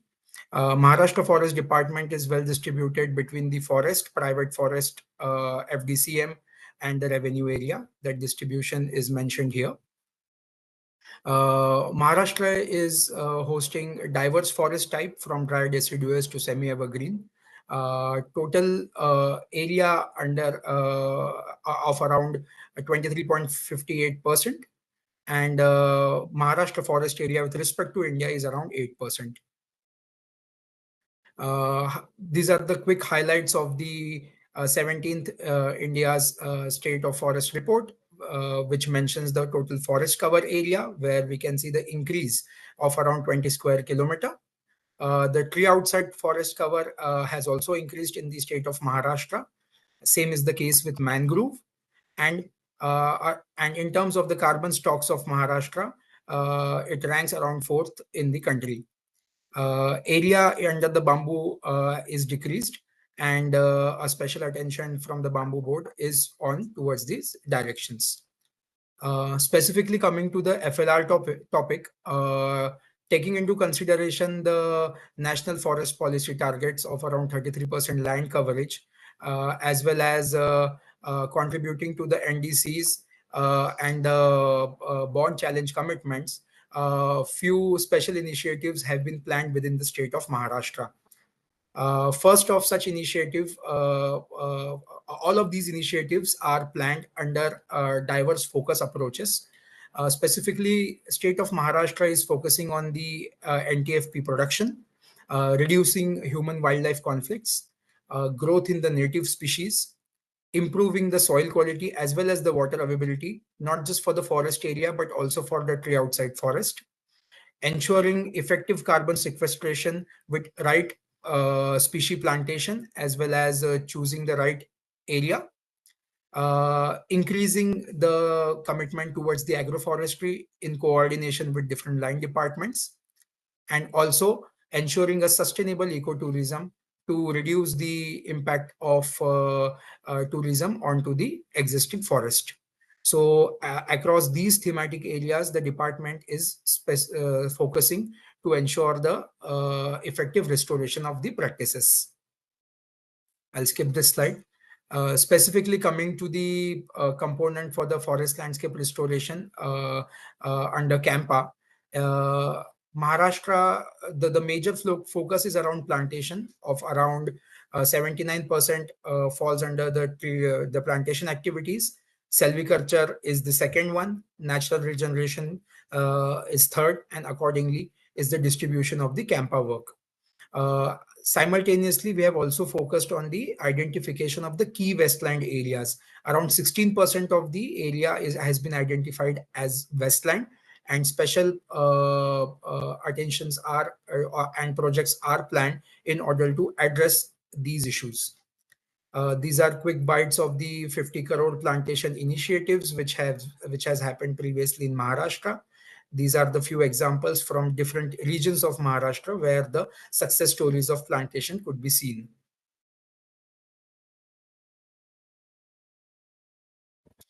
Maharashtra is also hosting various projects like GIZ project, which specifically focuses on 10 districts of Maharashtra and typically targets the restoration of the degraded areas.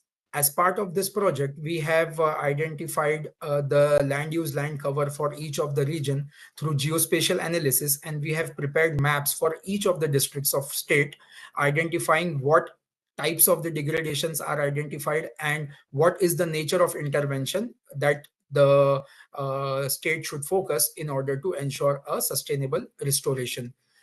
Similar kind of activities would also be repeated for the rest of the districts. With these identification, we are targeting around 1,27,000 hectares of plantation across the 10 districts of Maharashtra. These interventions would be focused not just in the forest area, but also on the outside forest area, so that balance is well maintained in order to achieve a sustainable landscape restoration.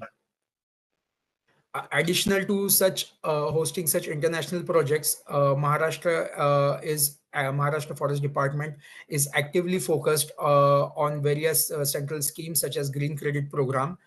So far, we have reached around 859 hectares of the commitment under the restoration for the Green Credit Program. We have got the overwhelming response from organizations, public sector organizations like NTPC, WCL, Power Grid. And we are in constant touch with ICFRE in terms of submission of new degraded areas and making appropriate planning for the same. We are hoping to target around 5,000 hectares of restoration under Green Credit Program for the current year. Department is also very well focused on while tackling the concept of restoration of landscapes, because the onus doesn't lie just with the department, but would need a lot of cooperation in this regard. This cooperation could be seen in the form of support from the line departments, various line departments who can actively contribute towards the restoration work, as well as from the community, because they are the owners in few areas as well as the custodians in few area, and with their cooperation, the results could be sustainably achieved. And on the third category, from the funding and the investment organizations, such as various international cooperation projects, CSR, as well as ESG funding, as we are seeing in the Green Credit Program, and other initiatives such as startups and private sector that could also contribute towards the achieving the landscape restoration target for the state of Maharashtra. So overall, this is how we are looking forward, And also we request for the support from research institutes as well as other state forest departments to collaborate as well as to knowledge share on this topic so as to achieve the national determined contribution. Thank you. Thank you very much for a very quick and very crisp presentation. Thank you. So with this, we come to the end of a very long, it was a marathon, in fact, technical session first. And we will, in fact, we have taken more time. But of course, this was the most important session in terms of listening to our most important stakeholders, particularly the forest departments. So I think we have got a lot of inputs. And at this point, we will be breaking for lunch. It's of course a late lunch, but we'll just be quick and maximum 40 minutes because we have to go to the guest house and come back. So we will keep a 40 minutes break from this point, and we hope to be back. We'll start the next lecture. The next theme actually is thematic technical session. We'll start at 3:15. Exactly at 3:15 we'll start. So we'll be back after a short break. Thank you all. Thank you. Again, we'll assemble over here.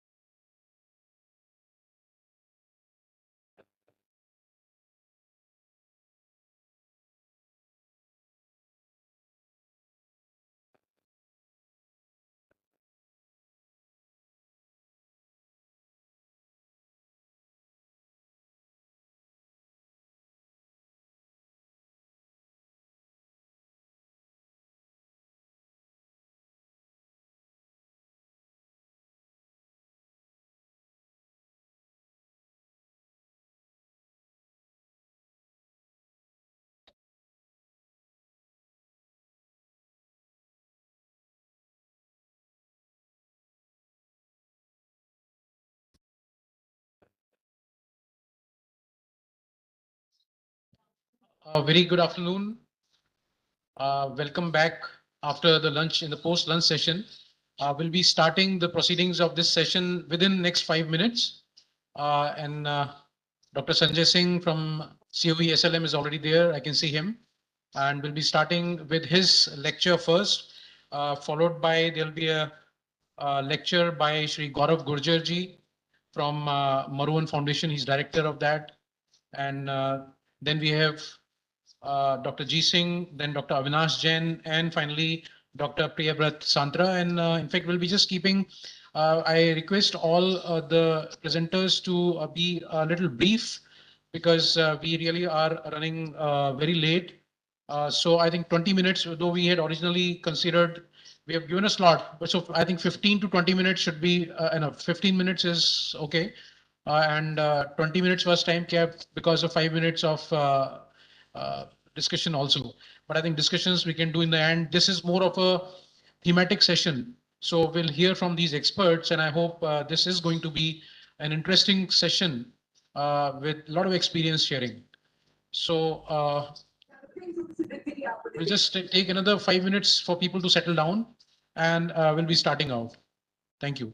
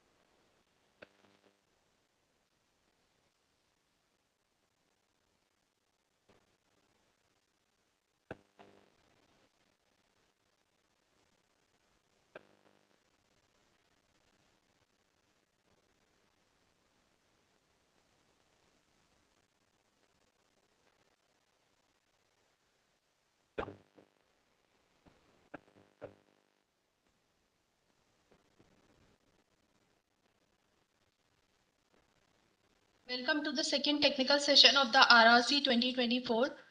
The session is dedicated to forestry interventions for rehabilitation and restoration of degraded lands and stress ecosystems. This session will be chaired by Dr. J.C. Tiwari. Dr. J.C. Tiwari is former Principal Scientist of Forestry and Agroforestry at Kajri, Jodhpur, and is currently working as Chief Scientific Advisor in Sankalp Taru Foundation. He has made significant contribution to the area of forestry, agroforestry, agriculture, biodiversity assessment, silviculture, carbon sequestration, and geoinformatics, which can be judged by more than 200 research publications which he has to his credit. I now request Director Sir to welcome Dr. J.C. Tiwari with a floral bouquet.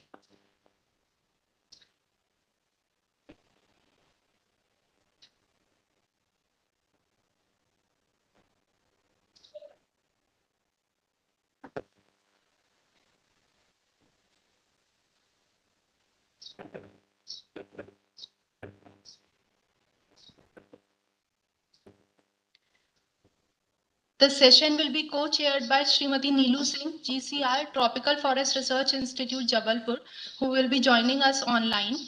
I request the chair and co-chair to kindly preside over the sessions. Let us now start with the invited talks from different experts. First in line is the talk by Dr. Sanjay Singh, Scientist, East Center of Excellence, Sustainable Land Management, ICFRE. Dr. Singh is a forest ecologist with special interest in biodiversity, climate change, biosorption, bioremediation, and species accumulation. His significant contribution to research is evident from the fact that he has authored more than 60 research papers on priority areas, including identification of medicinal plants of conservation priority, invasive alien species documentation, and management practices for invasive alien species and species accumulation. I invite you, sir, to please address the House. Thank you very much for this generous introduction. And it's really nice to see some of the good friends over here. My salutation to everyone who has joined this conference. And with your permission, I would like to start upon the presentation that I have. So the task that was assigned to me was kind of laying out the outline for this entire session. So I will be talking about the overview on the status of land degradation, management interventions, and of course, the role of COE/SLM for achieving land degradation neutrality. So coming to the first section of my presentation, well, I'm going fast as it was told to us. We are very short of time. So yes, when we are talking about land degradation and status of land degradation, the very first thing that we need to understand is what is land degradation per se by the definition. So it is defined as the decline in productivity of the land, bottom line. And when this land degradation is happening in arid, semi-arid, or dry subhumid area of a land parcel or any country or any region, then it is termed as desertification. So basically, desertification is land degradation in arid, semi-arid, and dry subhumid area. So if we go by this definition, and if we have to account for the total area under these conditions, if we talk about the dryland area, there is 228.3 million hectares, then there is 50.8 million hectares under arid land, and then there is 123.4 million hectares in semi-arid land. If we talk about the economic cost of land degradation, it was evaluated by Terry in 2011 as 2.5% of the total GDP of the country at that time. ICFRE, COE/SLM has recently taken upon reporting on the land degradation, status of land degradation, percentage land degraded. We have identified 9% of total geographical area, which is degraded. At the same time, SAC has its report, which kind of maps the areas which is subjected to land degradation. So which is under various drivers of land degradation. They identify 96.4 million hectare of total geographical area that is under land degradation. So coming up to what are the factors which leads to the, land degradation.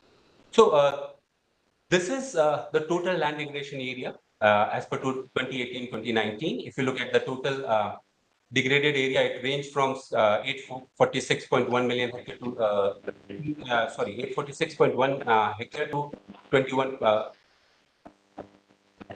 2,12,376.7 million hectares. Hectares.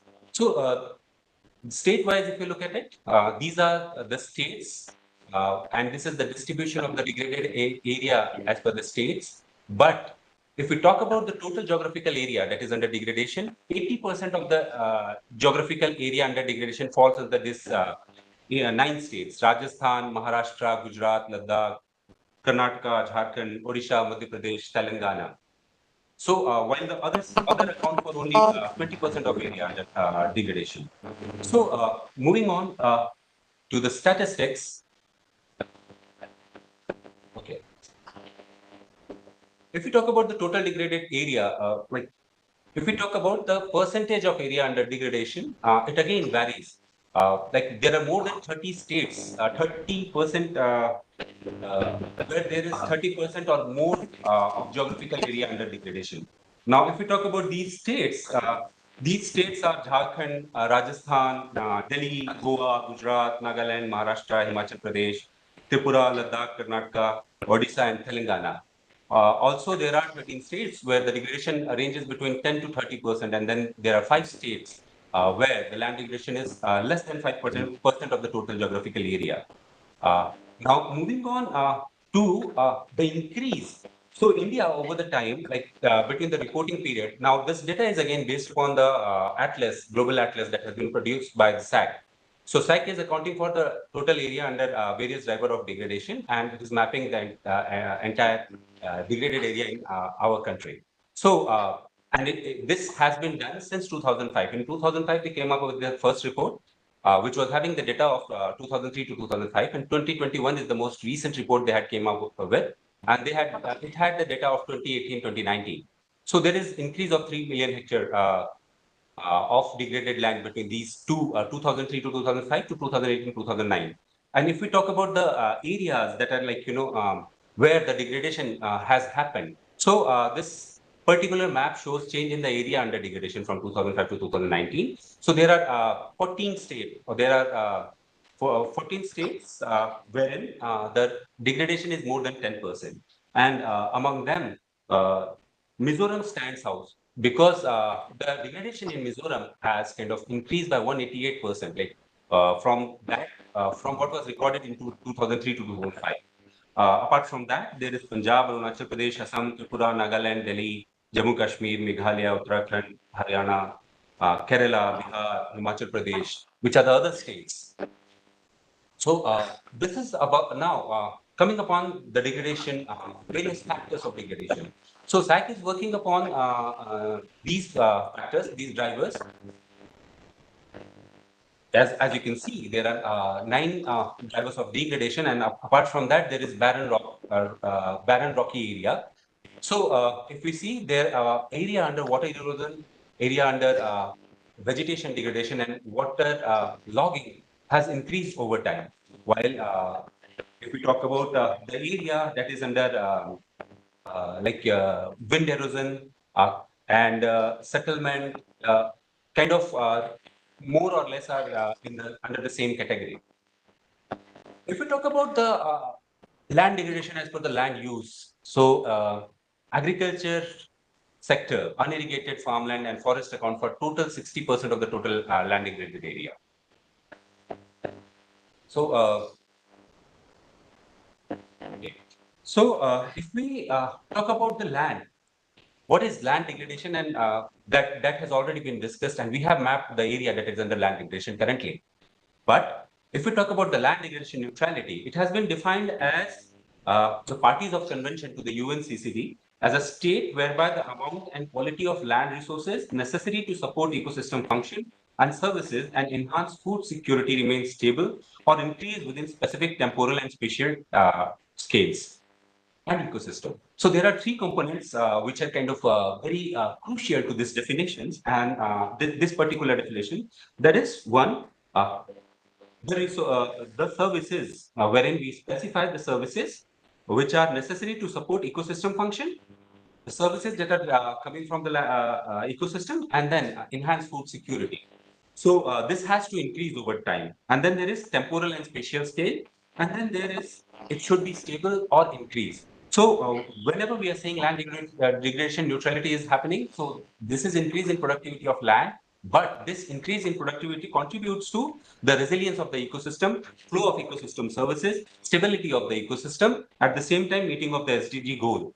So these are the three important components of land degradation, definition of land degradation neutrality. Land has been the center of all the three conventions. If you talk about the UNCCD, we have already set targets for ourselves which is known as LDN targets. UNCCD is also one of the reporting agency which reports upon the SDG target 15.1. That is again achieving land degradation neutrality. Then UNFCCC, if we talk about, we have already committed to this national determined contributions. And in CBD, we have committed in form of National Action Plan to halt biodiversity loss. Everything is happening on the land. And by achieving land degradation neutrality, we can safeguard ecosystem services, we can safeguard habitats, ecosystem, and genetic diversity of the species, and mitigation and adaptation and overall conservation of sustainable use, restoration, and land resources. There are a lot of international commitments which can be linked with land degradation neutrality. Commitments made under UNCCD, UNFCCC, CBD, Bond Challenge, and SDG. So moving on to our next slide.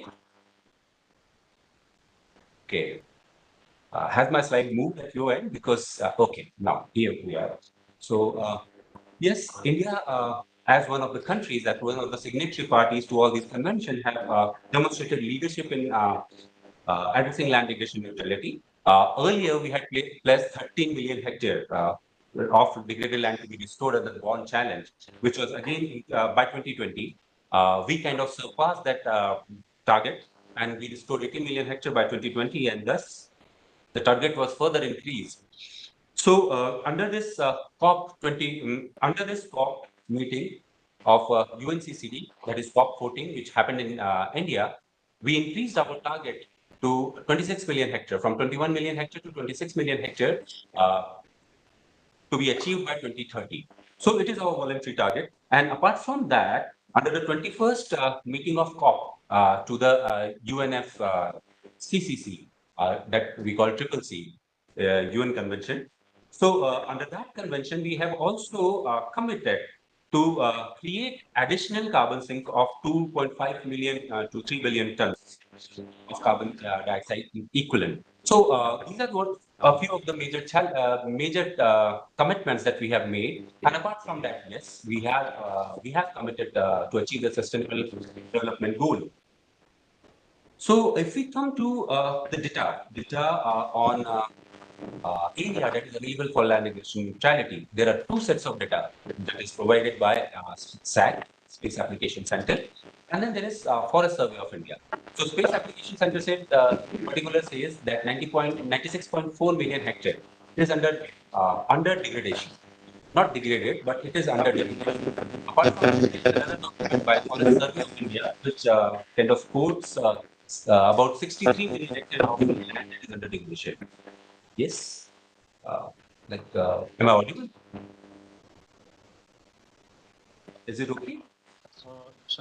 Yeah, I think there is some sound problem, Sanjay, from your end. My end. Okay. Yeah, it's okay now. It's okay now.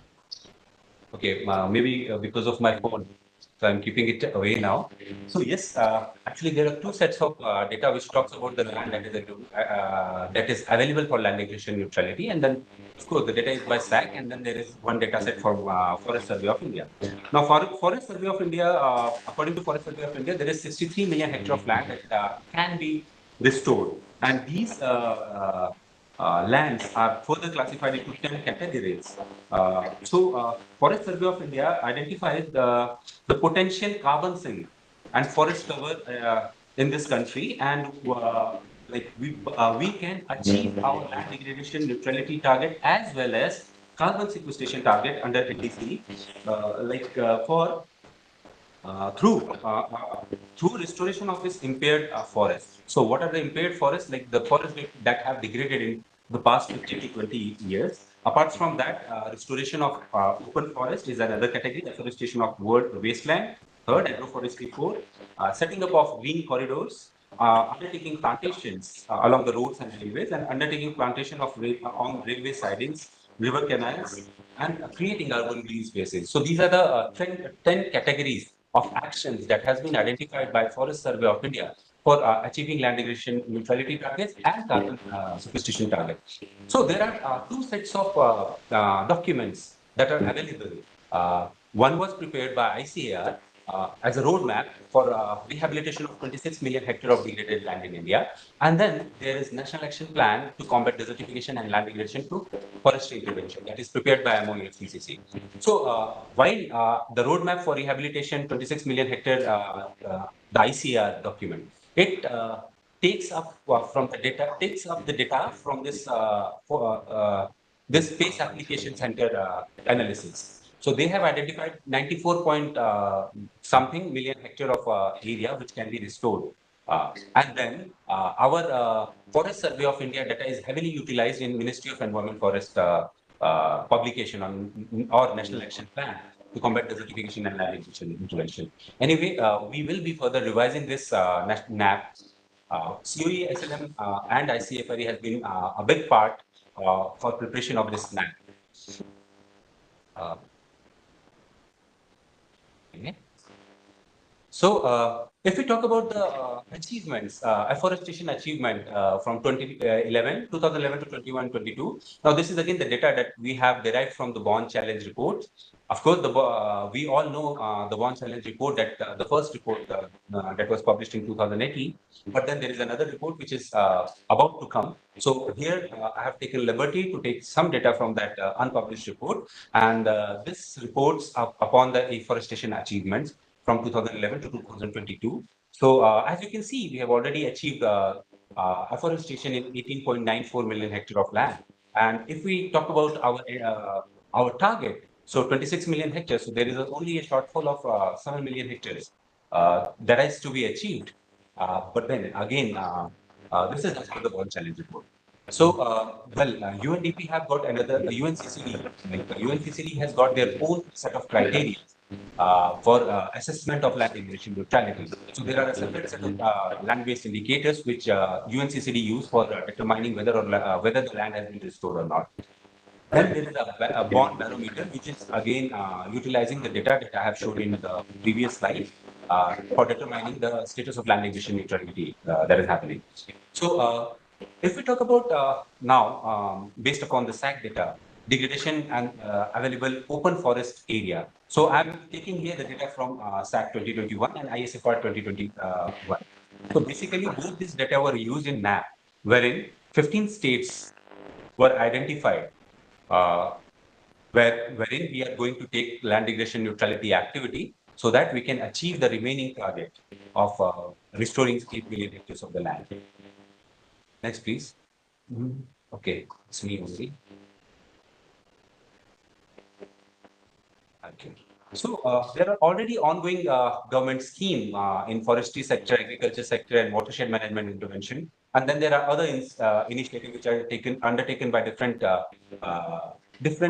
sectors under different sectors for achieving land degradation neutrality. I have just taken this liberty to highlight a few of them. Then, apart from that, the NAP identified the ongoing missions: Green India Mission, Campa, Jim Campa under special project, water shed development components under DOLR and MORD, and then there is river rejuvenation, Aravali Green Ball. Then externally aided project by World Bank, which are assisted by World Bank. Then there is another project that is coming, Jeff and GIP funded.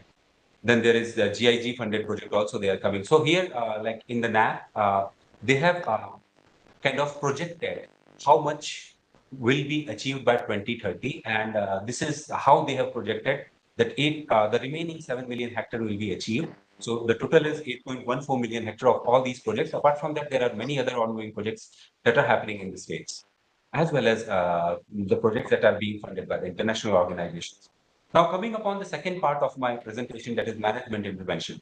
So now this is the ideal management intervention. COE was the part of preparation of NAP.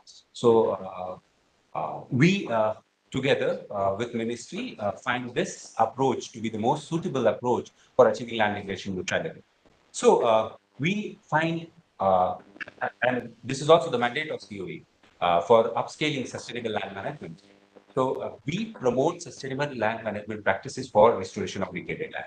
So the very principle upon which the sustainable land management is based are land use driven and participatory approaches, integrated use of natural resource and ecosystem farming level, and then multi-level and multi-stakeholder involvement, targeted policies and institutional support. So these are the four principles of sustainable land management.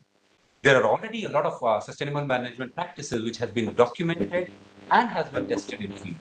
So there is a database that is prepared by WOCAT, and then there is a database that is prepared by ICFRI, COSLM, under which we have kind of enlisted various SLM practices which are being practiced throughout the country and throughout the world. So WOCAT is a world catalog of SLM practices. So there, if we talk about the practices, they categorize it into three major classes: SLM technology, UNCCD prior practices, and then SLM approach. And if we talk about the repository that we have prepared, we classify them as agronomic, vegetative, structural, and others. So this is just a brief upon the available SLM practices. Now, these SLM practices cannot be, upscaled as such in the field. It need a little of tweaking so that it fits to the prevailing condition under the field. So we, for planning of restoration, we advocate sustainable landscape approach. So having a broader vision for reclamation and restoration of degraded land instead of a more regional or localized vision. So we this type of approach, a landscape approach will help us achieve the three major SDGs. SDG 2, that is the end of the hunger, and then SDG 15, of course, restoration of degraded land, and then there is SDG 6, safe drinking water and sanitation for all. So again, we are aiming at restoration and reclamation of degraded land through nature-based approaches and ecosystem-based approach, and then decentralized model of implementation for a proactive multi-stakeholder involvement, and to synergize the relevant ongoing afforestation scheme, and then promoting self-reliance. So to promote the sustainability of the project after the project support has been withdrawn. So there are many components of landscape approach, but then these 10 are the most relevant components which has been enlisted in here. Okay. So we also advocate multi-tiered landscape level planning so that the planning is done at the regional level. There are SLM practices which are already tried and tested. We have to upscale it by tweaking it or by modifying it to suit the requirement, the regional requirement. But at the same time, we have to ensure that those practices or our targets for this SLM practices and land restoration are aligned with the national aspiration or our national commitments. At the same time, they should also promote result at global level. It should prioritize ecological benefit and collaborate throughout across the country boundaries as well. So yes, if we talk about the mitigation hierarchy as identified by our UNCCD, it is avoid wherever you can, reduce, and then reverse. So here, like reverse in the places, the 9% area which has been identified through this UNCCD and of course GIS, using GIS by COESLM, the hotspots where the land degradation is happening. So to reverse at those areas, reduce.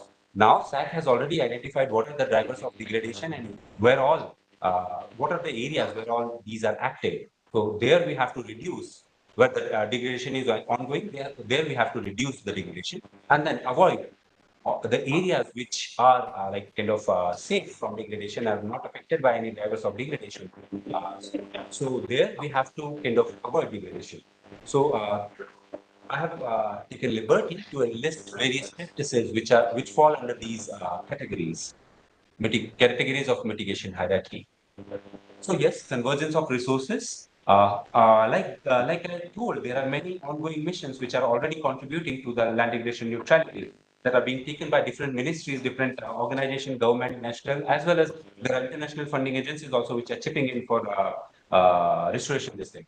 So now, since we are committing to the similar cause, there is need for convergent approach so that the funds that are required, the technical expertise that is required, as well as the resources that are required can all be pooled toward meeting one single target of land acquisition neutrality. So, of course, now comes the role of COASLM. We propose 4-tier monitoring and evolution plan, monitoring by the implementing agency, then there is third-party monitoring, and then, of course, monitoring by the local monitoring. And since COASLM is the organization which has been identified as the national nodal point for reporting to UNCCD, and we already do this survey for land aggression neutrality. So COASLM will act as the major body for monitoring and evaluation of land aggression neutrality. Okay. Now, apart from that, COASLM also identifies identifies its role for kind of outreach or upscaling, capacity enhancement. So we proposed COASLM as a nodal center at national level for capacity enhancement of sustainable land management practices. Though our mandate is global and we are kind of targeting the entire global south, but for now, for achieving land aggression neutrality in India, we see ourselves as a nodal point for capacity enhancement, as well as a nodal point for technique for dispersion of available technology and techniques on sustainable land management. So the outreach strategy that we have planned and has figured out in NAP, we want to promote SLM for achieving land aggression neutrality, and we identify SLEM as an approach within the nation, which will help us in achieving land aggression neutrality. We talk about dissemination of SLM approach and its product to the specific target audience, and then these are we are also inviting this inviting the evaluation from the and the feedbacks of the stakeholders, based upon which we are going to improve our existing technology on intervention. So, well, this is again the capacity building programs for dissemination of the best practices and strategies for scaling up and mainstreaming the practices for combating desertification. Okay, so these are the target audience. Now coming up on the role of the COASLM, I take this opportunity to introduce the major role of COASLM and the activities, some of the activities that we are doing. As you all know, the COASLM was established in the backdrop of COP14. The announcement was made in COP14 by none other than our Honorable Prime Minister in the 14th session of COP in 2019. So therein, he committed that COASLM will act as a major, as a center of excellence and provide support, technical support to the global south. So he set our mandate, he set our targets, and following which, on 20th May 2023, Center of Excellence was inaugurated by Honorable Minister. These are the major objectives. Actually, we have 12 objectives, but then I have taken this liberty to summarize our objective into these 5 major objectives. The first objective is, of course, to promote the understanding and visibility of the sustainable land management practices. And then strengthening the strategies, policies, regulation, bylaws, and community oversight, and enhance the sustainable land management practices adoption. And then connecting this international and national actors, institutions, individuals, and foster collaboration and knowledge sharing for upscaling of sustainable land management practices. We have an objective to maintain the repositories of resources, which will include tools, training materials, and research to support the capacity building programs. And we have to also simulate proactive measure and commitments so that we can include the multilateral agencies contributing to the sustainable land management cause. So these are the 5 objectives under which the activities of COASLM can be categorized. Apart from that, our activities, like we identify these 5 sectors under which we are doing research, but then COASLM will leverage upon already happening research that are being undertaken by our ICFRE institutes in different parts of countries on land degradation neutrality. Under the Global South mandate, we have to leverage upon already existing knowledge, plus create an upscale upon it. So we have identified this 6 thematic group upon which we will be working to meet our objectives and our agenda. So we have identified space-based monitoring group, UNCCD reporting group. There is a research group. There is a communication and outreach group, capacity building networking group, and then international cooperation group.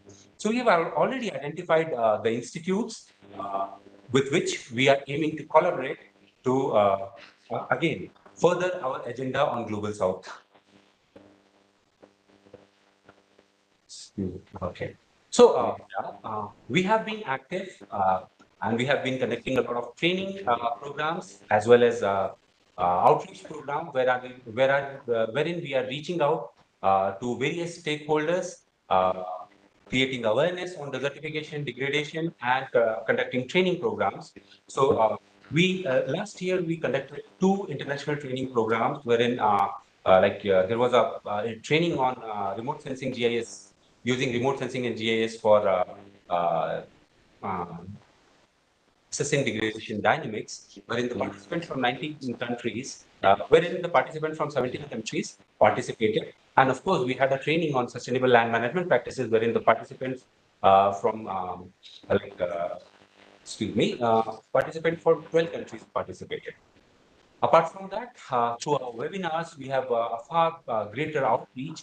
We were able to reach the participants from 41 to 74 countries. So far, we can boast within the very brief period of our inauguration, since just for 1 year, we have managed to outreach or reach out to 74 countries, providing our services. And of course, it is ongoing activity. We have a training calendar of the various training programs that are coming up. And of course, these training programs will be executed with the help of our research institute. As COE SLM also have a pan-India presence, just because ICFRE has a pan-India presence. So we are leveraging upon our capacity that we have in our regional institute. Of course, for collaborating with national and international agencies for technology transfer, effective knowledge exchange, we are already in talking terms with UNCCD. We have already conducted 2 training programs in collaboration with UNCCD. We are reaching out to IUCN, we are reaching out to UNEP, and you are reaching out to UNEP. Everything. We are short of time, please. Sir, I will finish within 5 minutes. My slides are limited. Do as early as possible. Do please. Sure, sir. Sure, sir. So we are already in a MOU with SAC. We are already in MOU with NRSC. NRSC MOU we will be signing in the coming month. And then, of course, IUCN and UNCCD, it is in further stages, and we will be soon entering in MOU with these agencies as well. Apart from that, we have also generated knowledge products in form of compendium of best practices, in form of roadmaps, technical papers, newsletters, and special issues of Indian Forester. There is another special issue of Indian Forester of July that is coming up on SLM practices. Apart from that, COE-SLM was also a big part of G20 presidency of India, wherein we published as well as were the lead agency for compendium of best practices on restoration of mining affected area. And yeah, we compiled and published the compendium of best practices of forest fire affected area, although the lead agency in this case was IFM. Apart from that, we have been instrumental in reporting and strategic intervention. We have prepared the country position report that was kind of taken by this Indian delegation participating in COP15. We will be doing the same in COP16 as well. We have submitted the national reporting to UNCCD. We have prepared the NAP, which we have talked about. I've also talked about the portal that we have developed, which will serve as a data reporting system as well as a learning platform. It will help us network with the various actors as well as the stakeholders who are working on SLM, and we are preparing a database on SLM practices. This portal is there online on ICFRE. Everyone can access it. Apart from that, COE played an instrumental role in G20. Of course, in G20 second ESWD meeting, COE, it was announced that COE will act as the host of this Gandhinagar implementation platform, GIP and GIR. So basically, we will be acting as a linking between this GLI and GIP, wherein we will be reporting upon the status of land degradation and land degradation neutrality in terms of mining affected area to the GLI. GLI is a bigger repository which talks about the restoration of restoration of the land throughout the world. GLI is an initiative by UNCCD which aims at restoring 50% of the total degraded land by 2040. So this is all about all from me, and thank you very much. All the questions are invited. I hope I was on time. Thank you very much. Thanks a lot, sir, for providing an extensive idea about land degradation, LDN, India's commitment to achieve LDN, and the initiatives of the Center of Excellence towards Sustainable Land Management. The next speaker of this session is Sri Gaurav Gurjar. Sri Gurjar is currently acting as the director of Maruvan Foundation. With a background in technology and permaculture design, Sri Gurjar has made pioneering efforts in ecological restoration. His work is centered on forest ecology, blending scientific research and hands-on experience to rebuild and revitalize natural landscape. At Maruvan Foundation, Sri Gaurav Gurjar is leading for rebuilding of the Marwar region in the Thar Desert using advanced global methodologies and is involved in afforestation and forestry research in over 15 countries. I invite you, sir, to address the House on rebuilding degraded landscapes, importance of native species. Thank you very much. And I'm very grateful to be here. This is also my first presentation in these kinds of scenarios. My parents always wanted me to be in government job. So I think they'll be very happy to know that at least I'm presenting my work here. So I'm not a very, I don't have a technical background in forestry education. Technically, I am an electronics engineer, but from last 10 to 12 years, I have been working in the field of restoration, natural architecture, natural farming. So all of the data, all of the experience that I'll be sharing is from the experiential learning that I have gathered traveling across India and across world. I've been fortunate enough to get opportunities to work in more than 10 countries. Rajasthan, Marwar was a very special because this is also our third desert that we are working on. Before that, we worked in Iran, we worked in Jordan, and then we started working in Thar Desert. And the main reason was because I was born and brought up in Marwar. For me to come here, settle down, and start looking at what are the actual issues that are having here. Next few months, we'll be starting our work in Sahara Desert, and we're also working in Saudi Arabia. There's this future city project that is coming up new. So we are doing technical studies for them. So I'll quickly start. This is not a very technical heavy presentation. This is just a journey of how we healed this landscape. Maruvan started as an internal project of Forest. Our Forest is a private limited company which does all these research works. And just from an internal research project, it became famous. We were fortunate enough. Media was kind to us. And in terms of water harvesting, restoring the hydrology and bringing back the forest, a lot of media houses covered us. We were featured on Discovery Channel. We were featured on National Geographic. Several international documentaries were made on it. And that's how the journey started. Why we chose this desert? Because I told you, as one was the personal connection. Second, I personally wanted to work in challenging environment. So this land, this is how the Luni Basin looked like where we are situated. It was completely infested with Prosopis juliflora, and we took this land on lease. This is not the land that belonged to us or any government intervention was there. This was a private land. The owner wanted us to restore this forest, and wherever we work, we sign these MOUs so that once the forest is created, it will not be sold off, it will not be destroyed. So that's how our modus operandi works. To start working on this basin, we started looking at the legacy of Luni, right from the Paleolithic stages how it was a shallow sea and then sea receded and how the land evolved, how the geography and geology of this place evolved.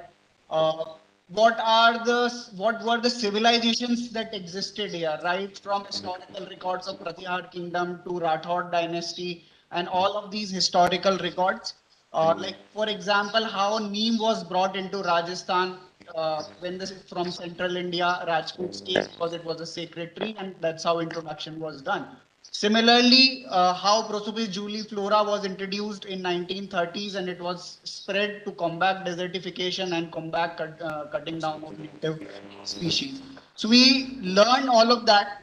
One very interesting example, which I always share, is that fog was found all across Jodhpur.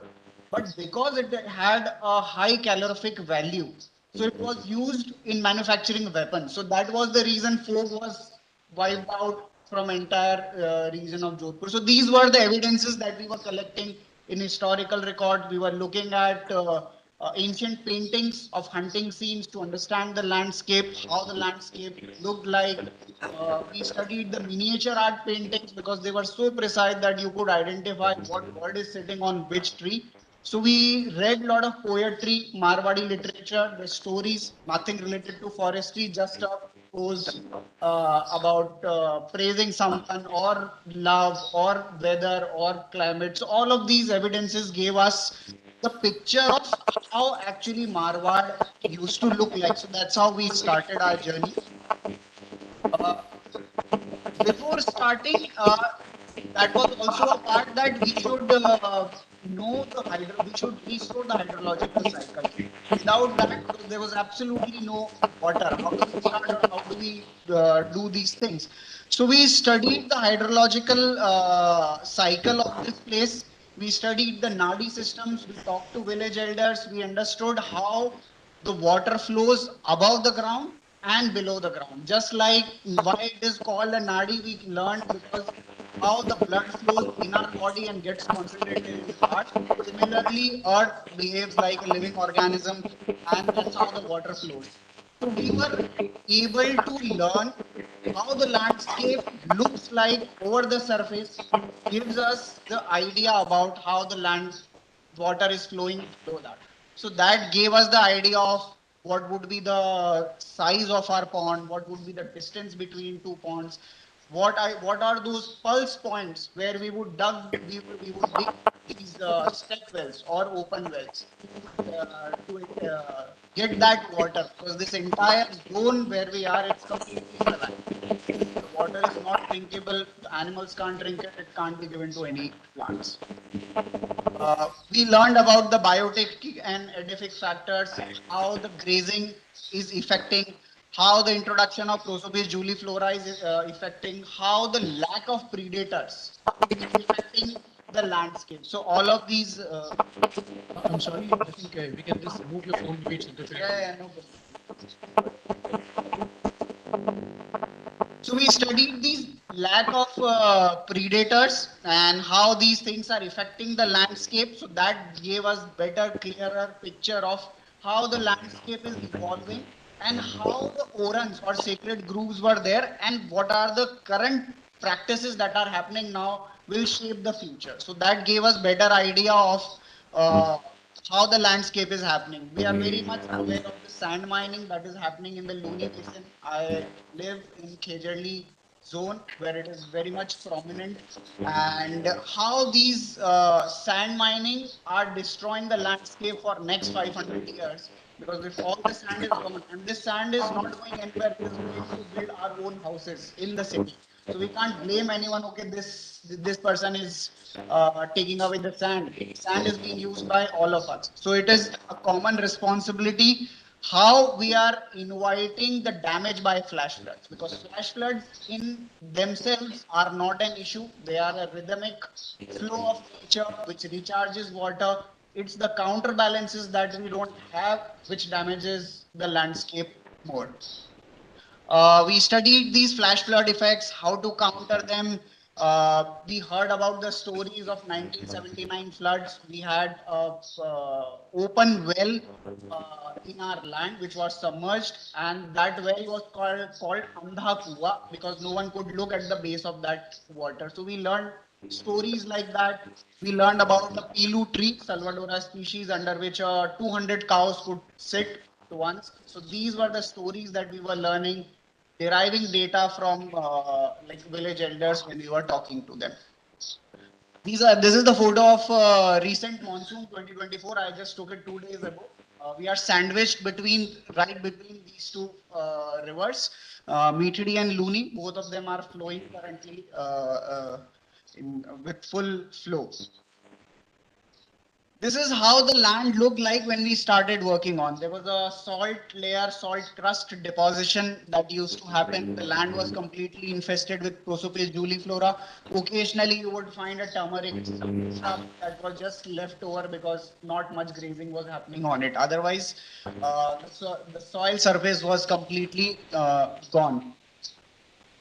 We started reading the patterns of the landscape. So these patterns we deduced were observed even in tiniest fractals, both in animals, plants, the way salt settles on land, how the salt crust forms. So these patterns basically gave us the idea of how do we design our forest patches. If we make a pond, what will be the shape of that pond? If we make a ponds, or what will be the distance between these two ponds? We started reading. So one example I learned from a tribal was to know how deep the water is. He used to observe the fissures of Khejdi tree. So the deeper the fissure of Khejdi tree, you would have more possibility of having a water vein flowing underground. Similarly, the drooping of Khejdi. So there would be Khejdi which would be going upright, but there would be some Khejdi with Pilwan vine which would be drooping. So that gave us the idea of moisture content in that area. Similarly, the branching of Mureli, Lycium edgeworthy, so that gave us the idea of what is the salt content particularly concentrated in that area. So we started learning more and more about these patterns, and we started designing our habitats. The last photo is of the salt deposition, how it gets deposited on and gets concentrated on the edges more. So that gave us the idea about the shape of our pond and where to place these strategic plant guilds, because that will be the zones which will have more salt concentration. So high tolerant species will be placed on those edges. So these were some of the learnings that we started working on, and we started making our ponds and bodies. So this is the evolution of our pond when we started making it from 2021 to 2024.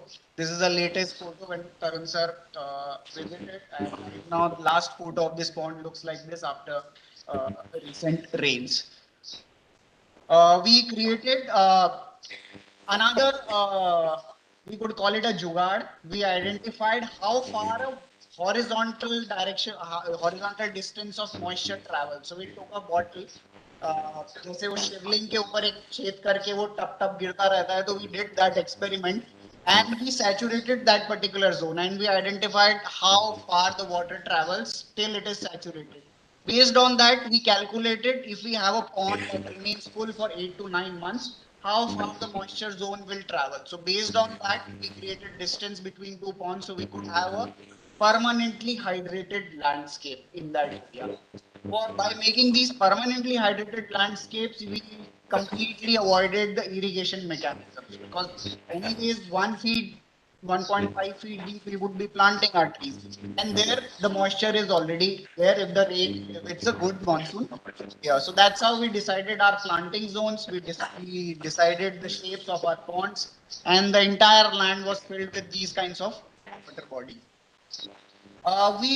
We learned about these very specific kind of wells which are called Seja Ka Kua in local language or Sahejan Ka well from Dr. Anupam Mishra's book when I used to talk to him very briefly over meals, and we learned about that these were the kinds of well which were made in saline areas. This is not a groundwater that we are extracting. This is not a surface water. This is a subsoil water that we were extracting. This is not a too much water. It is limited amount of water.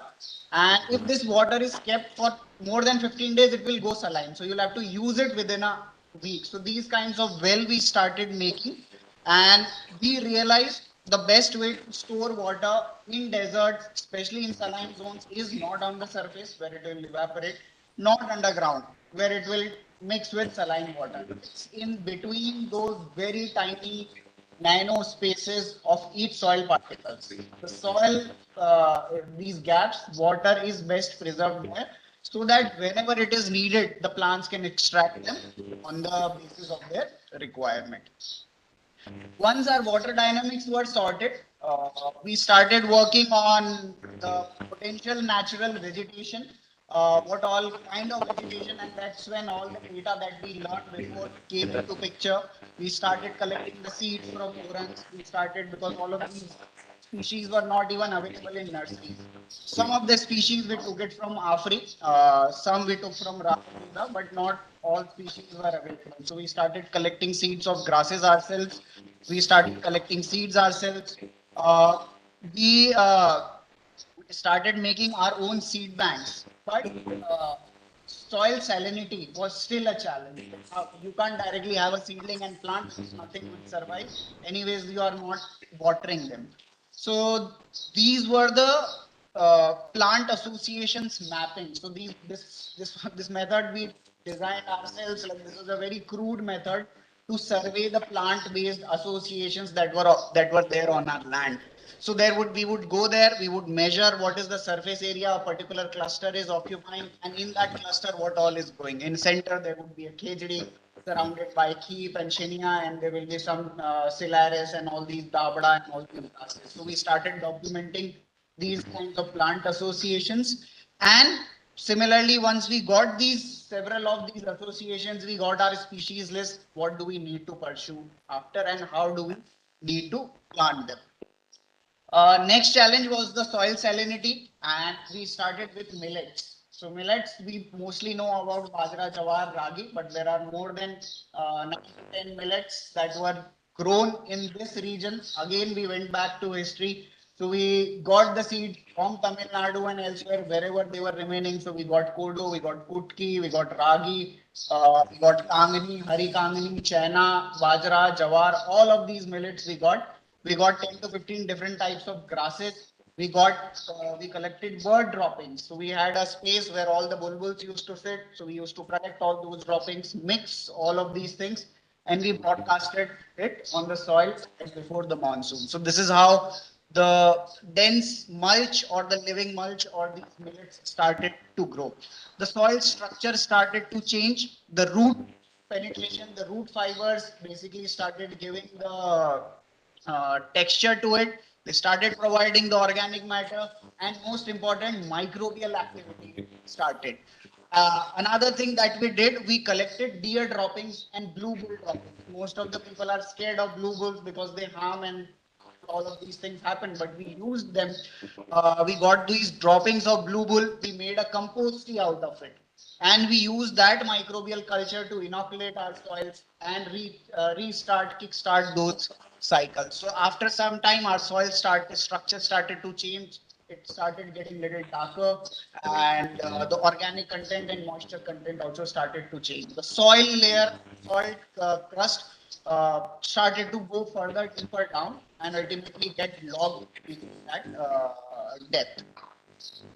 Once that was done, with that, because annuals, the millets were gone, the grasses were gone, by one the seasons were gone, we were left with Bui, Keep, and Shinia. These were the SDK habitats that started getting perennial on our land. Every year, these grasses used to return, but these were annual, so they used to subside, again forming a mulch. But once with the return of these Arriva javanica, Leptodinia, and Crotolaria, deers and hares, they started to give birth in these clusters. And because our land was completely flat, so when we were digging these ponds, we randomly dumped the soil to deliberately make it uneven.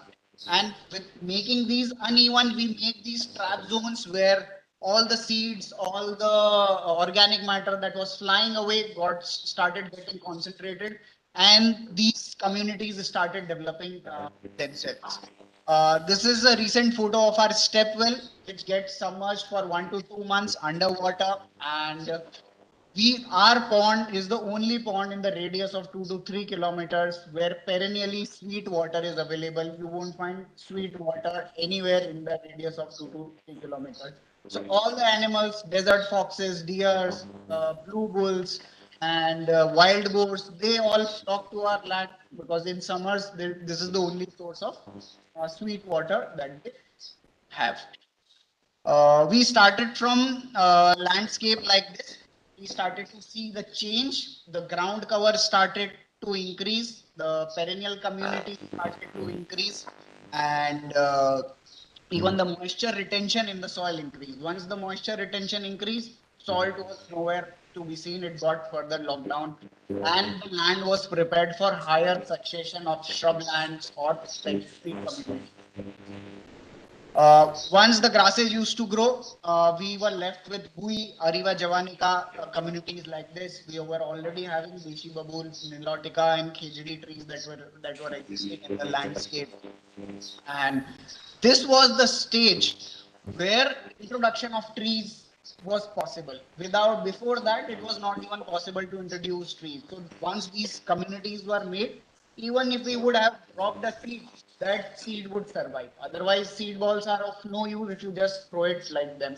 So we started making a small pocket, and just like a plug-in, we would plug in a tree and that tree would survive because it has a protection, it has a moisture, and any blue bull or these things will come, they will eat the surrounding. It's not even visible because they have a blurry vision. They can't see the clear cut. They would go after that. So we use these kinds of strategies to plant our trees. All of these area after 1.5 years, we opened them for the wildlife. Of course, we don't open for domestic animals because otherwise people just send all of their cows and everything is gone. So we don't allow domesticated animals, but we allow blue bulls and deers to graze on our plants so that once they graze, our plants develop immunity. They become more bitter in terms of like they secrete something. So after 1 year, even blue bulls were not even eating our miswak trees or the Salvadora species. When they were young, they were eating it, but after some time, they were not eating it. They were being there. This is how this was the time when we started introducing tree clusters or like these, like one Khejdi tree would be there. Around it, we find Pilwan growing, we find Keep growing, we find Chinia growing. So we would grow these clusters together and mimic how we find them in nature. So those clusters were repeated as we observe in the nature. This is me planting. In the background, you could see the buoy shrub, which is established there, and where whatever space is found between them, we would plant these clusters. Moisture was already sorted, so we need not plant. The timing was very important. If we plant it right before the rains and the monsoon comes, we don't even need to water it. So we watered this particular forest for 6 months, and then it was on its own. No irrigation was required. This is more of planting happening in the background. You could see Bui, and Bui is more visible because it is white, but there are other communities of grasses as well. This is when Tarun sir visited the site. This is how the guild or that cluster I'm talking about, which is a natural plant association of that area, looks like after 5 to 6 months. 5 to 6 months, it starts to develop its own mulch, its own whole microclimate, and whatever is the fast growing. So we call it time stacking. We club it with the fast growing shrub. So the centralized tree, which is a very slow growing, it could be a Indrog, it could be a Khejdi, it could be a Pilu tree, surrounded by a fast growing shrub like Owl or Lycium or all of these Gambeti. So they would grow faster, form mulch, form protective layer, and after 3 to 4 years, this tree would come out from the center, protected and form its own canopy. So that's how the clusters were brought back in this. This is how, after 2 years, the same landscape, the same guild started to look like.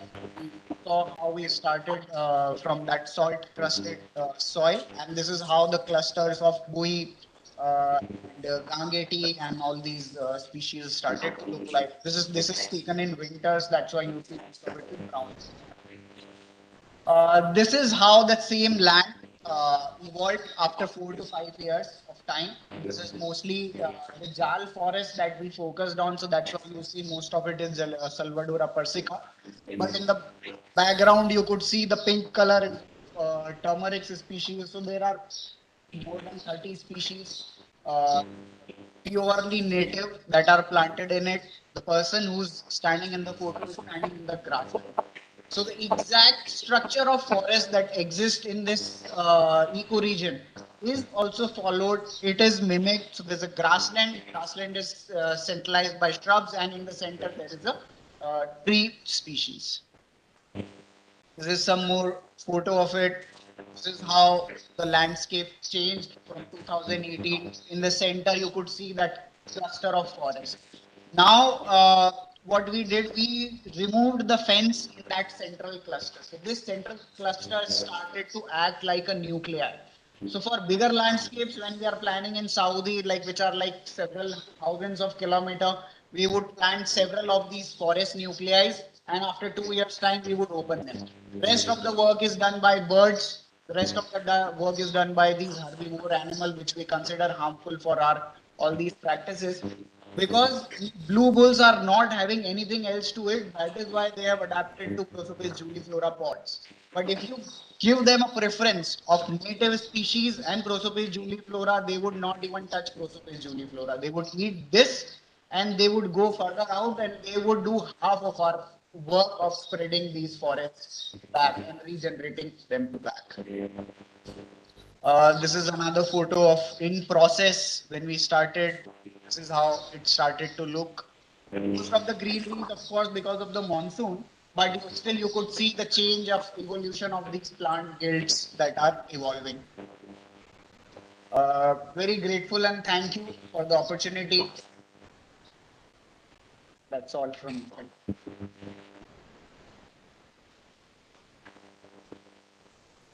Yeah, can you unmute? In fact, I would just taking permission of the chair. I would just say, I mean, I'm not able to stop myself from commenting on this presentation because this is here we have Mr. Gaurav Gurjar, who is in fact not even a scientist, not even a biologist for that matter.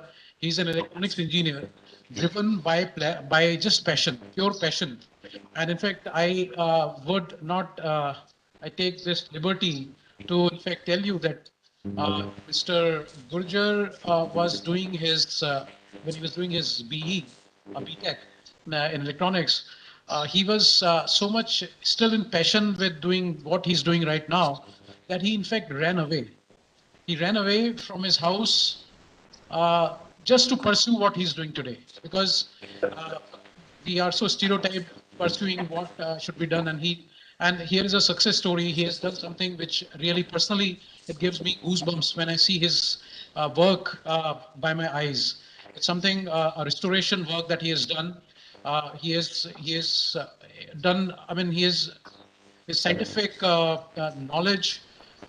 To hear from him and to listen from him is really it's very mesmerizing, and I hope we all of you had that feeling listening to him, and it would be really nice to sometimes come and visit his place. It's near Jodhpur, and it's worth visiting what kind of work he's doing. It's really inspiring. Thank you.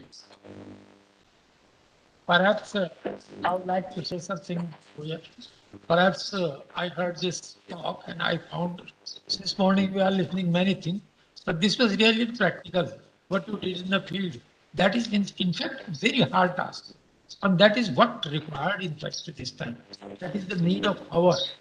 That is the need of hour to rehabilitate such lands because those were the land you started that they degraded lands, very poorly degraded lands, and you greened them. That is great.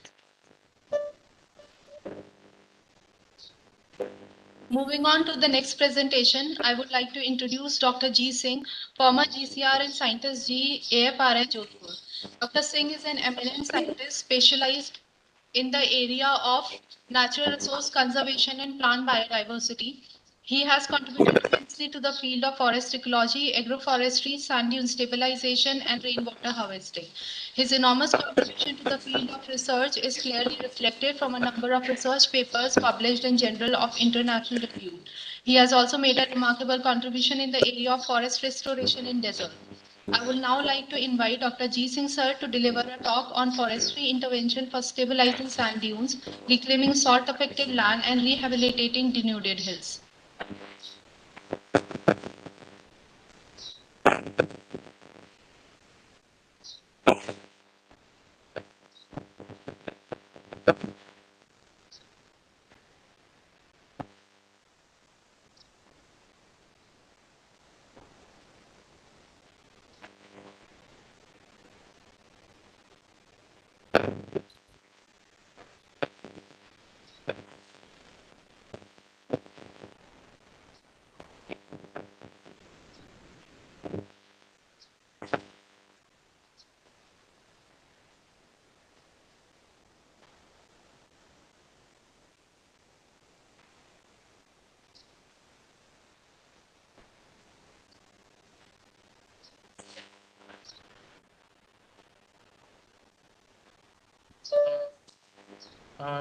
Singh sir, please unmute yourself.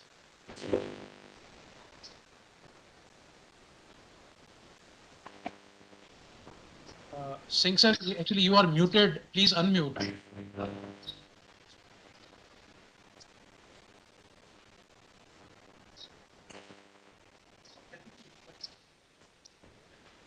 IC पर ही जो present हो रहा है.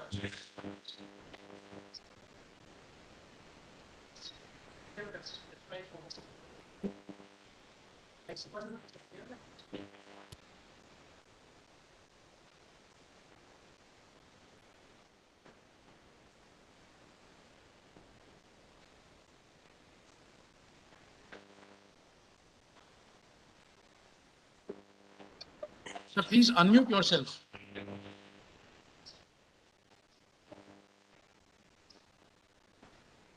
Presentation. Hello. Yes, sir. Yes, sir. We can hear you, and now your presentation is there. We request you to please do this slideshow mode.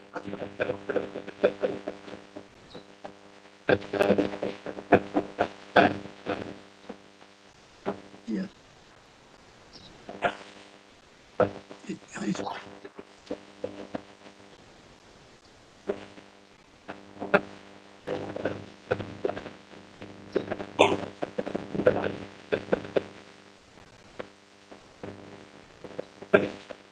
Sir, actually, we are not able to hear you. Singh sir, we are not able to hear you. Plus, we are also not able to see your presentation in a slideshow mode.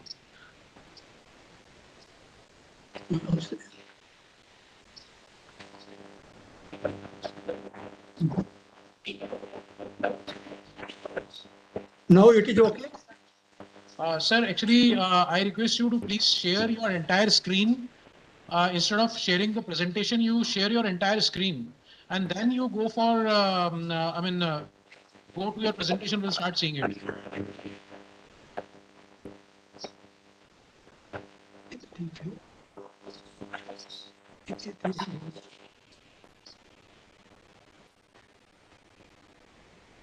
इसको हटाइए तो इसको ऐसे कीजिए.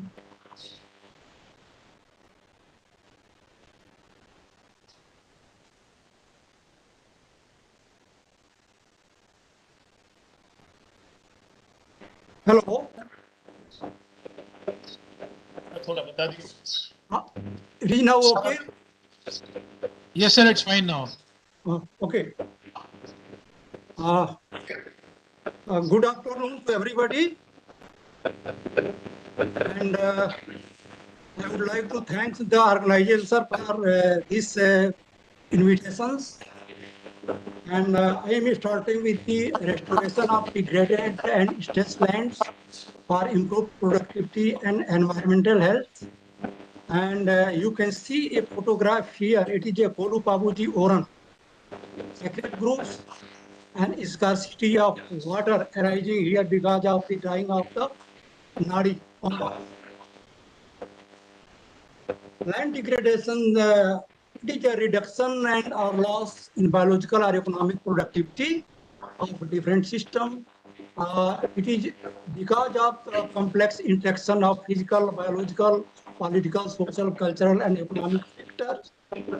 And different causes like erosion, deterioration in physical, chemical, and biological properties of the soils, and long-term loss of natural vegetation are the process. And dry lands, that is, comes in arid, semi-arid, and dry subhumid regions, are most vulnerable to the land degradations. And global degraded lands is around 29%, which vary from around 8% to more than 50% in different regions. And this variation is because of expert opinions, satellite observation, physical models, and inventory. And about 20% of the vegetated land surface exhibit persistent declining trend in productivity. And this decline is apparent in 20% of croplands, 16% of forest land, 19% of grassland, and 29% of rangeland. Based on literature, there are 17 processes. Like you can, it is listed here.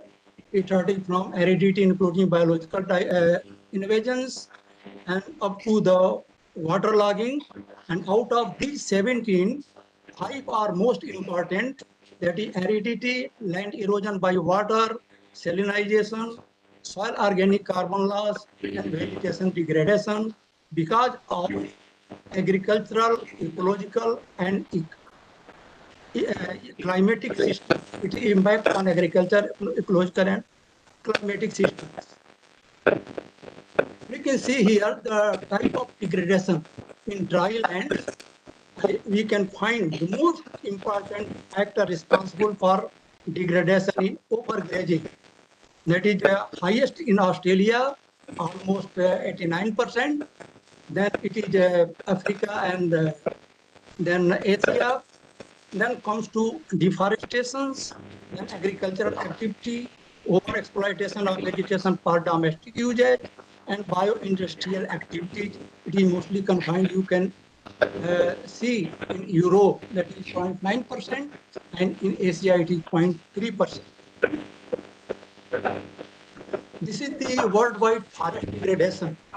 You see extremely high degradation in equatorial regions, and you can see that starting from Amazon basin, then Congo basin, and the Indonesian archipelago, including the Mekong, lower basin of the Mekong River. And the world has almost 4 billion hectares of forest land, that is around 31%. And gross loss in tropical dry forest during 2000 to 2020 is around 11.4%. And major drivers of these are forests, shifting agriculture, urbanization, wildfire, and commodity-driven deforestation. You can see some of the green portion where there is a minimum deforestation or there is a deforestation program is going on. We can see what is the degradation in forest. We have measured based on the organic carbon assessment, and we assess that when there is when there is more carbon, soil organic carbon in deeper soil layer and less organic carbon in top soil layer, it is consideration of degradation because of loss of added litter because of reduced productivity of the vegetations in the type of forest. You can see some of the forest type. We have identified almost 31 forest type, including forest plantations in Rajasthan. You can red one. These are the forest type 5 by E6. That is almost जो है Asian marvelous type of forest. And then 5 by BS4, that is degraded grassland, or come where the organic carbon is higher in deeper soil layer, 60 to 90 centimeter, whereas the orange one indicates high soil organic carbon in middle layer, 30 to 60 centimeter soil layer. So this type of degradations based on the soil organic carbon assessment. Then land degradation in India, it has already been discussed by Sanjay Singh. But it revealed that 97, he has reported that data of 13, perhaps 96.4 is in 2011-13. In 2018-19, it is 97.85, 29.77%, and it is cumulative increase is 1.45 million hectare, that is 4.44%, and it is equivalent to 0.24 million hectare per year land degradation in India. And except Rajasthan, Uttar Pradesh, and Telangana, all states in India show an increase in extent of degradation. This is my from Space Application Center, Ahmedabad, and most significant process of desertification in field erosion in arid zone and in semi-arid at dries of humid region, water erosion and vegetation degradation processes are prominent. These are the different processes, 10 type of processes identified by Space Application Center, Ahmedabad, and you can find that water erosion is the highest factor responsible for degradation, that is 36 point out of 97 million hectare, 36.99. It is followed by vegetation degradation, then wind erosion, and the other factors. But you can see here the change matrix between 2011-13 and 2018-19. The wind erosion, salinity, and barren and rocky area has been decreased because of rehabilitation programs, whereas other processes in the area where other processes are going on, there it shows an increase in the degradation.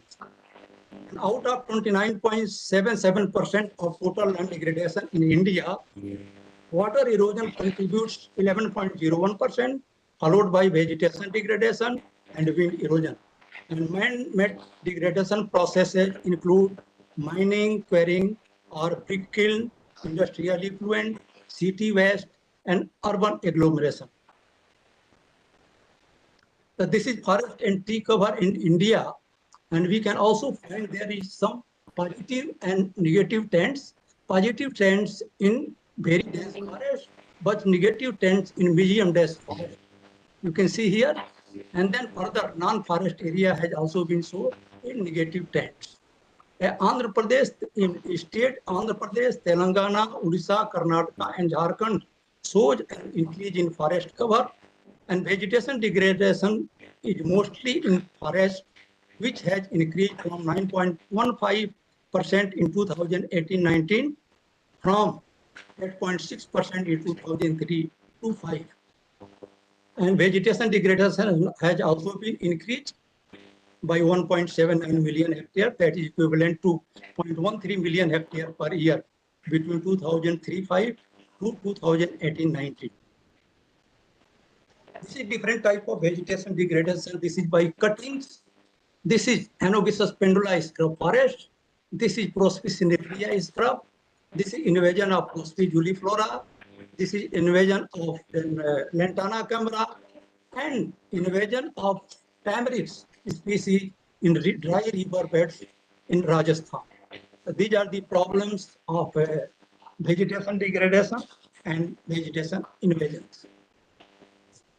The impact of land degradation, we can find that land is deteriorating and desert-like conditions are expanding in some of the areas. Productive capacity of the soil is declining, that is decrease in soil organic carbon and nutrients. Water resources are drying up.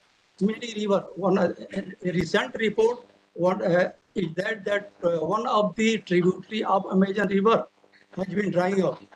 Some of the lakes, like Arid Sea in Kazakhstan, and Chad Lake in Sahara is drying. Almost 50% has been drying.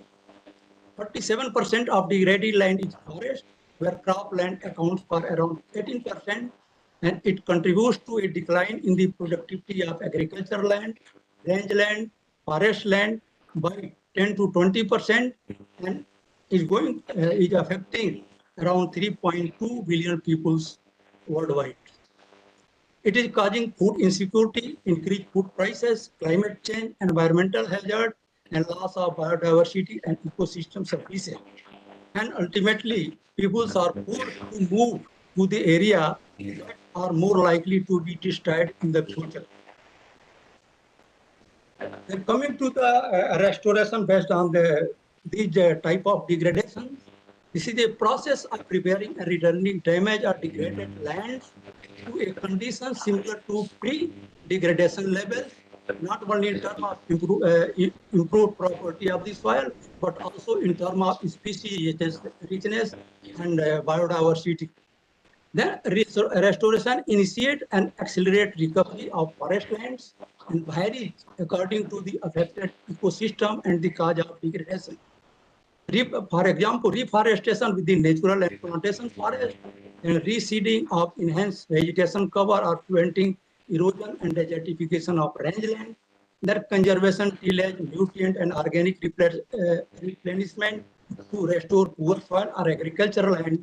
Then wetland restoration to recover natural hydrology of the rivers, water bodies. And ultimately, meeting the international commitment. These are the international commitments. That is Article 5 in 2015 Paris Agreement Act on Deforestation and Forest Degradation for enhancing sink and reservoir of greenhouse gases. It is nationally determined contribution. Then Bond Challenge is fixed the target for restoring 150 million hectares by 2020 and 350 million hectares by 2030. And 2020-30 is a UN decade of ecosystem restoration, and it aims to accelerate ecosystem restoration action worldwide.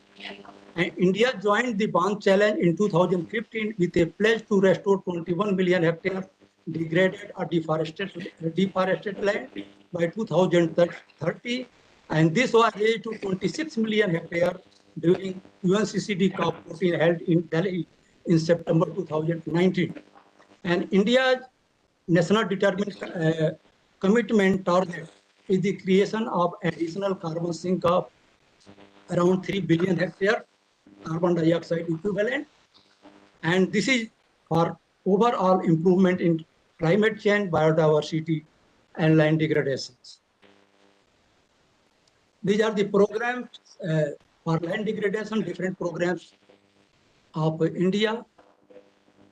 And restoration of degraded land involved that is promoting vegetation cover by afforestation, deforestation of dunes, saline land, waterlogged area, degraded hills, then promoting agroforestry, windbreak and shelter belts, canal side plantation and roadside plantation, stabilizing overburdens, rainwater harvesting in soil and water conservation, and restoring contaminated soil, wastewater use in urban afforestation. You can see one of the photographs how percent soil reduction is taking place when vegetation cover is increasing. Increase in vegetation cover reducing the relative loss of soil, relative soil loss reductions. Then what is the most important in restoration program? That is selecting right species. And what are the characteristics? That is drought resistance character to sustain in degraded areas, minimum risk to ecosystem integrity, multifunctional and contribution to supporting the local community, relatively high growth rate, capability of plant to multiply and establish, and capability of the plant to enhance soil conditions and having a strong root system. And most important is use of indigenous species and that more be critically endangered or engendered. But exclusive use of native species may decrease ecosystem services, particularly in supporting local community. Hence, in highly degraded area where the chances of indigenous species of surviving of indigenous species is less, their exotic species can also be taken care of. And most important is integration of stakeholder in planning of forest restoration management with community participation. This is the one of the important species positive area, and this is the one species where you can see that is different stages of regeneration, and even in a sand dune it is regenerating. It is a very hardy species and very suitable species for this region. Then facilitative regenerations, that is depending disease technical points, depending on local factors, soil condition, aspect, soil moisture, slope, and different rocky combinations of practices can be followed. And in this, direct seeding plus facilitation of root stock, a root sucker to resprout the seedlings, then seedling, resprouting, and minimum planting, and then utilization of facilitative effect of tree and shrubs are important activity. And the most important useful models is direct sowing or in combination with assistance to the natural regeneration through resource conservation. You can see some of the photograph that is Colophospermum mopen. You can see the almost 20 centimeter of above ground part of Colophospermum mopen has increased almost more than 100 centimeter, almost 120 centimeter of rooting depth. It is also an indicator of adaptability to this species. You can last photograph that you can see how resource conservation facilitation influence the sprouting of root sucker of Azadirachta indica. Then soil and water conservation, that is activity that reduce soil soil erosion, compaction and salinity, water losses, surface runoff or evaporation, promote infiltration, enhance the productivity capacity of the land, the soil, water, and vegetation. And it is the key aspect of economic and environmental sustainability that cover combating desertification, restoring degraded lands, and striving to achieve a land degraded neutral world. Then terracing and contouring, this can be applied in the slope area, even hilltop, that is contoured by, then terracing of that can facilitate water conservation, water infiltration in this, and promote the vegetation regeneration and growth. This is the micro catchment plantation. For plantation establishment, different type of structure like saucers, then trench mound, then ring pits, and these type of structures are promoting growth and establishment of plantations. Then wind erosion, wind erosion is common in regions, in arid regions where vegetation cover is sparse and wind velocity is generally more than 4 meters per second. And it's affected in India at around 18.2 million hectare area in India. And coming, you can see the some of the two photographs, that is wind erosion is taking place by three processes.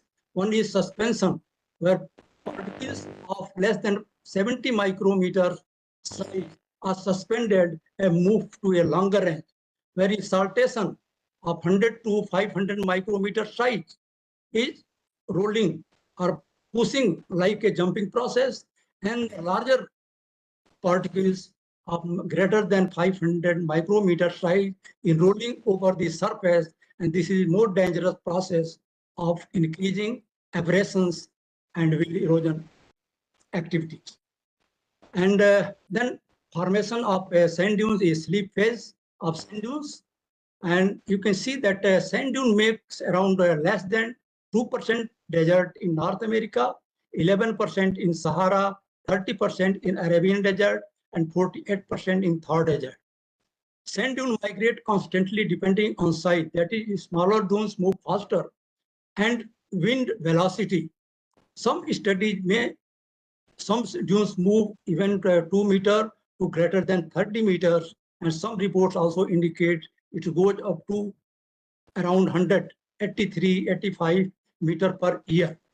And dune shift of 5 plus minus 3 meter in a month over stable ground has also been observed in charred area of Sahara Desert. This is the dune stabilization. This is the three processes, that is chemical method, either mixing of clay material, petroleum byproducts, wax, crude oils, different muds, water mixed with the carbonated fine clay, sealants. Different type of chemicals are used to strengthen the moving dunes. The physical method, that is erection of physical barriers like railroad sleepers, telephone poles, use of oil drums, wall erection, or thatching of the dune area. And the third one is biological method, that is plantation of trees, shrubs, seedlings, and grasses.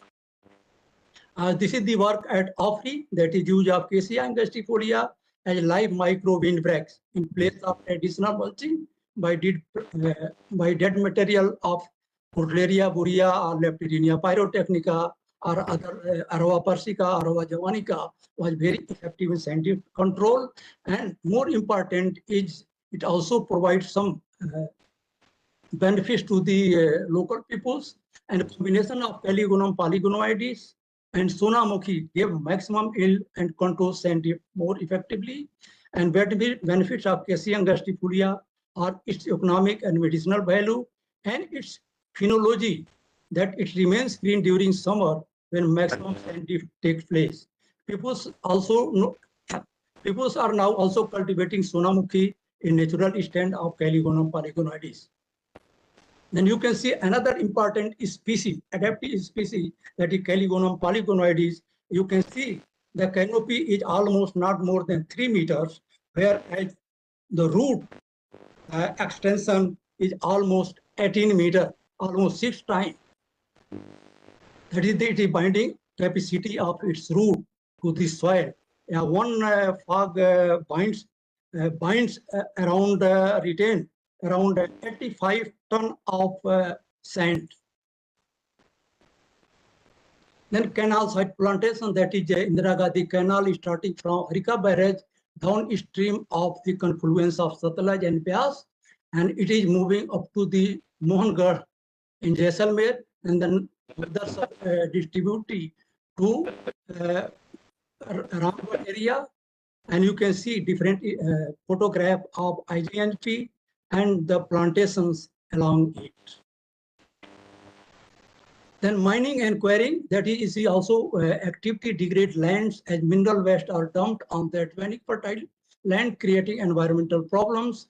Fine dust released into the atmosphere lead to surface scaling of the adjacent land after it settles down, reducing infiltration rate and increasing surface runoff. Fine particles generated during mining while washed down to the slope with runoff get deposited in the cultivated field and restrict the subsurface movement of the water. Most common species used in mineland rehabilitation are Alvisia lebec, Azadirachta indica, Dalbergia sisu, and Pongamia penata. Other species are also like Subabul and even Anogyzis pendula, or other species are also used depending on the climatic conditions and the rainfall. The salt salinity and alkalinity, it is also from the normal, it is also differ from the normal soil in amount of soluble salt and soil reaction. And major dissolved mineral salts are of cations, sodium, potassium, magnesium, and potassium, and the anions, and the anions, that is chloride, sulfate, carbonate, bicarbonate, and nitrate anions. And the excessive salt adversely influence soil behavior by changing its physicochemical property, which in turn have a strong bearing on the activity of the plant roots and growth. And these are the different severity of the class pH, EC, and exchangeable sodium percentage, that is saline, alkaline, when it is called saline, when it is called alkaline, or saline alkaline, that is depending on the pH conditions, electrical conductivity, and exchangeable sodium percentage. You can see some of the work carried out at Arid Forest Research Institute, Jodhpur, on salt land rehabilitation, where indigenous Salvadora persica, Salvadora ovoides, and some exotics like Acacia ampliceps are most suitable tree species, whereas Attiplex species, that is Attiplex lentiformis, is better among the tested shrubs, Attiplex lentiformi, Attiplex amnicola. And some of the soil working were also done, like double ridge mound and circular disc mound structure to enhance survival as shallow saline waterlogged areas. Then some of the amendments to improve the soil conditions and water holding capacity. The use of gypsum, FYM, wheat husk, and nitrogen enhance the plant growth. And use of farmyard manure is best for black saline alkaline soil in Gujarat. Application of some of the other nutrients like phosphorus, zinc, potassium sulfate, along with FYM, enhance growth, biomass, and fruit yield of the plantations. And most important is plantation improves soil property, like increase in soil carbon and increase in herbaceous species diversity and species richness and biodiversity, and decrease in soil pH and electrical conductivity. And this is some of the photograph of greater runoff cuts. The plantation of Acacia ampliceps in middle under a circular disc mound, and the growth of the Acacia ampliceps. And coming to the waterlogged and secondary salinity, an area is waterlogged when surplus water is stagnant due to poor drainage or when shallow water table rises to saturate soil pore in the root zone of the crop. An area with water table within 2 meters of land surface is waterlogged. 2 to 3 meters is potentially sensitive to waterlogging and safe when the water table is below 3 meters. And depth of water table affecting crop fields may vary from a wide range from almost zero for rice to about 1.5 meter for other crops. It affects productivity of restricting normal circulation of air, declining oxygen level, and increasing carbon dioxide level in soils or waterlogged areas. Then, we have also worked on some of the rehabilitation work of waterlogged area by taking seeds of CSIRO Australia. We found that maximum growth of biomass was recorded in Eucalyptus rudis, followed by Corymbia tesselaris. Corymbia tesselaris is nothing but almost a cousin of Eucalyptus. And then Eucalyptus comodolensis and Eucalyptus fastigata. And groundwater level table receded 145 centimeter in Eucalyptus rudis. In Corymbia tesselaris, Eucalyptus comodolensis, and Eucalyptus fastigata, water level receded by 90 centimeter, 70 centimeter, and 60 centimeter. In a simulated conditions of lysimeter, we observed that Acacia nilotica show higher tolerance toward salinity compared to Eucalyptus comodolensis. However, under waterlogging condition at shallow depth, Eucalyptus comodolensis outperform as compared to other species. Then wastewater disposal, that is in India, sewage and industrial wastewater generated are around 61.75 billion liter and 0.5 billion liter per day. Installed sewage, whereas installed sewage treatment capacity is only 21.96 billion liter per day. Most industry discharge effluent into city drainage system and nearby water bodies, including rivers or agricultural land, and this causes air, water, soil pollution, affects groundwater quality, terrestrial and aquatic diversity, and overall productivity of the area. There is some of the photographs, some of the rivers like Bandi and Jojri rivers, and even this water are drinked by the animals, affecting their health. And the reusing wastewater in afforestation help restore degraded land and improve soil health and environmental quality. And out of the almost 10-15 species we have tried, Acacia nilotica, Azadirachta indica, Prospizuliflora, Tamarix aphylla, show a greater preference for increased level of irrigation. Whereas Eucalyptus camaldensis, Salvadora persica, Salvadora olivoides, and Ticomela undulata prefers nutrient added through treated wastewater. And Salvadora olivoides, Ticomela undulata, Prospicinaria, Salvadora show greater ability to absorb salt and nutrient from the wastewater contaminated soil. A moderate increase in pH and EC with a simultaneous increase in soil organic matter, nutrients, and biomass exhibited when bestial use of wastewater in dryland afforestation. How the internal functions is taking place? Prospicinaria, Salvadora olivoides, Salvadora persica, and Tamaric sapphila tend to adapt wastewater irrigation by allocating greater biomass to roots. Whereas Eucalyptus camaldensis, Azadirachta indica, and Prospicularia maximize root biomass to sustain above ground productivity. And these are the species are the most effectively utilized treated wastewater in our afforestation and useful in urban afforestation in this region. Coming to the degraded hills, these are the different type of hills and rocks. That is sandstone, then rhyolite, then phyllites, then degraded hills, then it is a Malwa Plateau region. This is the basaltic region. A different type of degradation observed in either Gujarat and in Rajasthan. Then strategy to rocky area rehabilitation or seeding in root zone of existing vegetation, utilizing their facilitative effects. Pitting of larger size and refilling of soil amendment and seedlings planting. Then developing soil retention wall followed by soil refilling, amendment, and planting. Then double blasting followed by soil refilling with amendments and planting.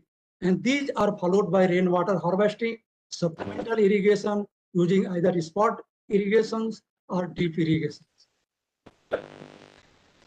This is the work of AFRI recently under Kempa, and this is the, I think, 2-year-old plantations. After double blasting technique, using double blasting technique, these plantations have been done.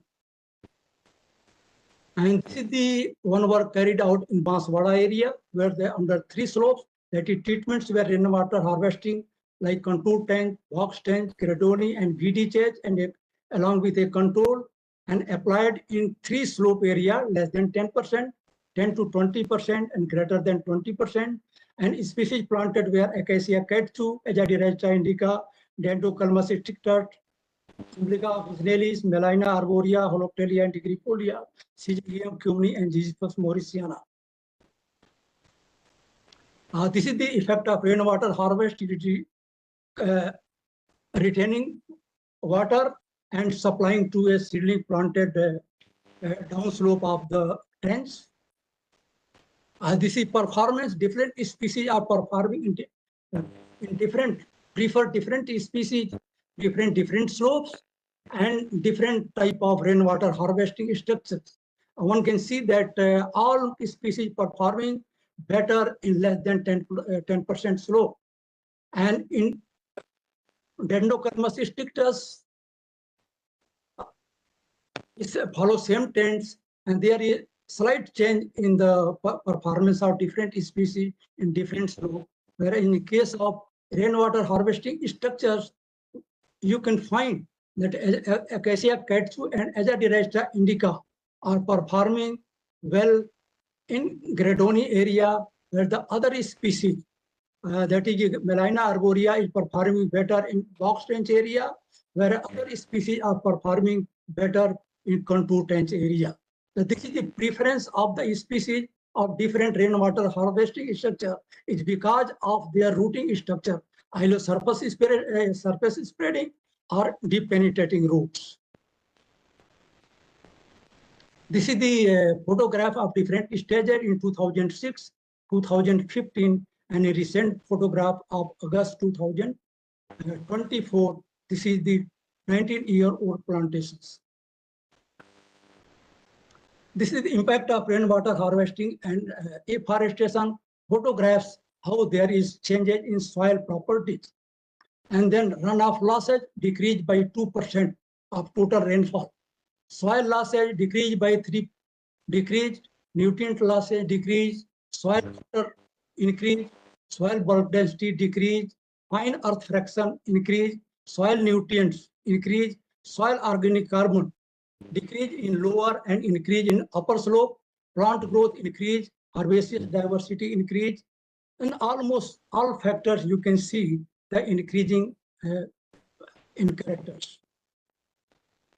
That number of species has changed from 39 in 2005 to 92 in 2010. Then species richness and species population, species diversity were highest in less than 10% slope area. Species dominance was highest in greater than 20% slope area, and species evenness in 10 to 20% slope area. Then herbaceous biomass was highest in 10 to 20% slope and lowest in less than 10% slope. Average yield was lowest in control plot and increased by 1.7-fold in VGs. Production was in the order of uprooted, unprotected control, protected control, and protected plus resource conservation. Then carbon accumulation was greater in 10 to 20% slope than other slope, whereas it was higher in VT than in other rainwater harvesting treatments. And soil organic carbon increased with increase in soil water content. This is photograph. This is Heptopogon contortus grass species, high altitude grass species. This is the productivity. Then the villagers are used to collect the fodders, even fuel wood, and even the increase in water availability in that area. In the evening, the animals are coming and to drink the water in that area. And things are collected. Dr. Singh, please restrict. We have 2 more speakers in this session. Then we have another 2 sessions. This is increase in biodiversity. My request to you, sir. Thanks. Almost thanks. Thank you very much. And these are the effect of the herbaceous diversity and water quality. You can see. Then different type of species used in Campa afforestation in Rajasthan. This is drivers of tree cover loss. Thank you very much. If any questions.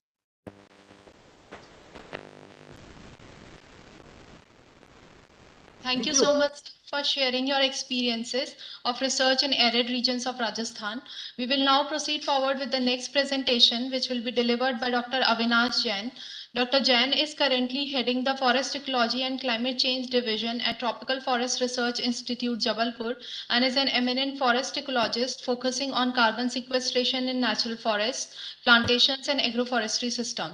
He works on eco-restoration of degraded lands and is presently associated with long-term monitoring of Indian forests for climate-driven effects, preparation of forest soil health cards, valuation of Indian forests for GDP and green GDP, and combating desertification in dry lands.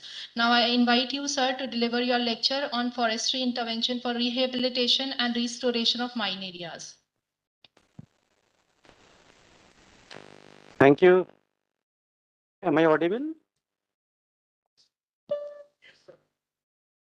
Am I audible?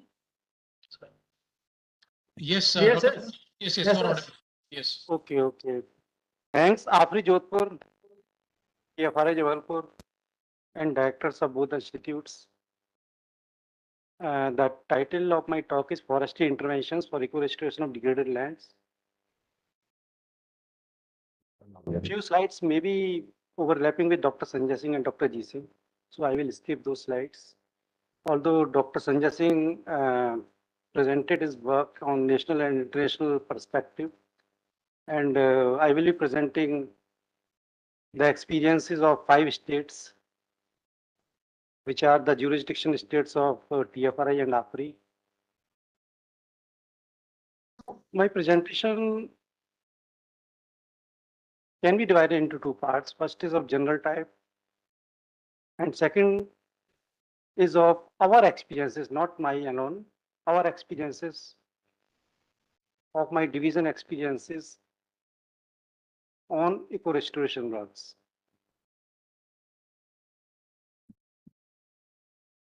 So this is very much true that degraded lands are increasing continuously.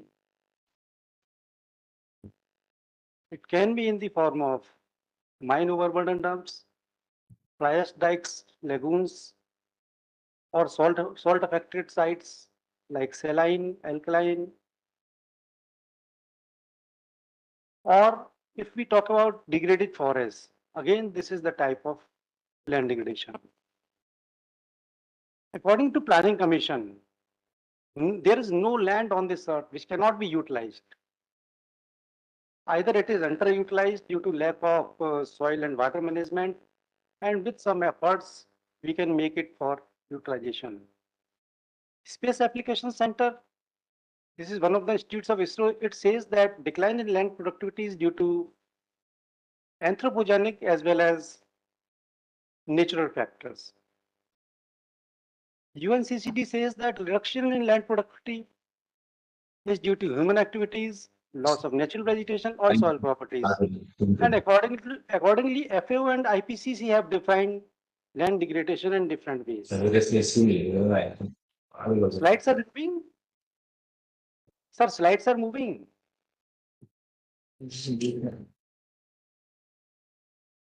Can somebody tell that slides are moving or not? At our end, the slide is forest degradation.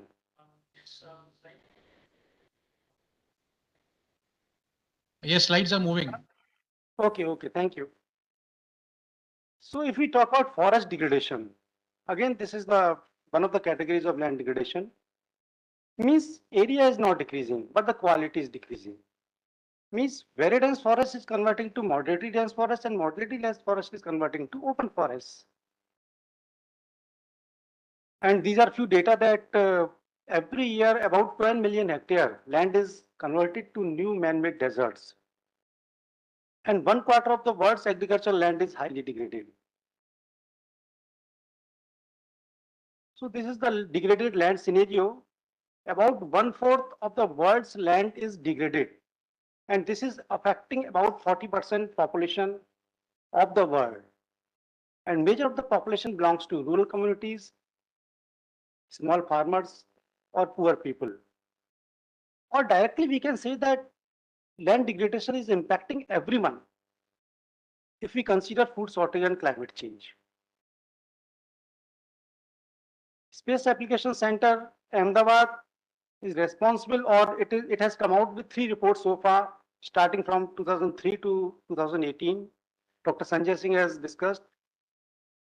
And continuously land is degrading, starting from 2003 till now.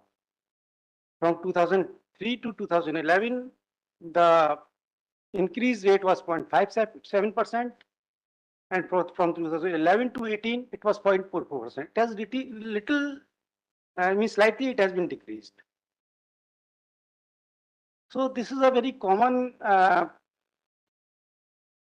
slide which is shown by everyone. Actually, this is the Atlas of Desertification and Land Degradation, which has been released by Space Application Center, Ahmedabad, and it is showing different categories of land degradation in different states of the country.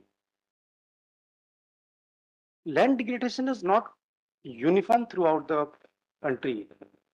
Jharkhand, Rajasthan, Delhi, Gujarat, and Goa, these 5 states had more than 50% area under land degradation. While Kerala, Assam, Mizoram, Haryana, Bihar, Uttar Pradesh, Punjab, and Arunachal Pradesh, these states have less than 10%, and the remaining states have less than 1% degraded land. So there are so many processes which are responsible for land degradation.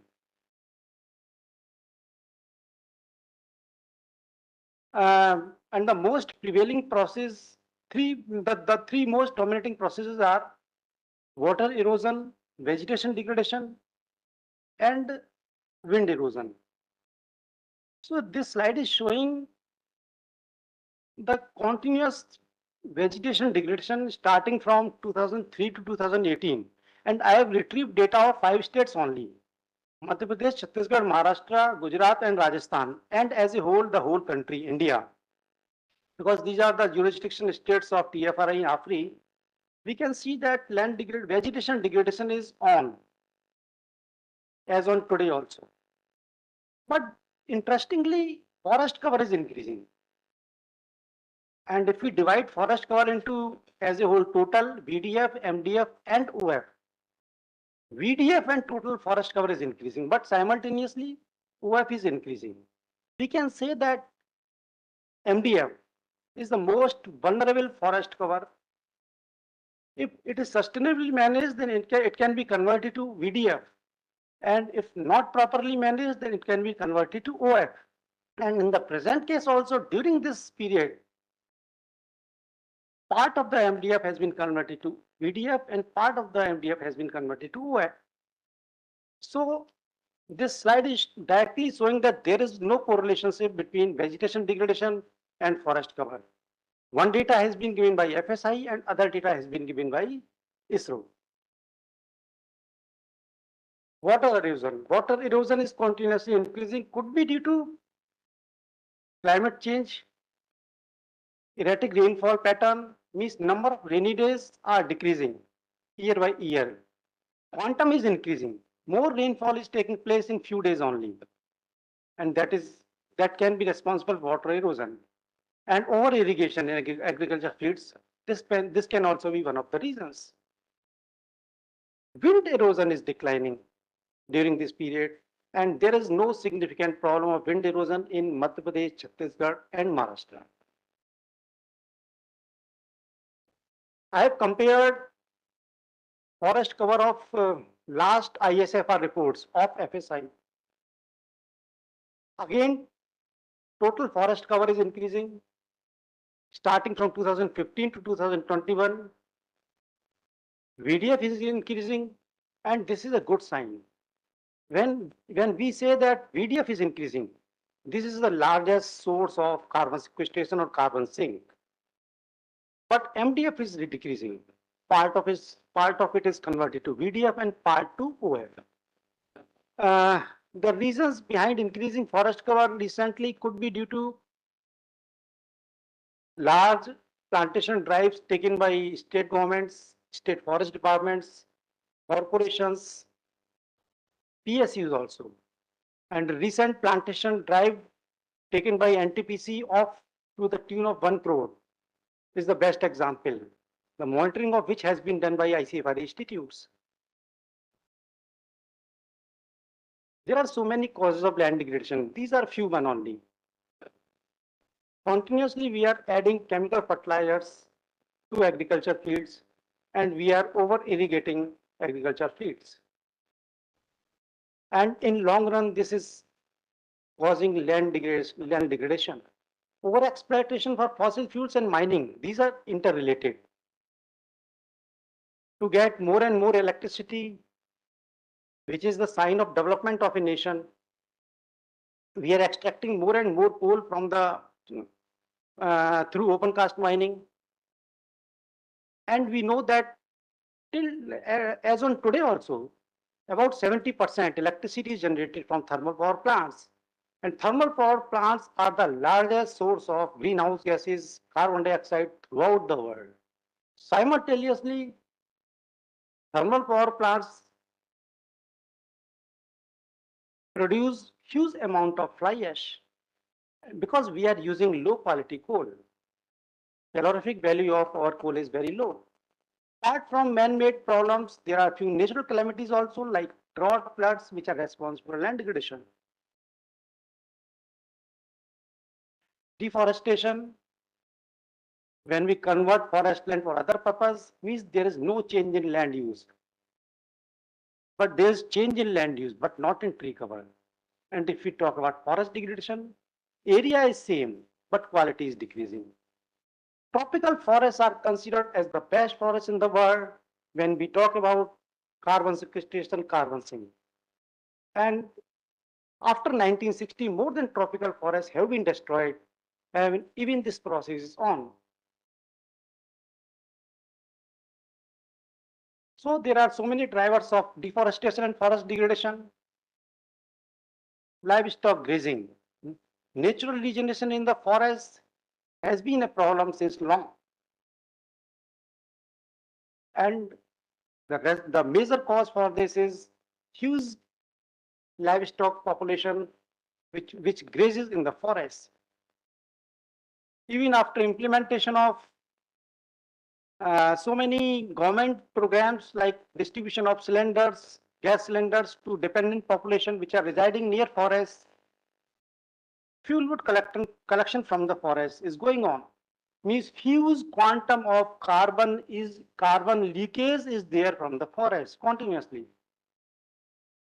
And even after development and implementation of so many measures by state forest departments and FSI, the biggest villain for the forest is forest fire, which is responsible for emitting greenhouse gases to the atmosphere. So there are so many global and national level initiatives which can reverse land degradation and tackle forest degradation. Although Sir Dr. Sanjay Singh has discussed, so I will run faster. SDG target 15.3 says that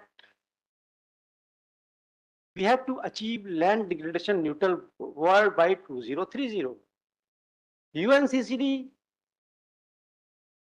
promotes those practices which either avoid, reduce or reverse land degradation process.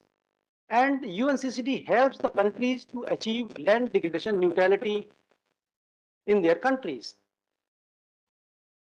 Land degradation neutrality, Dr. Sanjay Singh has discussed.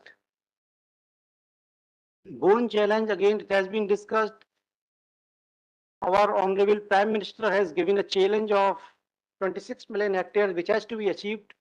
Restoration of 26 million hectares, which has to be achieved by 2030. RED plus activities. It is having 5 activities: reducing emissions from deforestation, from forest degradation. This is RED. And we have added, if we have added plus, then 3 more activities have been added to this: conservation of forest carbon stocks, sustainable management of forests, and enhancement of forest carbon stocks. I will not discuss all the parameters in detail, but there are few measures like ANR. Using such measures,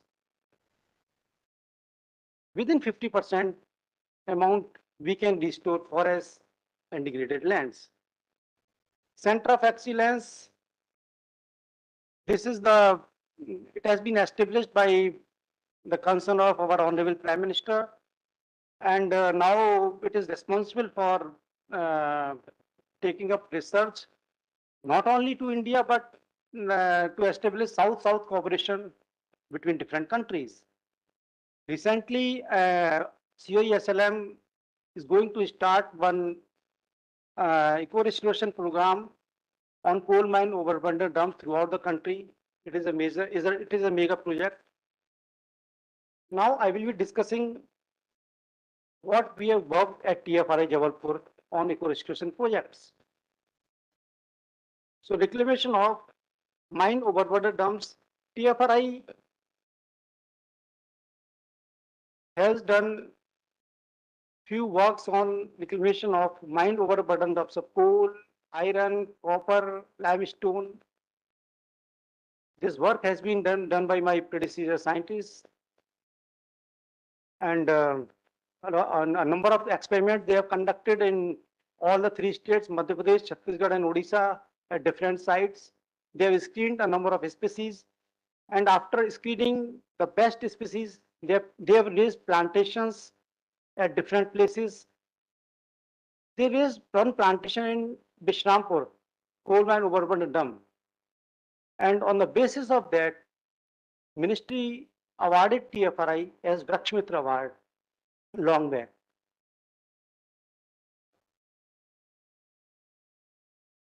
Again, TFRI has conducted experiments on iron mines in Dalli, Rajra and Mahamaya in Chhattisgarh. Again, screening of suitable species with some soil amendments. And again, few plantations have been raised on iron mine overburden dumps. This is the second case study, management of fly ash in thermal power plants and its applications in forestry sector. Fly ash, generation of huge amount of fly ash is a big problem today. And India is the third largest producer of coal, and about 72% electricity is still generated from thermal power plants. About 220 million tons of fly ash is generated from about 197 thermal power plants in the country. Till the date, 83% fly ash is utilized for different purposes, for cement production, for filling low-lying areas, for construction of bridges and something like that. But according to recent policy, thermal power plants have to use 100% fly ash in their plants, and it is a difficult task.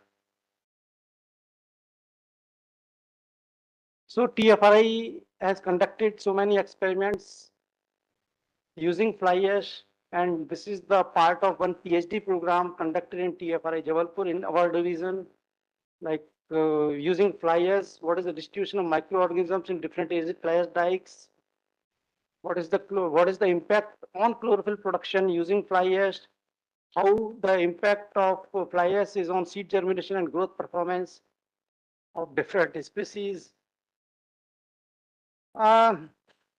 This actually, we took one problem from Singaji Thermal Power Plant, Khandwa, Madhya Pradesh. Sri Singaji Thermal Power Plant is a high-tech thermal power plant which was inaugurated by Prime Minister a few years back. And they have two fly ash lagoons. The total area of those lagoons is about 250 acres. And the problem in those lagoons is that during summer season, the fly ash, because fly ash are amorphous particles and very small amorphous particles, and they are sometimes traveling distance up to 20 to 25 kilometers. So during summer season, these fly ash particles are moving and impacting the life of the nearby surrounding villagers, and causing so many diseases. These particles are entering to their lungs and causing diseases. And they say that they are impacting the productivity of agriculture crops, they are polluting water bodies and something, and so on and so on. So that problem came to TFRI. So this was the situation when we entered that site. We proposed a few species like Typha angustifolia and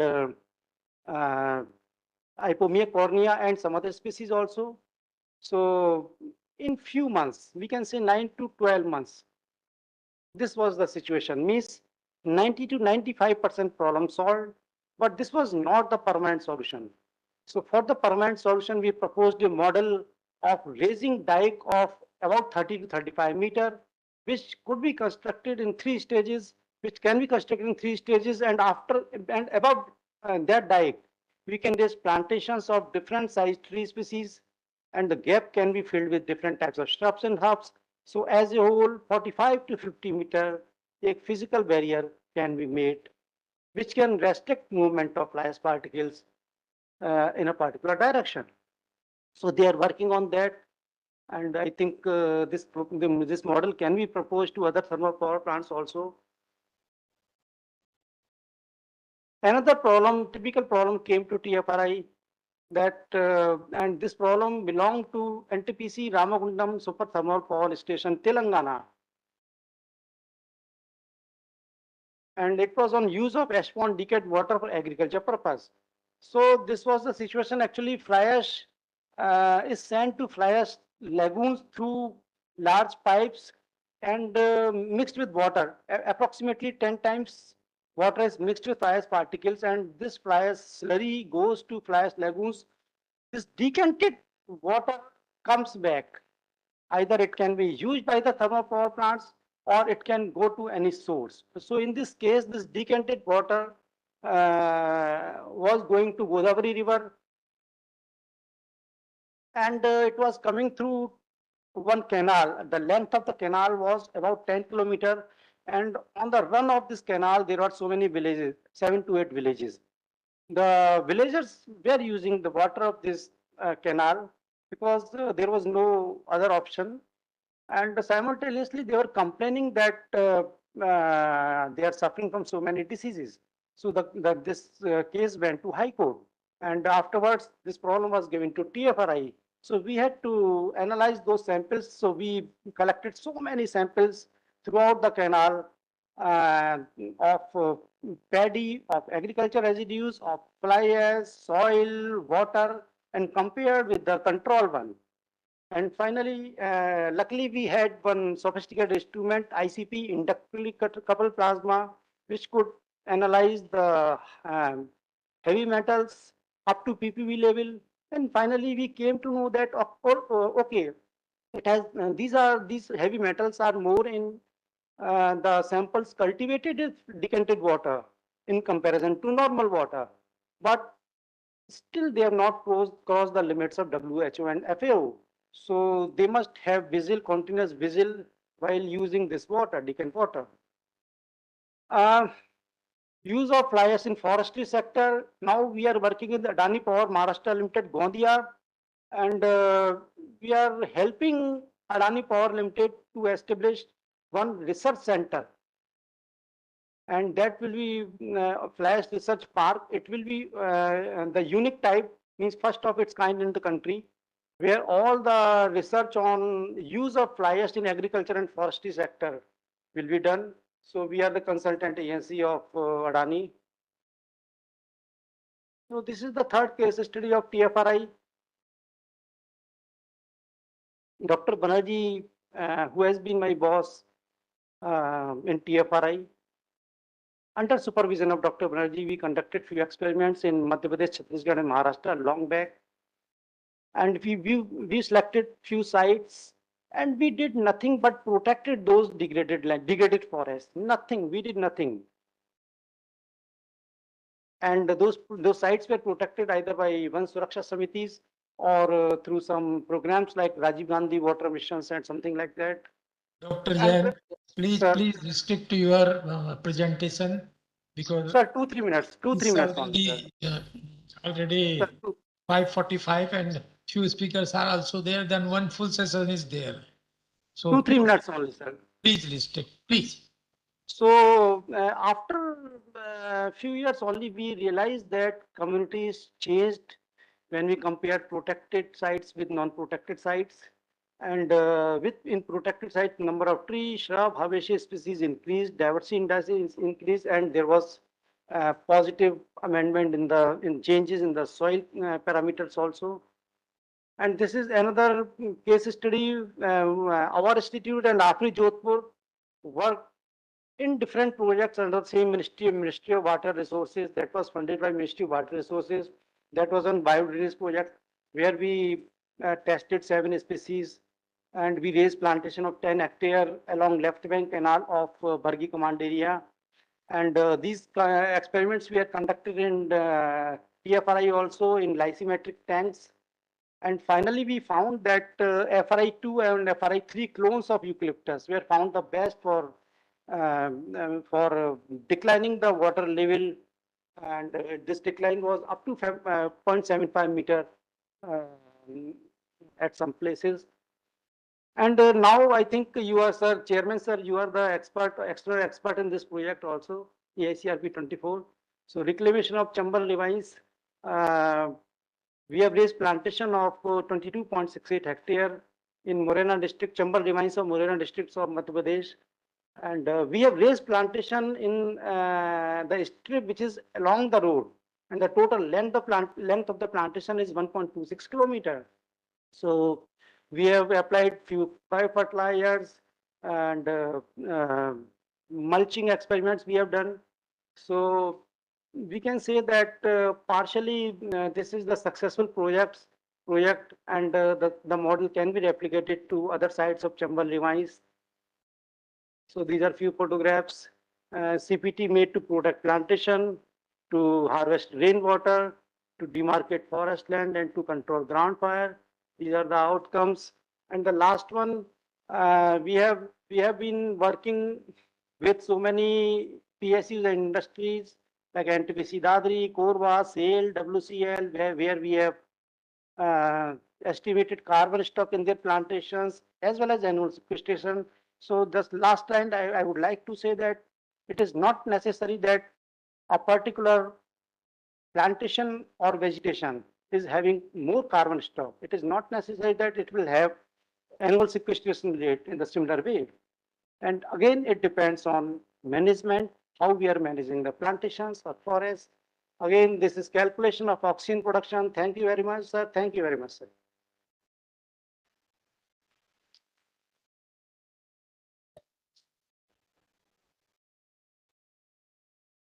Thank you, Dr. Avinash. It was a very nice presentation, particularly the part on the mining part that you touched upon. Very informative, very insightful. Thank you so much. Now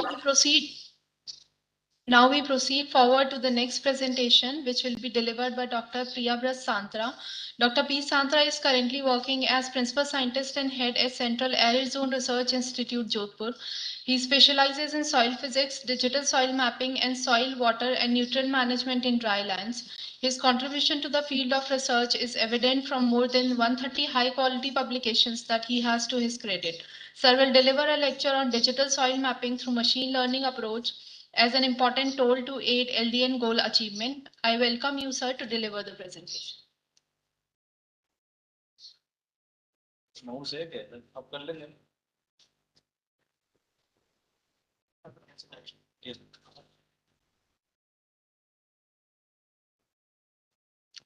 Respected Director, AFRI, Chairman, sir, and my distinguished colleagues, good afternoon to everybody. And it is a long delayed session. We have been waiting for since morning, and everybody is being fatigued to listen so many land degradation slides. And on this session specifically, my previous speaker has already explained what is land degradation, what is land degradation neutrality, what is reclamation measures, everything has been discussed. So I am not going to bother you on this aspect.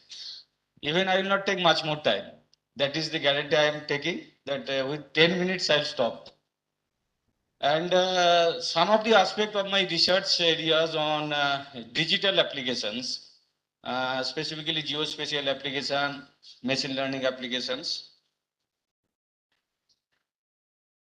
So all these things I will just give a glimpse that what you can do for monitoring the land degradation neutrality, because at Kajri, Jodhpur, I am now leading the division of natural resources, and in my division, two of the scientists are already working on this aspect.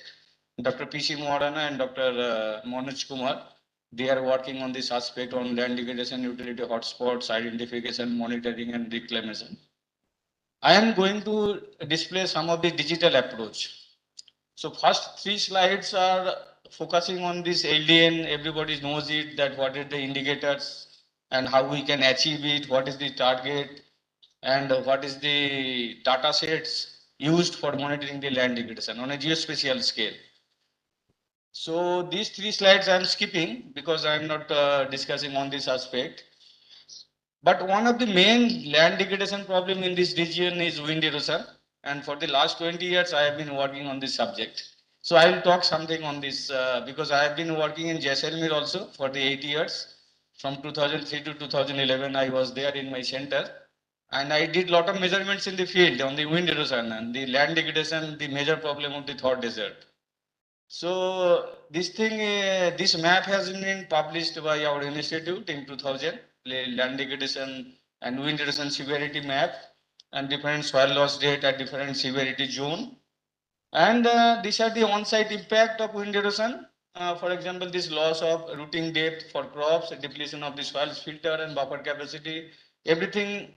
This impact has already been visualized by many of us whenever we are traversing in the field. And there are some offsite impacts also. Who is not actually living in this zone, but are impacted by the wind erosion process. For example, if I sitting in the Kanpur, Delhi state, the wind eroded particles, suspended particles, Dr. G. Singh was talking about 3 mode of wind erosion. This is being transported, creating dust hedge there, bothering the climate, everything. These are some offsite impact. And recently we published a paper also in international journal called Aeolian Research, and we have shown that even Saharan dust can move to a Thor desert, and from Thor desert even can move to Mongolia desert. So this is intercontinental movement, and there are so many impacts of it. So it is not that the local impact, there is also the offsite impacts are there. And to monitor this, we need some indicator. This indicator, it should be easy to measure. Everybody can measure it so that we can change, we can monitor what is change is happening. It is not, it should not be so much complex in nature. It should be easy to measure and able to measure the changes in soil functions. That what this indicator means.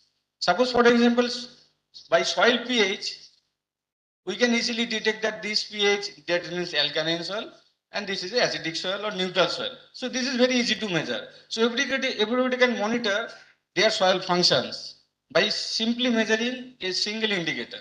Likewise, for land degradation also, I propose to use some of the indicator first.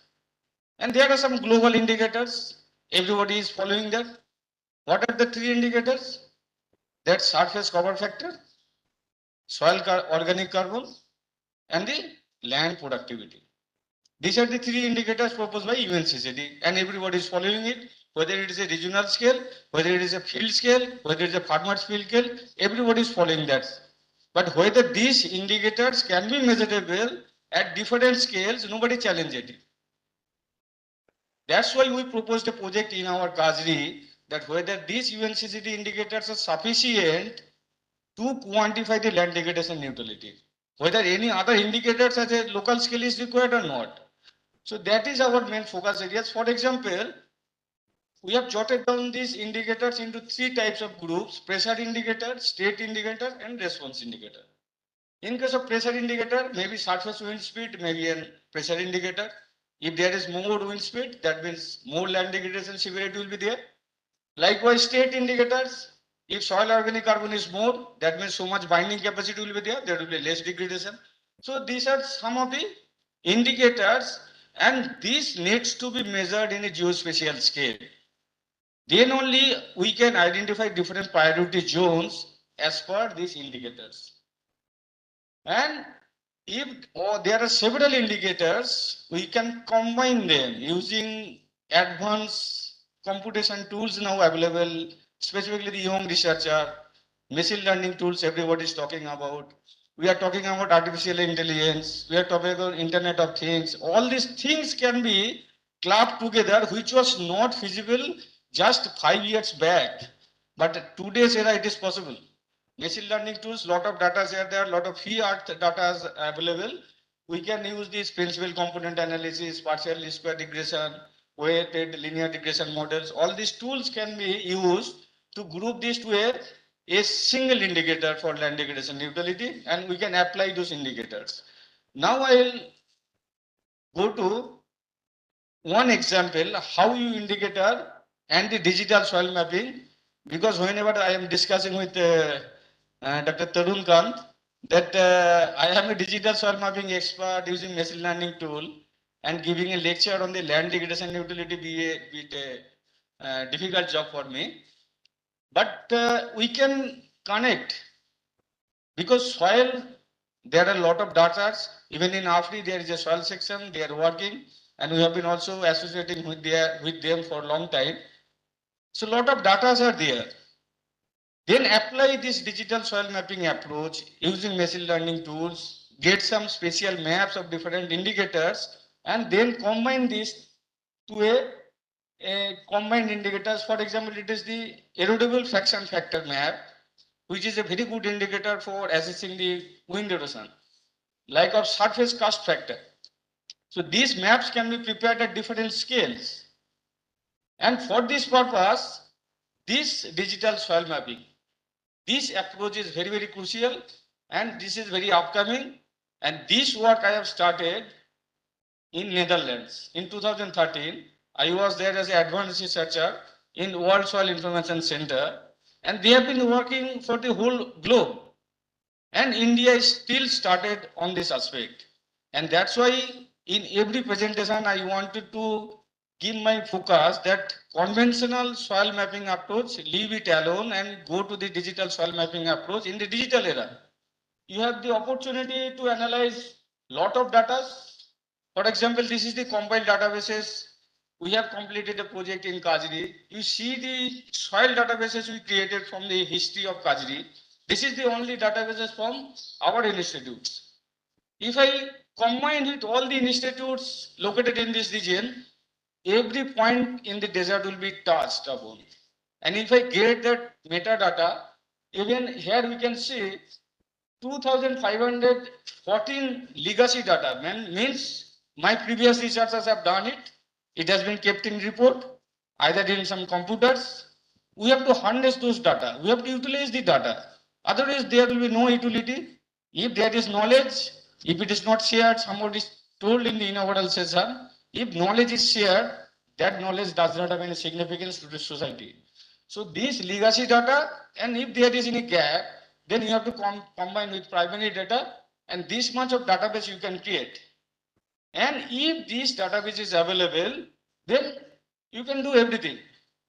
For example, there is one example I am showing here. I am not showing the every machine learning tool which can be applied even in the Google Earth Engine platform. I have done with Google Earth Engine platform, and no need to software, no need to download any software in your computer machine. Just go to Google Earth Engine and do all this analysis. So this is example of a soil pH map. With the standard error of prediction and with the accuracy of this map, these maps can be prepared for every region. So in my recent concluded project, we have prepared 16 such soil indicator map for whole Western Rajasthan using the whole databases available at Western Rajasthan.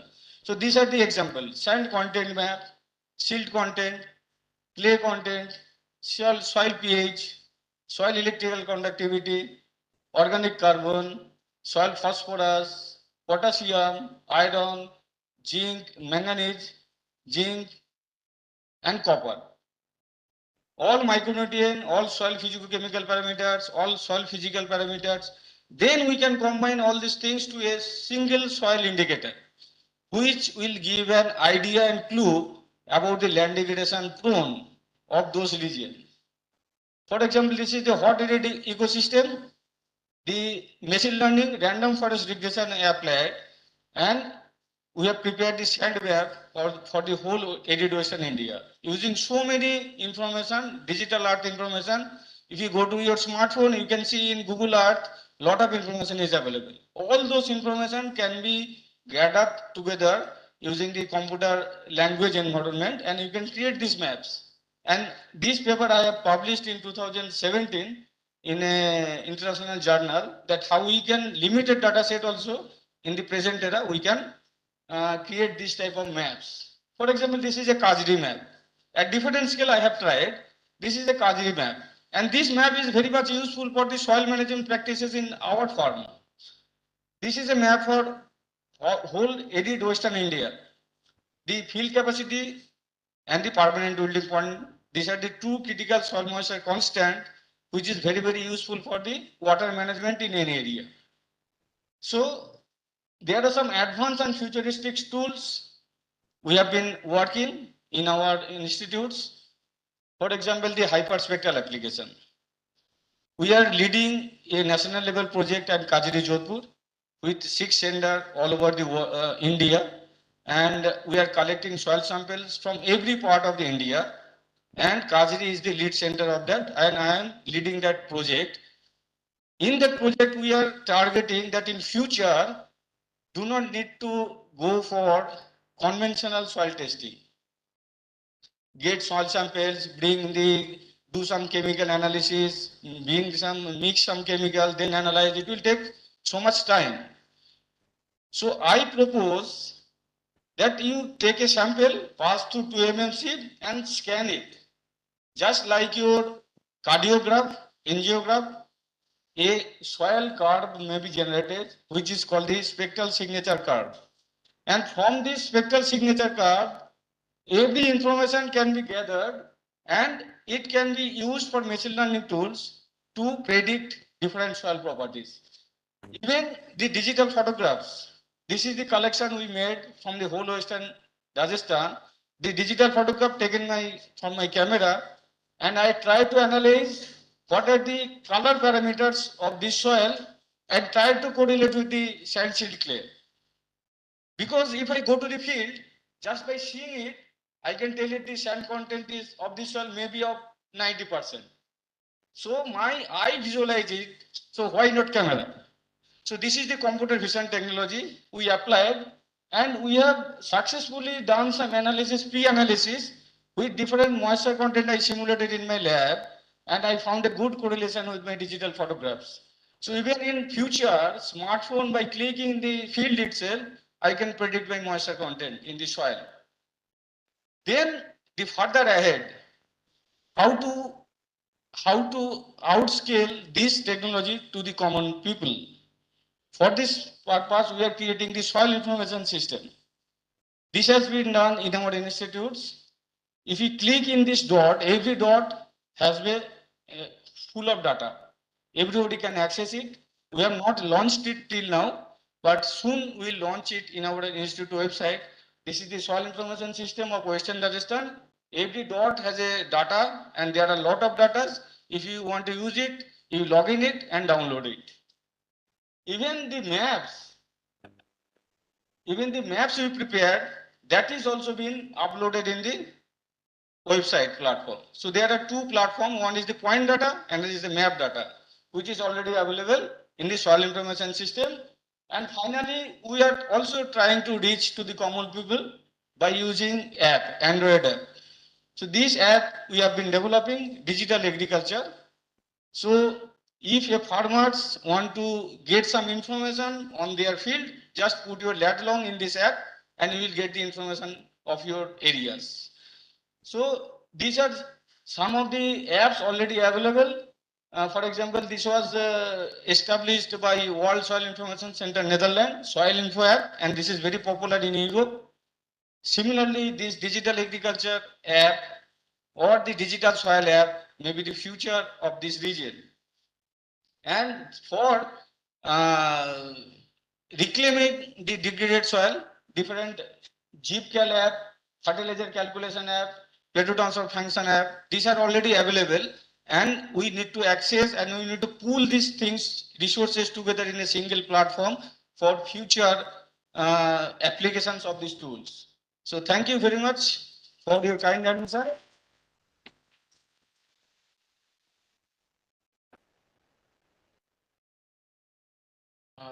Thank you, Dr. Sandra. That was very, very quick and very, very informative, very innovative. Thank you so much. Thank you very much. With this, we come to the end of this technical session. Due to the paucity of time, we'll not be having the tea break and we'll straight away head to the third technical session. And this session will involve interaction with stakeholders and institute under Nirantar verticals to highlight problems and identify the research need to address the issues related to degradation and desertification. The session will be chaired by Dr. H.S. Ginwal, Director, TFRI, Jabalpur. The co-chair for the session is Dr. P. Santra. I now request the chair and co-chair to kindly preside over the session. Sir, I would just also like to say that as I had already had a word with Ginwal sir, so I'll be also assisting in this because there are a lot of people sitting here in the hall representing the different stakeholders. So I'll be assisting you, sir, in this while you chair the session. And sir, with your permission, we can start. Yeah, sure. Very good evening, and I think it's already too late to have elaborated discussions on various aspects. Wonderful presentations we have seen, and a lot of informations we have gathered at the site, and the reporters must be noting them down. Uh, this session is particularly very important on the perspective of how to develop some kind of coherence and convergence between the institutions of the Ministry of Environment, Forest and Climate Change. Uh, uh, Many of you must be knowing that the ministry has developed a common platform which is called Nirantar, The full form of the Nirantar is National Institute for Research and Application of Natural Resources to Transform, Adapt, and Building Resilience. So the main purpose of Nirantar is to share the knowledge, the informations, what the institutions are developing, to work in a very coherent manner between the institutions, to share the resources what are available between the institutions, and accordingly to implement it. 4 verticals have been created. These verticals are on ecosystem survey and analysis. This is the first vertical in which the FSI, BSI, ZSI, TechCom, NBA are the part. The second vertical is research and management of the ecosystem services. All the institutes of ICFRE except IWST is part of it. WII, NTCA, and CZA, they are the partner institutes in this vertical. Third is the capacity development support. IWST and IFM are part of it. Climate change support, NASCOM and NIS are part of it. So many of the institutions and their representatives must be participating today in this conference. And now I would like to invite the comments from the participants who are from different verticals to give their brief, points that could lead to develop some kind of recommendations for this conference. So first of all, I would like to invite the members who are participating from the institutes under various Nirantar verticals. And Dr. Tarun, you can kindly suggest if any members are associated or connected with our system. So right now, in fact, as of verticals, though there are 4 verticals, but during the course of day, there were different members from these verticals who were connected. And I just saw that we had a ZSI representation, we had BSI. In fact, BSI representation is right here sitting with us, Dr. S.L. Meena.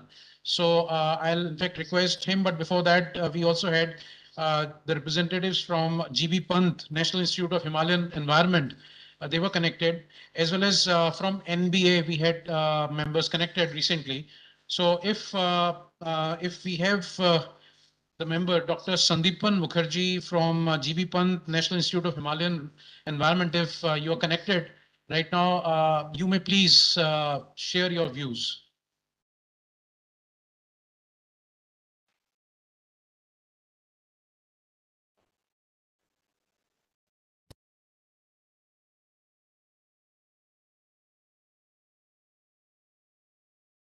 In fact, I think Dr. Sandeepan has just left, because a moment ago I could see them there. They were all the time there. And before that, I think Dr. Rajesh was also there, but I think they have left, or maybe some connectivity issue. I don't see them now. But we have got a member from NBA. So may I request NBA, because we don't see the name here, who is participating, but I can just see NBA as an institute joined here. So I request the member from the delegate from NBA to please come online. Please switch on your video also. And we would like to hear from you in terms of how do you think we can connect what you think from forestry side, particularly the theme of this conference, how you think we can connect further and have come into a collaborative mode. So I request the NBA member to please unmute and also start the video.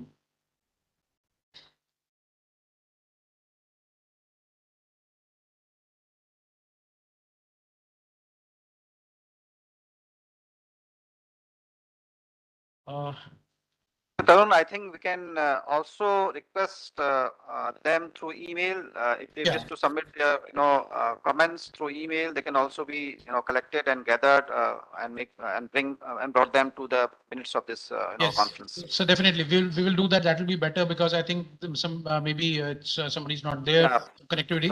But sir, I will in fact request Dr. S.L. Meena, who is sitting here with us. He's from BSI, so he is a very important part of the vertical we are connecting with all the time. So I think would like to hear from Dr. S.L. Meena ji.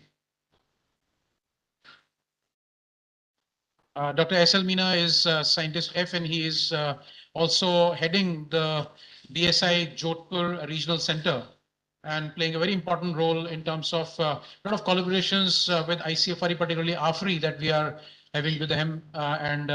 Recently, we have also submitted a project under Nirantar, in which he himself is one of the associates and one of the co-PIs with us. Over to Dr. Meena. Respected sir, I'm very much thankful to give me opportunity to share my thoughts on land degradation, especially in arid regions. First, I am suggesting some point which was initially raised by our chief guest. Our chief guest has pointed out alternate of polypods in our nurseries. So our recommendation is that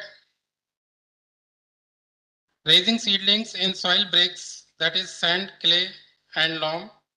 Use of galvanized iron tube, even though it is very costly and it is very high, but can be reused. For that, bare root seedlings transportations can be done. In this regard, work on bare root seedlings are to be done, and seedlings can be treated with celery of clay and betonite. Second point is a problem with invasive species. Sir, there should be a management plan to eradicate the invasive plant species, as we are seeing that in our entire Aravalli regions, a major problem with the invasive species, especially in foot of hills, and we can say that up to the mid of the Aravalli range, a Prosopis flora is invaded, and it is putting in more impact on the local plant species. Because of that one, local plant species are being disappearing. Apart from that, lantana camera is a big threat to us, and then it is totally degrading our lands, forests, etc. So, sir, what required for management of the utilization of the Prosopis zuliflora? As presently, it is the highest carbon sequencing outside the forest area. Nowadays, thornless Prosopis species, that is Prosopis pallida, is available and good source of ethanol also. Third is work on utilization and value addition in the non-forest tree product. Presently, that is only up to the 25 to 30% are being used. If proper collection and processing technology developed, it will increase the economy of the people living in the forest areas. Sir, for that work is required. Work on carbon credit is required, especially for in agroforestry models to improve the livelihood of the farmers. Usually in our desertic areas, emphasis should be given on agroforestry plant species, because in desertic areas, our rural populations is totally depend on the plants. For example, Prosopis zuliflora and the product of the Prosopis Prosopis cinerea, product of the Prosopis cinerea, that is very valuable legumes of this arid regions, and then peoples are being earning the money through its pods, and it is a flagship species of the desert area, and it is a leguminous plants which is enhancing the productivity of the soil also. Since ICFRE has developed 79 clones of different tree species, so work required for their large scale plantation and increase the productivity of forest. For better research, each 9 institute of ICFRE must have their regional research center. From BSI point of view, selection of the plant species for different degraded ecosystem is very useful. A proper taxonomist can suggest a best plant species will be the suitable for what kind of degraded land. So, sir, selection of the plant species should be done by a proper plant taxonomist, an emphasis should be given especially on the economically important tree species.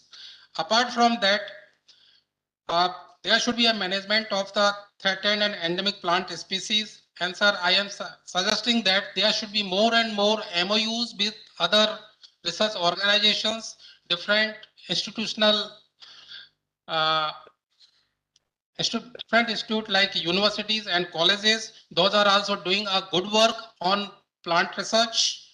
Apart from that, a conservation of our rich biodiversity area should be emphasized. And then, sir, as you are knowing that Botanical Survey of India is a part of the Nirantar vertical. In that, Botanical Survey of India can play important role on the plants, as in BSI there is the expertise from region wise. So whatever Botanical Survey of India is having their publication as well as their herbaria, that can be served as a better tools for to utilize the resources of all phytogeographical areas of our country. And I think so that whatever Botanical Survey of India is published, sir, as you know that we are updating on the Nirantar portal what BSI is published. I think so. Right now we have uploaded more than 2000 research papers, books and articles. Likewise, we have also updated our digital herbarium also. So sir, these our publication and digital flora can be utilized for the future plant research work. Sir, this is my heartily recommendation to you that in the Araulis, which I have seen that there are a lot of mining problems.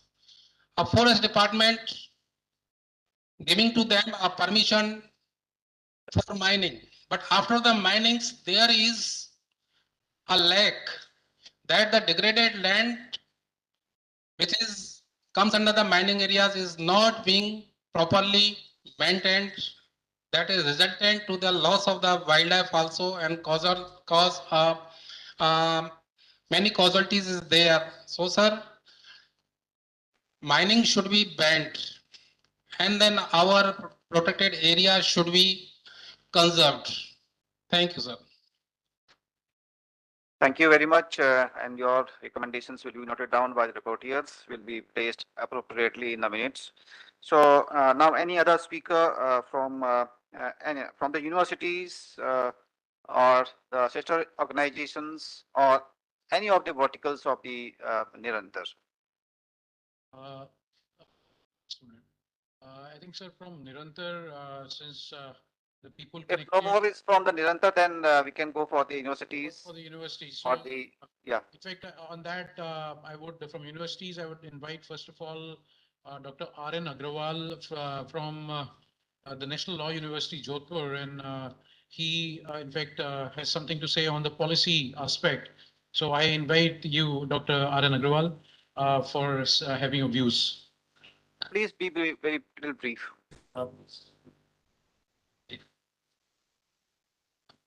Good evening, sir. Dr. Arid Agrawal. Thank you, sir. Director, sir. Tarun, sir.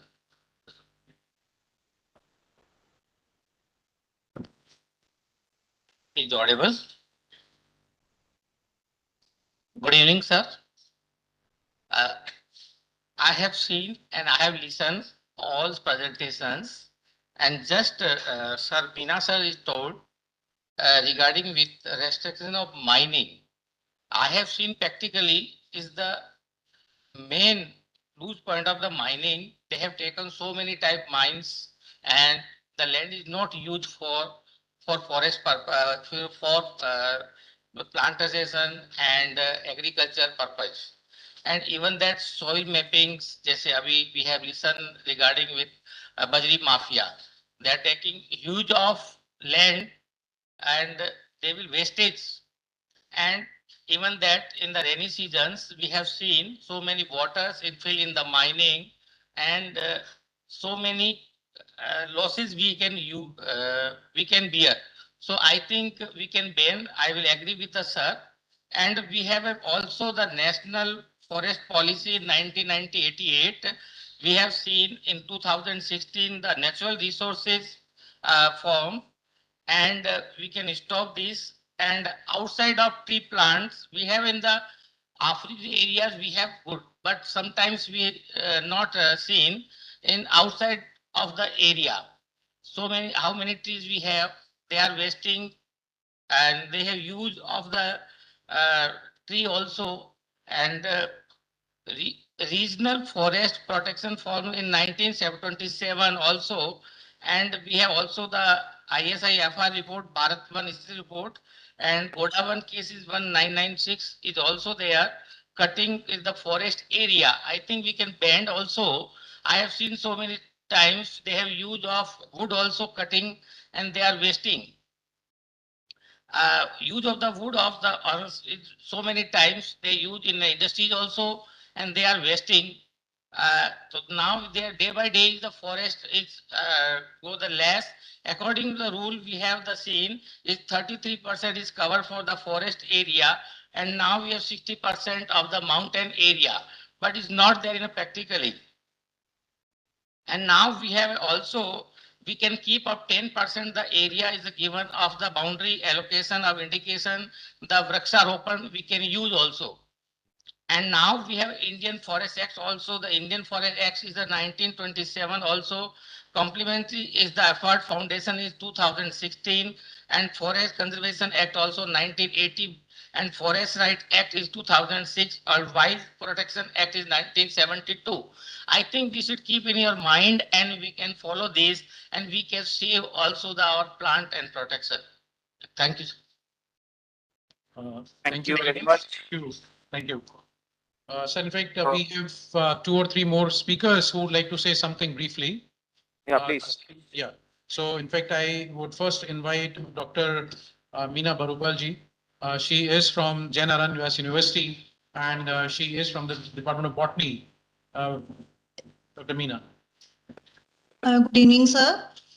And thank you for inviting me here to be part of this all discussion and to know the progress of India, my country's various stakeholders, AFRI and TFRI's progress. And it is very interesting, and I am very happy they are doing very well. But as per my long observation, and because I am taking the interest in all these activities, so I want to suggest some few points beside the all are already mentioned by SL Meenaji sir, but just a few points. First, that mining area is no doubt it's a problem, and but we can't solve it by the just stopping it. So we need we change them, and we can utilize them in something landscaping and promote the tourism there. Can we convert them the tourism points by making some landscape or by beautification or anything, something like conversion? So that may help the economic also, and we can think about it. And another lacuna I feel here is connecting the youngsters. Without connecting them, we can't go forward, because I know 1988 I think AFRI is working from 1988, and there are some several institutes. So it's a huge period. It's a large period. Now still we are seeing the problems, and we are still discussing same old things again and again and again and again.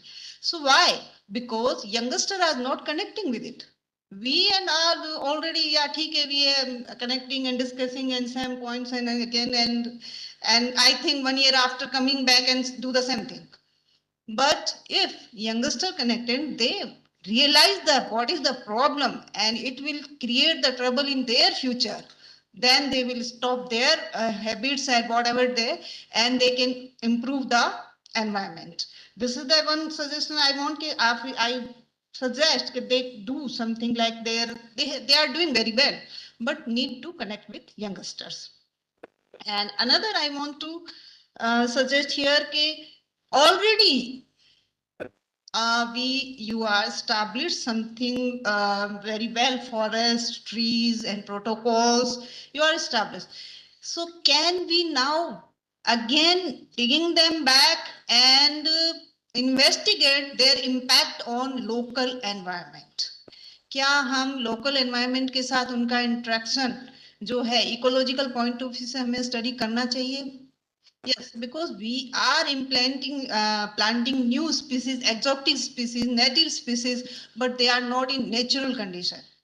We sometimes make them dense or we sometimes make them sparse. So that's impact the natural vegetation, flora and fauna interaction. So we need to address them.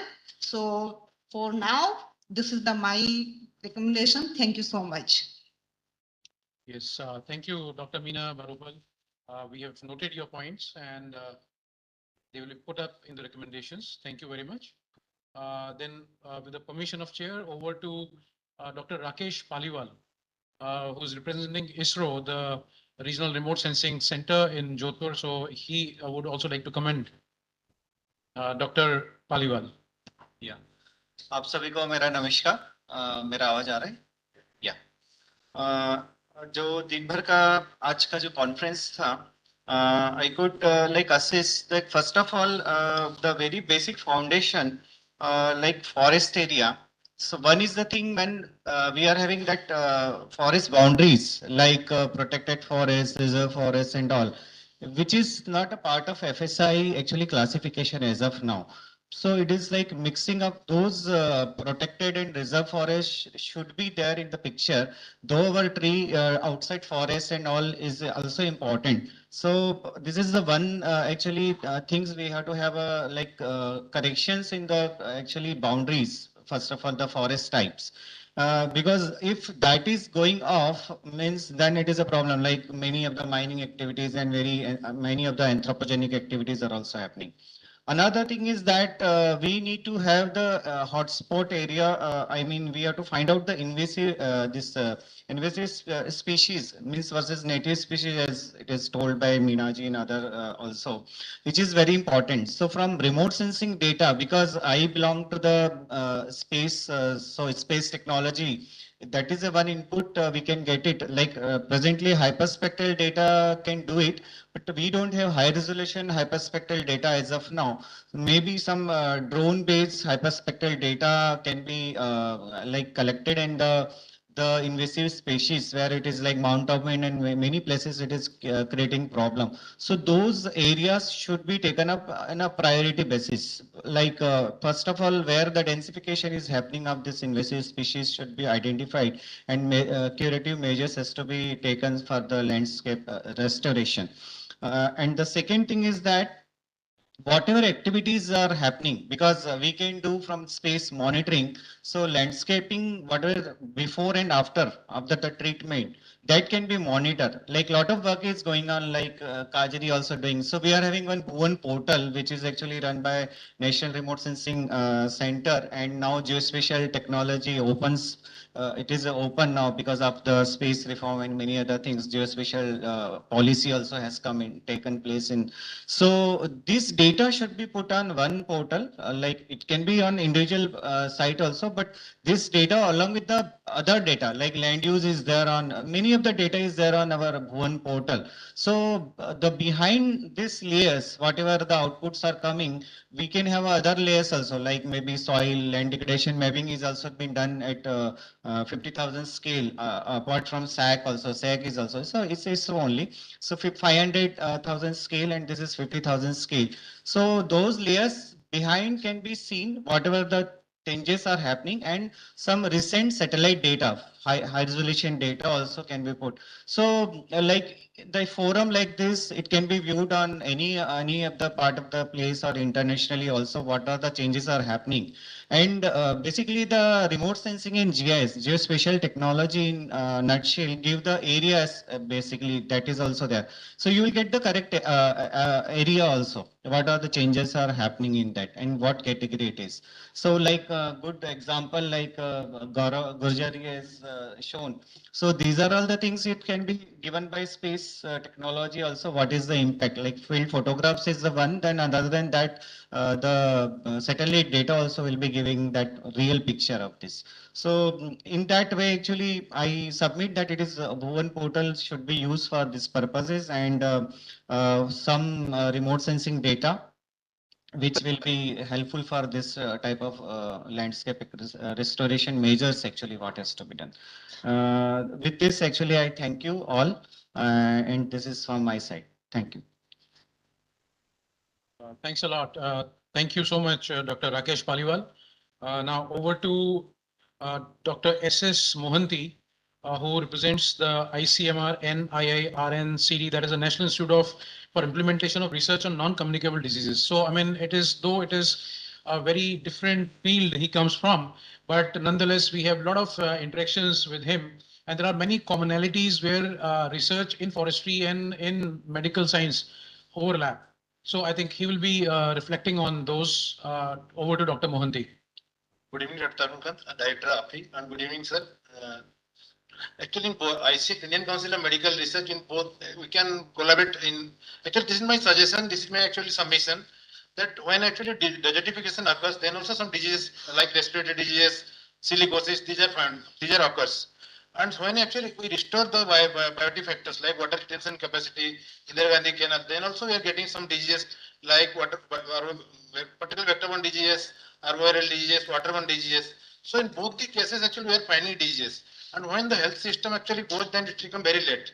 But I find in this meeting actually, particularly AFRI and Kajri, these centers, they are actually finding the problem very narrowly and in actually gradually incremental wise. So if health system will include health system will be there from the beginning, then we can detect the disease in the early phases, not in the end. Actually, what happened in particularly in case of Rajasthan, there actually malaria, it was not earlier there in the Mohangarh area for Jaisalmer. Now actually malaria is there in the actually Jaisalmer and all the Badmer area. Also dengue cases which are actually previously very urban, now they are found in the actual rural area, the remote villages of Bikaner and Jaisalmer also.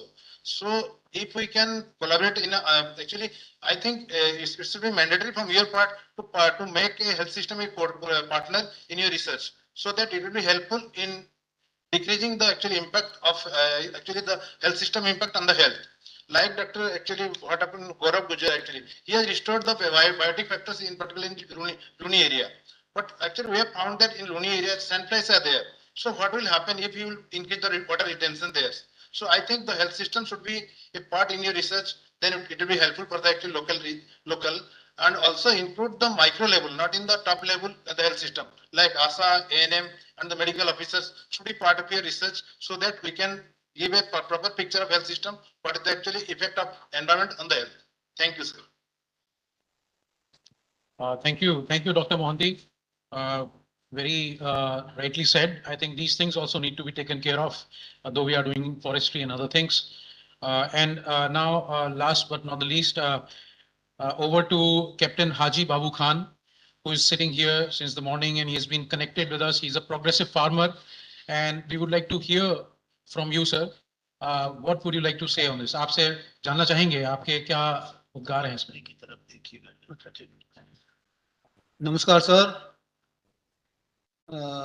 Doctor Tarun Kumar sir, director आफरी, तिवारी जी, संतरा जी और doctor Sangeeta Singh और सब विराजमान यहाँ पर जितने भी वैज्ञानिक हैं. मैं एक आर्मी से रिटायर्ड हूँ और मैं जब से रिटायर हुआ हूँ 2001 से, तब से मैं 2006 से ऑर्गेनिक खेती कर रहा हूँ. और ऑर्गेनिक खेती के अंदर मैंने इतना काम किया है कि मैं खुद कुछ प्रशंसा नहीं कर सकता. जो मेरे फार्म पर जिन्होंने विजिट किया है वो सब जानते हैं. और मैं किसानों को मोटिवेट भी कर रहा हूँ. केंद्र सरकार भी ऑर्गेनिक पर जोर दे रही है, राज्य सरकार भी दे रही है. प्रधानमंत्री और मुख्यमंत्री घोषणा कर सकते हैं, लेकिन खेती करनी पड़ेगी किसान को. अगर किसान खेती नहीं करेगा तो ये जितने भी हम लोग यहाँ सिटी में या जो भी सर्विस कर रहे हैं, जिनके पास जमीन नहीं है, अनाज कहाँ से लाएं. और सबसे बड़ी बात, वृक्ष बहुत जरूरी हो गया. इस कोरोना काल ने हमें 2 साल में बहुत कुछ सिखा दिया. जब तक आप वृक्ष नहीं लगाओगे तो हमारा जो जीवन है, वो हमारी जो आने वाली जनरेशन के लिए हम लोग मतलब हमें क्या कहेंगे वो आप लोग कुछ समझ जाओ उसके बारे में. और इतना ज्यादा तो मैं क्या कहूँ, 4-5 जज्जे ऐसे हैं, जल, जंगल, जमीन, जानवर और जनसंख्या. इसके ऊपर बहुत बड़ा इफेक्ट पड़ेगा. अगर ये हम लोग वृक्ष नहीं लगाएंगे तो ऑक्सीजन कहाँ से लाएंगे. एक पेड़ हमें कितनी ऑक्सीजन देता है वो वैज्ञानिक भी जानते हैं और जो ऑक्सीजन लेते हैं उनको भी पता है. ऑक्सीजन आपको हॉस्पिटल में नहीं मिलेगी, ऑक्सीजन वर्कशॉप मिलेगी। तो मेरा यही निवेदन है कि भाई जो भी जिसके पास जमीन है या वैज्ञानिक जो भी यहाँ विराजमान है, ज्यादा से ज्यादा वृक्ष के लिए कहें, वृक्ष लगाएं। और मेरा जो फार्म है यहाँ से जोधपुर से 33 किलोमीटर पर है, दांतीवाड़ा गांव है, डांगियावास जयपुर रोड पर। तो जो भी अधिकारी इस रूट से निकलते हैं तो मेरा यही निवेदन है 5 मिनट 10 मिनट के लिए मेरे पास मेरा फार्म पर आकर देखें कि मैं हवा में तीर मार रहा हूँ या मैं एक्चुअली ऑन ग्राउंड काम कर रहा हूँ। तो ये चीजें हैं, जब हम ऑन ग्राउंड करेंगे तभी पता लगेगा। और गुजर साहब ने जो अभी आपने प्रेजेंटेशन दिया, वो वास्तव में इन्होंने ऑन ग्राउंड प्रेजेंटेशन जो लिया है वही दिखाया था हम लोगों को। तो ये चीजें हम देखेंगे जब भी हमें पता लगेगा। और मेरा यही निवेदन है, ज्यादा से ज्यादा वृक्ष लगाएं और जैविक खेती करें। जय जवान, जय किसान, जय विज्ञान, जय जैविक किसान, जय हिंद। Thank you sir.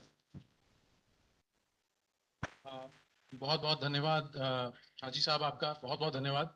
और हम लोगों ने में से कई लोगों ने आपके फील्ड को विजिट किया है और भी आगे आने वाले समय में हम आपसे जुड़े रहेंगे, आप भी हमसे जुड़े रहिए। बहुत बहुत धन्यवाद। Sir, over to you Ginwal sir. In fact यहाँ पे जितने भी पार्टिसिपेंट्स हैं, स्टेक होल्डर्स हैं, उन सब ने अपने विचार व्यक्त कर दिए हैं। सो मैं आपसे निवेदन करूंगा कि सर अब आगे इस सेशन को आप आगे लेके जाएं। मुझे लगता है कि इस सेशन का एक मुख्य मुद्दा यही था कि हम अपने निरंतर पोर्टल की निरंतर प्लेटफॉर्म के सभी वर्टिकल्स के लोगों से चर्चा करें, साथ ही हमारे जो दूसरे एजेंसीज के लोग हैं, हमारे प्रोग्रेसिव किसान, हमारे इंडस्ट्री के लोग, वन विभाग के लोग, जो भी आज इस कॉन्फ्रेंस के साथ जुड़े हुए हैं, उनके व्यूज को जानें और उसके बाद किस प्रकार से कोहेरेंस मैनर में आगे हम, चाहे कोई परियोजनाएं फॉर्मुलेट करनी हो या कोई कोलैबोरेशन, कोई काम करना हो, उस चीज को नोट डाउन करें।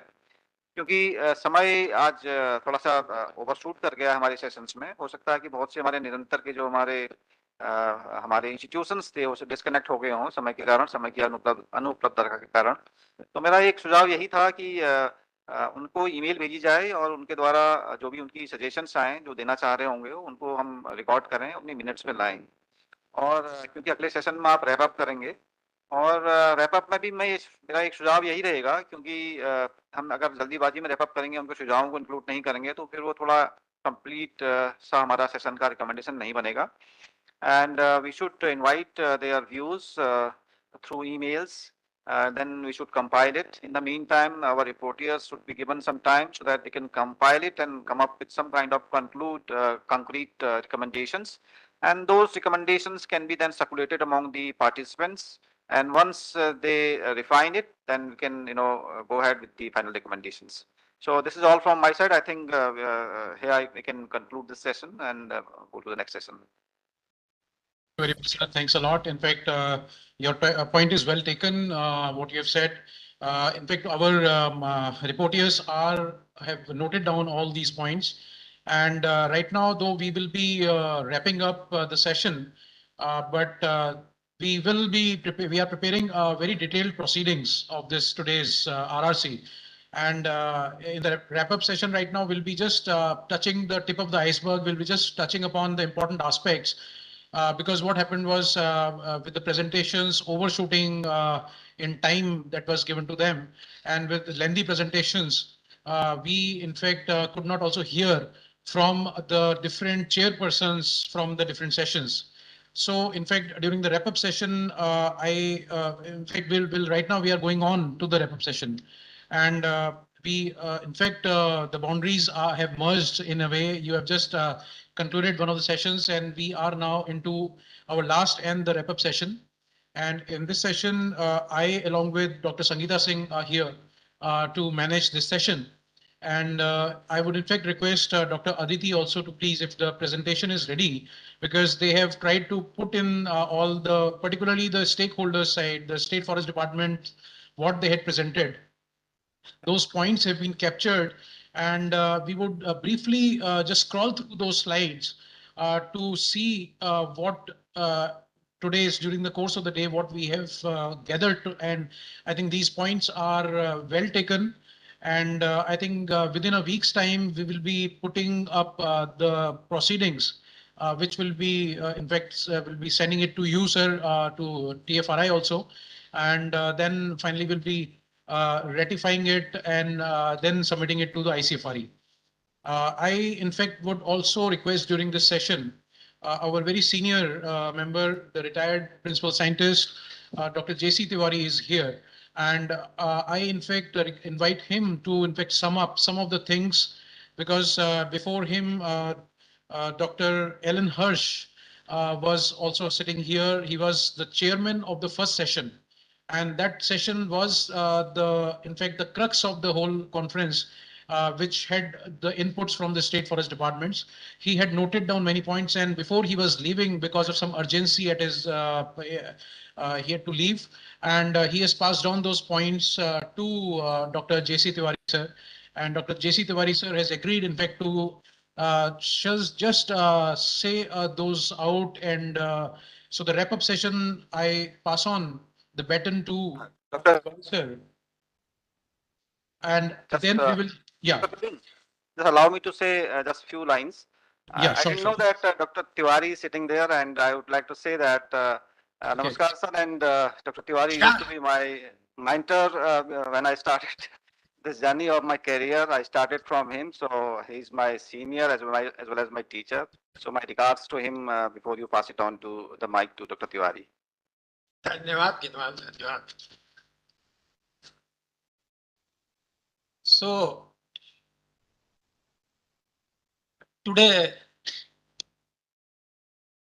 the conference was started with inaugural session, and Dr. Tariq Khan, Director AFRI, he welcomed all the participants. There were a lot of participants, lot of scientists, and I would say the primary stakeholders were there, and primary stakeholders were there, and many scientists from different institutes were there, and NGOs were there, and there were a person like Gaurav Gujar were there, who showed us a beautiful slides of working with degraded lands. That was wonderful. Then you, sir, also you addressed the session, and DDG Research introduced, he gave his idea about the RRC, and then one pamphlet was released online, which was developed by two pamphlets probably, which was developed, which was in fact developed by the AFRI, and Abhijit Banerjee, the IFS, PCCF, and Hof Rajasthan gave a inaugural address. It was a wonderful address. He gave yes what Rajasthan government is doing, what they are doing for the land degradation, and how they are trying to manage the invasive species like juliflora. Though my concept is that you can't remove juliflora. Involved thousands of dollars, millions of dollars were spent, but everywhere is juliflora. Even in United States, they couldn't remove that juliflora. So you have to develop some strategy, manage the juliflora, manage their pots. You will develop ultimately, if you could manage the pots very well from the beginning when they come into the plant, you will be manage the species. Even if you spend crores of 1,000 crores of money, it is not possible to manage juliflora alone. That's my thoughts. Then the vote of thanks was given by the Sangeeta Singh, who is presently the GCR here. And the first session was, in fact, a great session where all the institutes of ICFRE gave their overview, what the institute structure is, what are the main research topics, subjects are going on in research, and what are the projects are being run, both externally funded and internally institute funded projects. The first ICFRA ADG, Dr. Geeta Joshi gave the overall view of the ICFRE. He spoke from how the management structure of ICFR is there, and how that is functioning, that management structure. And she, in fact, she described the work of each and every institute very beautifully. And well, it was a very good, you see, defined address from Geeta Joshi. Then Sangeeta Singh, the GCR of AFRI, she gave the, you see, a lecture on overview of AFRI work. That was a very good work, what AFRI did, and that I is showing since Dr. Ginwal was in the AFRI for 3-4 months. And I was seeing AFRI then from its nascent stage. So I know what's going on in AFRI, and it has developed in a very good institute now. And I know since then to many, many scientists there, many of them stayed with me. So I congratulate our AFRI scientists that they are doing wonderful work. And moreover, my association with AFRI is very, you see, more close than Kazri, where I worked for 33 years, because I am a forestry scientist. My basic was forestry, and in fact, I intermingled with the agriculture persons. So that was all 33 years were probably here formed in the AFRI, Kazri, but never many directors here came. One my good friend, that Chaudhary, he expired. It's very bad. And so it was a very, you see, common relation with the AFRI, with me, mine and the AFRI. A very, very, very, very sweet relationship with the AFRI people. And then the work of your institute, Dr. Ginwal, was presented by Neelu Singh. She is a very good speaker. And I could understand not only with his presentation what you people are doing in Jabalpur. And though once I visited that institute, once only, when I was there in Jawaharlal Nehru Agriculture University in probably 2004 or 5, and you are doing wonderful work on this overburdens, the mine overburdens. And I would like to suggest you try to go, perhaps you have visited there in Nagpur, that engineering institute of CSIR have done a very wonderful work on the overburdens, and they have created jungle on overburdens. You see, they have created whole forest-like environment is there. Humidity is very high. Everything is very high on in that pockets where they have done the rehabilitation work. So if you have seen, it's very good. And if you have not, please go once. See their work. That is worth seeing. Then the presentation was different state forest departments were done by the officers of state forest department. Then Rajasthan, Gujarat, Dadra, Nagar Haveli, and Daman Diu, then Madhya Pradesh, then Maharashtra, and ultimately the Chhattisgarh Forest Department presented overview of the work, what they were doing. Then they were really very good, second, third, which was chaired by me, and Shri S.K. Jain, IFSC of Jodhpur was, you see, co-chairman. He joined he joined online. Sanjay Singh, who is the Center for Excellence from Sustainable Land Management from FRI. He gave a wonderful talk on the land management, really very wonderful talk on the land management. And I am happy that such a center is now located in FRI. And that is in fact his domain is yours. His domain is definitely yours, that sustainable land management, because that agriculture, well, people are doing, they are doing a lot of work, but they have to do so many things. So this domain is actually for the forest, and I'm very happy that center is there now. And I could know only first time today that center is working there, and the talk was very, very clear, well defined by the Dr. Sanjay Singh. Then Dr. Gaurav Gujar, he is sitting here. He has worked in the Jordan, he said, and many Arab countries. Then Sahara Desert, he has also worked. Now he is working in that Neon city, which is coming in Saudi Arabia. So they are planning for their plantation, and he has done a very basic work here in completely degraded soil. For last 6 or 7 years, they have greened it, but in a very different process.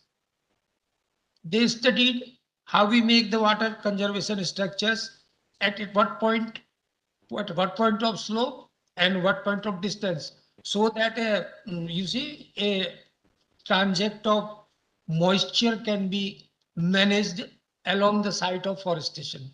And they started from very beginning by collecting seed from that site, that particular site, and putting it. And today they ultimately, when the plant came, they tried, when the plant came, the vegetation came, the soil formation began there, and gradually they planted shrubs, and ultimately they came into tree. Now that is there, but I have to ask Gaurav Gujjar something very personally, because must be the cost very high what they did, but that is their cost will be there, I think, for such a great work. Then G Singh from this institute talked about the land degradation. That was a overlap with Sanjay Singh, though Dr. Kant has told me that he told G Singh to give a only talk on a site where they have developed you see a sustainable land use technology there. But he was a mixed talk. Then Avinash Jain from your institute, Dr. Ginwal, he gave a very good talk on again that rehabilitation and restoration of mine area. That touched me, a very good talk from his side. Then ultimately Priyarat Santra was my junior colleague, is very young scientist, very well-read scientist, and I would say the very educated scientist, and very his interpretation is, you see, definitely many times I used to ask him how I convert this log to log 10 to log 2. Many times I used to phone, I just convert my log 10 to log 2. He did that within minutes. This is the answer. This is 3.227.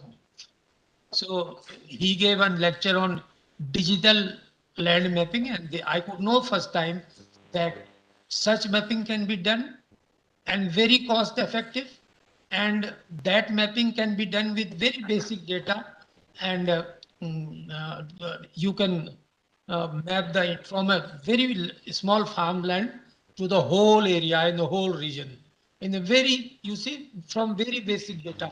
He used the data which was present in Kazri 1952 to up to date, because many scientists came, they go, but data was there. And he published a very good research paper in very high impact journals. So the session was there, and it was in fact a very good session. And I am still sitting here, you see. I didn't go home earlier. I was thinking I will go once the session will over, but I am sitting because I enjoyed the things. And then your session, this technical session came, where you see the stakeholders talked with you, and I do hope that you have enjoyed that session, and that's the little bit what happened in the workshop.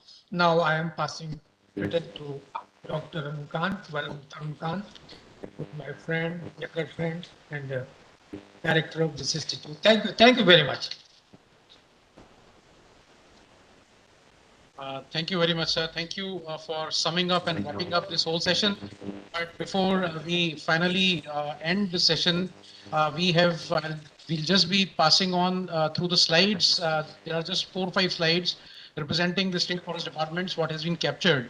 To just go through, because state forest departments being our biggest stakeholders, what they have said, what their needs, research needs are, we'll just have a look at it. Though we have heard them the whole day, but the way it has been crystallized and distilled into these slides, I'd like to just show. So over to Dr. Aditi to please put up the presentation and share it. We'll just take only less than 5 minutes and we'll just go through it.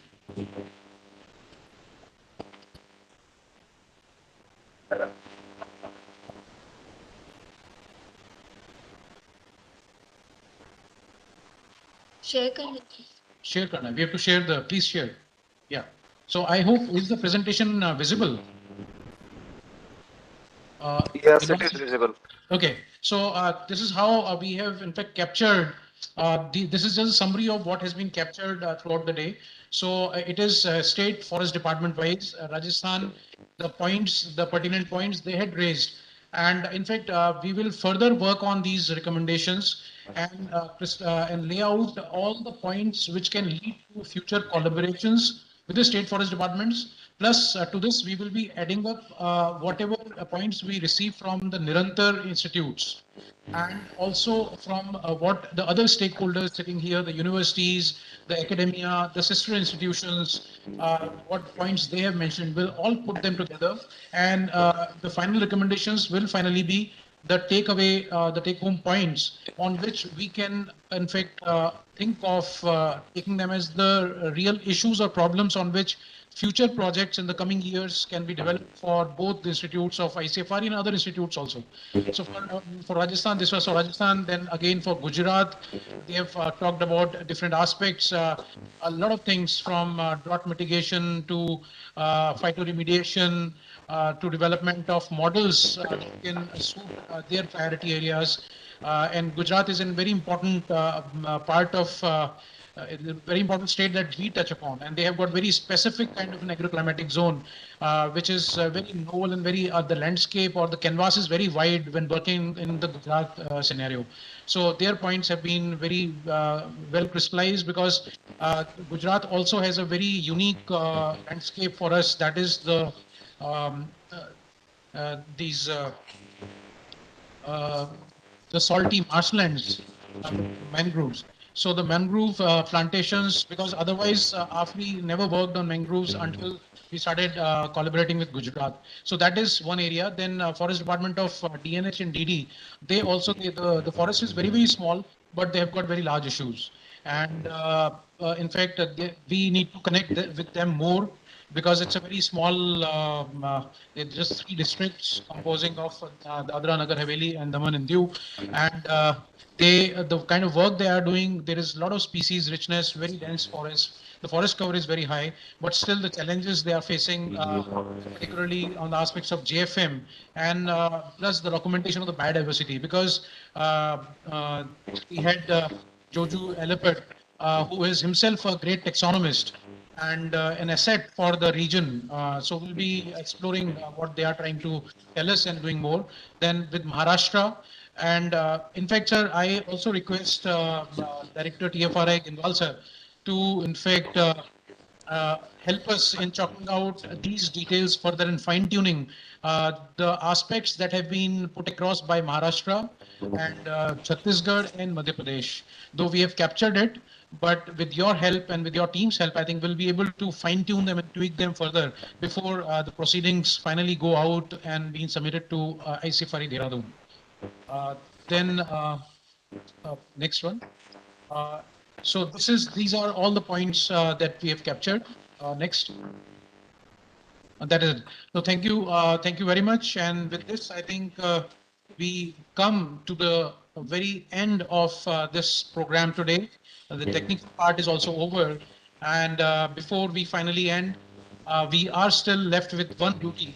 That is to felicitate our chairpersons. Though, I mean, we had chairpersons, Dr. Gilpal is there, co-chair, one of the sections, Dr. Neelu Singh is also sitting there. But we are so sorry with the limitation of the hybrid mode. We cannot reach out to you physically, but nonetheless, we have got some of the chairpersons here sitting here with us. We would like to felicitate them with a memento, which is a green memento, a plant. We'd like to present them. So over to that. May I request Anjali to please take over at this point. I request Director Sir to please felicitate Dr. J.C. Tiwari Sir with the green memento.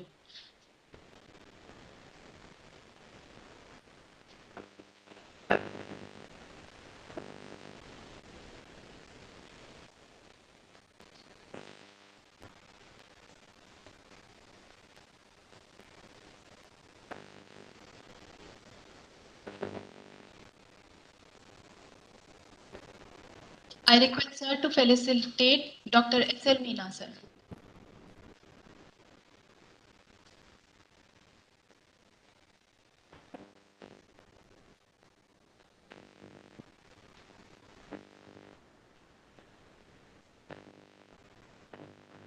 I request Dr. Sangeeta Singh ma'am to please felicitate Dr. P. Santara.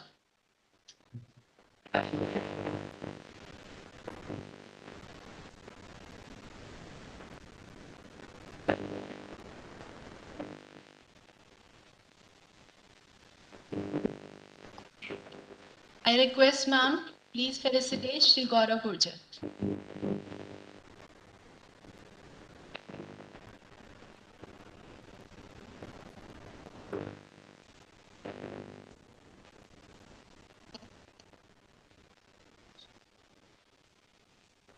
With the conclusion of this session, we come to the end of the AFRI-TFRI Joint Regional Research Conference 2024.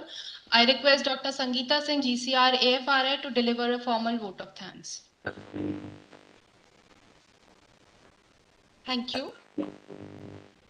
So it has been an honor to be a part of this event. And as this event is coming to an end, I would like to present a vote of thanks on behalf of ICFRI AFRI, all for being part of this wonderful event. Firstly, I would like to thank our DG ma'am, who was present with us throughout this marathon session. I would like to thank the chair and co-chair of all the technical sessions, Dr. Ellen Harsh, Dr. J.C. Tiwari, Dr. H.S. Ginwal, Dr. S.L. Meena, Dr. Neeru Singh, and Dr. P. Santara. Thank you very much for your insightful recommendations. I would like to thank all the eminent speakers for their exceptional presentations and valuable contributions from their part. Dr. Geeta Joshi, ADG Media and Extension, Dr. Neeru Singh, GCR, TFRI Jabalpur, Srimati Shalja Debal, CCF Research and Silviculture, Rajasthan, Dr. K.S. Randhawa and Dr. Ganga Sharanji from Gujarat Forest Department, Shri Jojo Alapet, DCF, DND and DD, Dr. Pradeep Vasudeva, PCCF MP and Director, State Forestry Research Institute, Shri Venkatachalam, CCF Raipur, Chhattisgarh, Shri Mithilis Kandalkar, DCF Maharashtra State. I would like to also thank all the speakers of the second session, second technical session, Dr. Sanjay Singh, Scientist East, Center of Excellence in Sustainable Land Management, Shri Gaurav Gurjar, Director Maruvan, Dr. G. Singh, Ex-Director, ex-GCR and Scientist G, AFRI Jodhpur, Dr. Avinash Chan, Head FENCC Division TFRI, and Dr. P. Santara, Principal Scientist, CASRI. I would also express my thanks to all the eminent guests for their patience and their contribution in this regional research conference. Dr. S.S. Mahanti, Scientist F, NIIR, NCD, Dr. Rakesh Paliwal, Scientist from ISRO, Captain Haji Babu Khanji, Progressive Farmer, Dr. Shri Tarun Prajapati ji, Shri Prasanna Goswami ji, Dr. Arun Agarwal from NLU University Jodhpur, Dr. Krishna Saran, Assistant Professor from Agriculture University Jodhpur, Dr. Meena Barpal, Assistant Professor from Jayanarayan Vyas University Jodhpur. I also express my thanks to all our online delegates, Shri Vinay Kumar, DGG Admin, Director IC and Director COE SLM and his team, Mrs. Manisha Bhati from Hindustan Zinc Limited, Chittor, representative from All India Limited, all the directors under ICFRE and Nirantar umbrella, ZSI, MBA, GB Pant, NIHE. Thanks to Director FTFRI, Dr. H.S. Genwal, for his patience. My sincere thanks to Dr. Tarun Khan, Director AFRI, for shaping this marathon conference and making this event a success. I take this opportunity to thank all the scientists, CTO, technical staff of AFRI and TFRI, committee members, IT cell, PRO, and Anchor. I want to thank everyone who has participated and contributed to make this event a success. Thank you. बहुत बहुत धन्यवाद.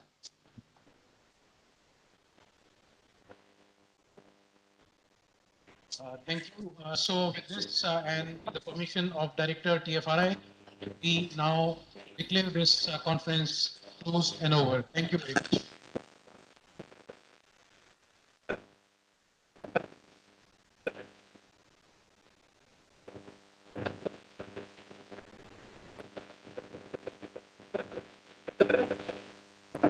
Am I supposed to say something? So we just declared the conference. I just requested your permission for declaring the conference closed. Yeah, please. Yeah. Thank you so much, sir. Thank you. Everybody is eagerly waiting for that, in fact. Yeah, thank you. Thank you, TFRI, for being there all the time. Thank you so much. Thank you.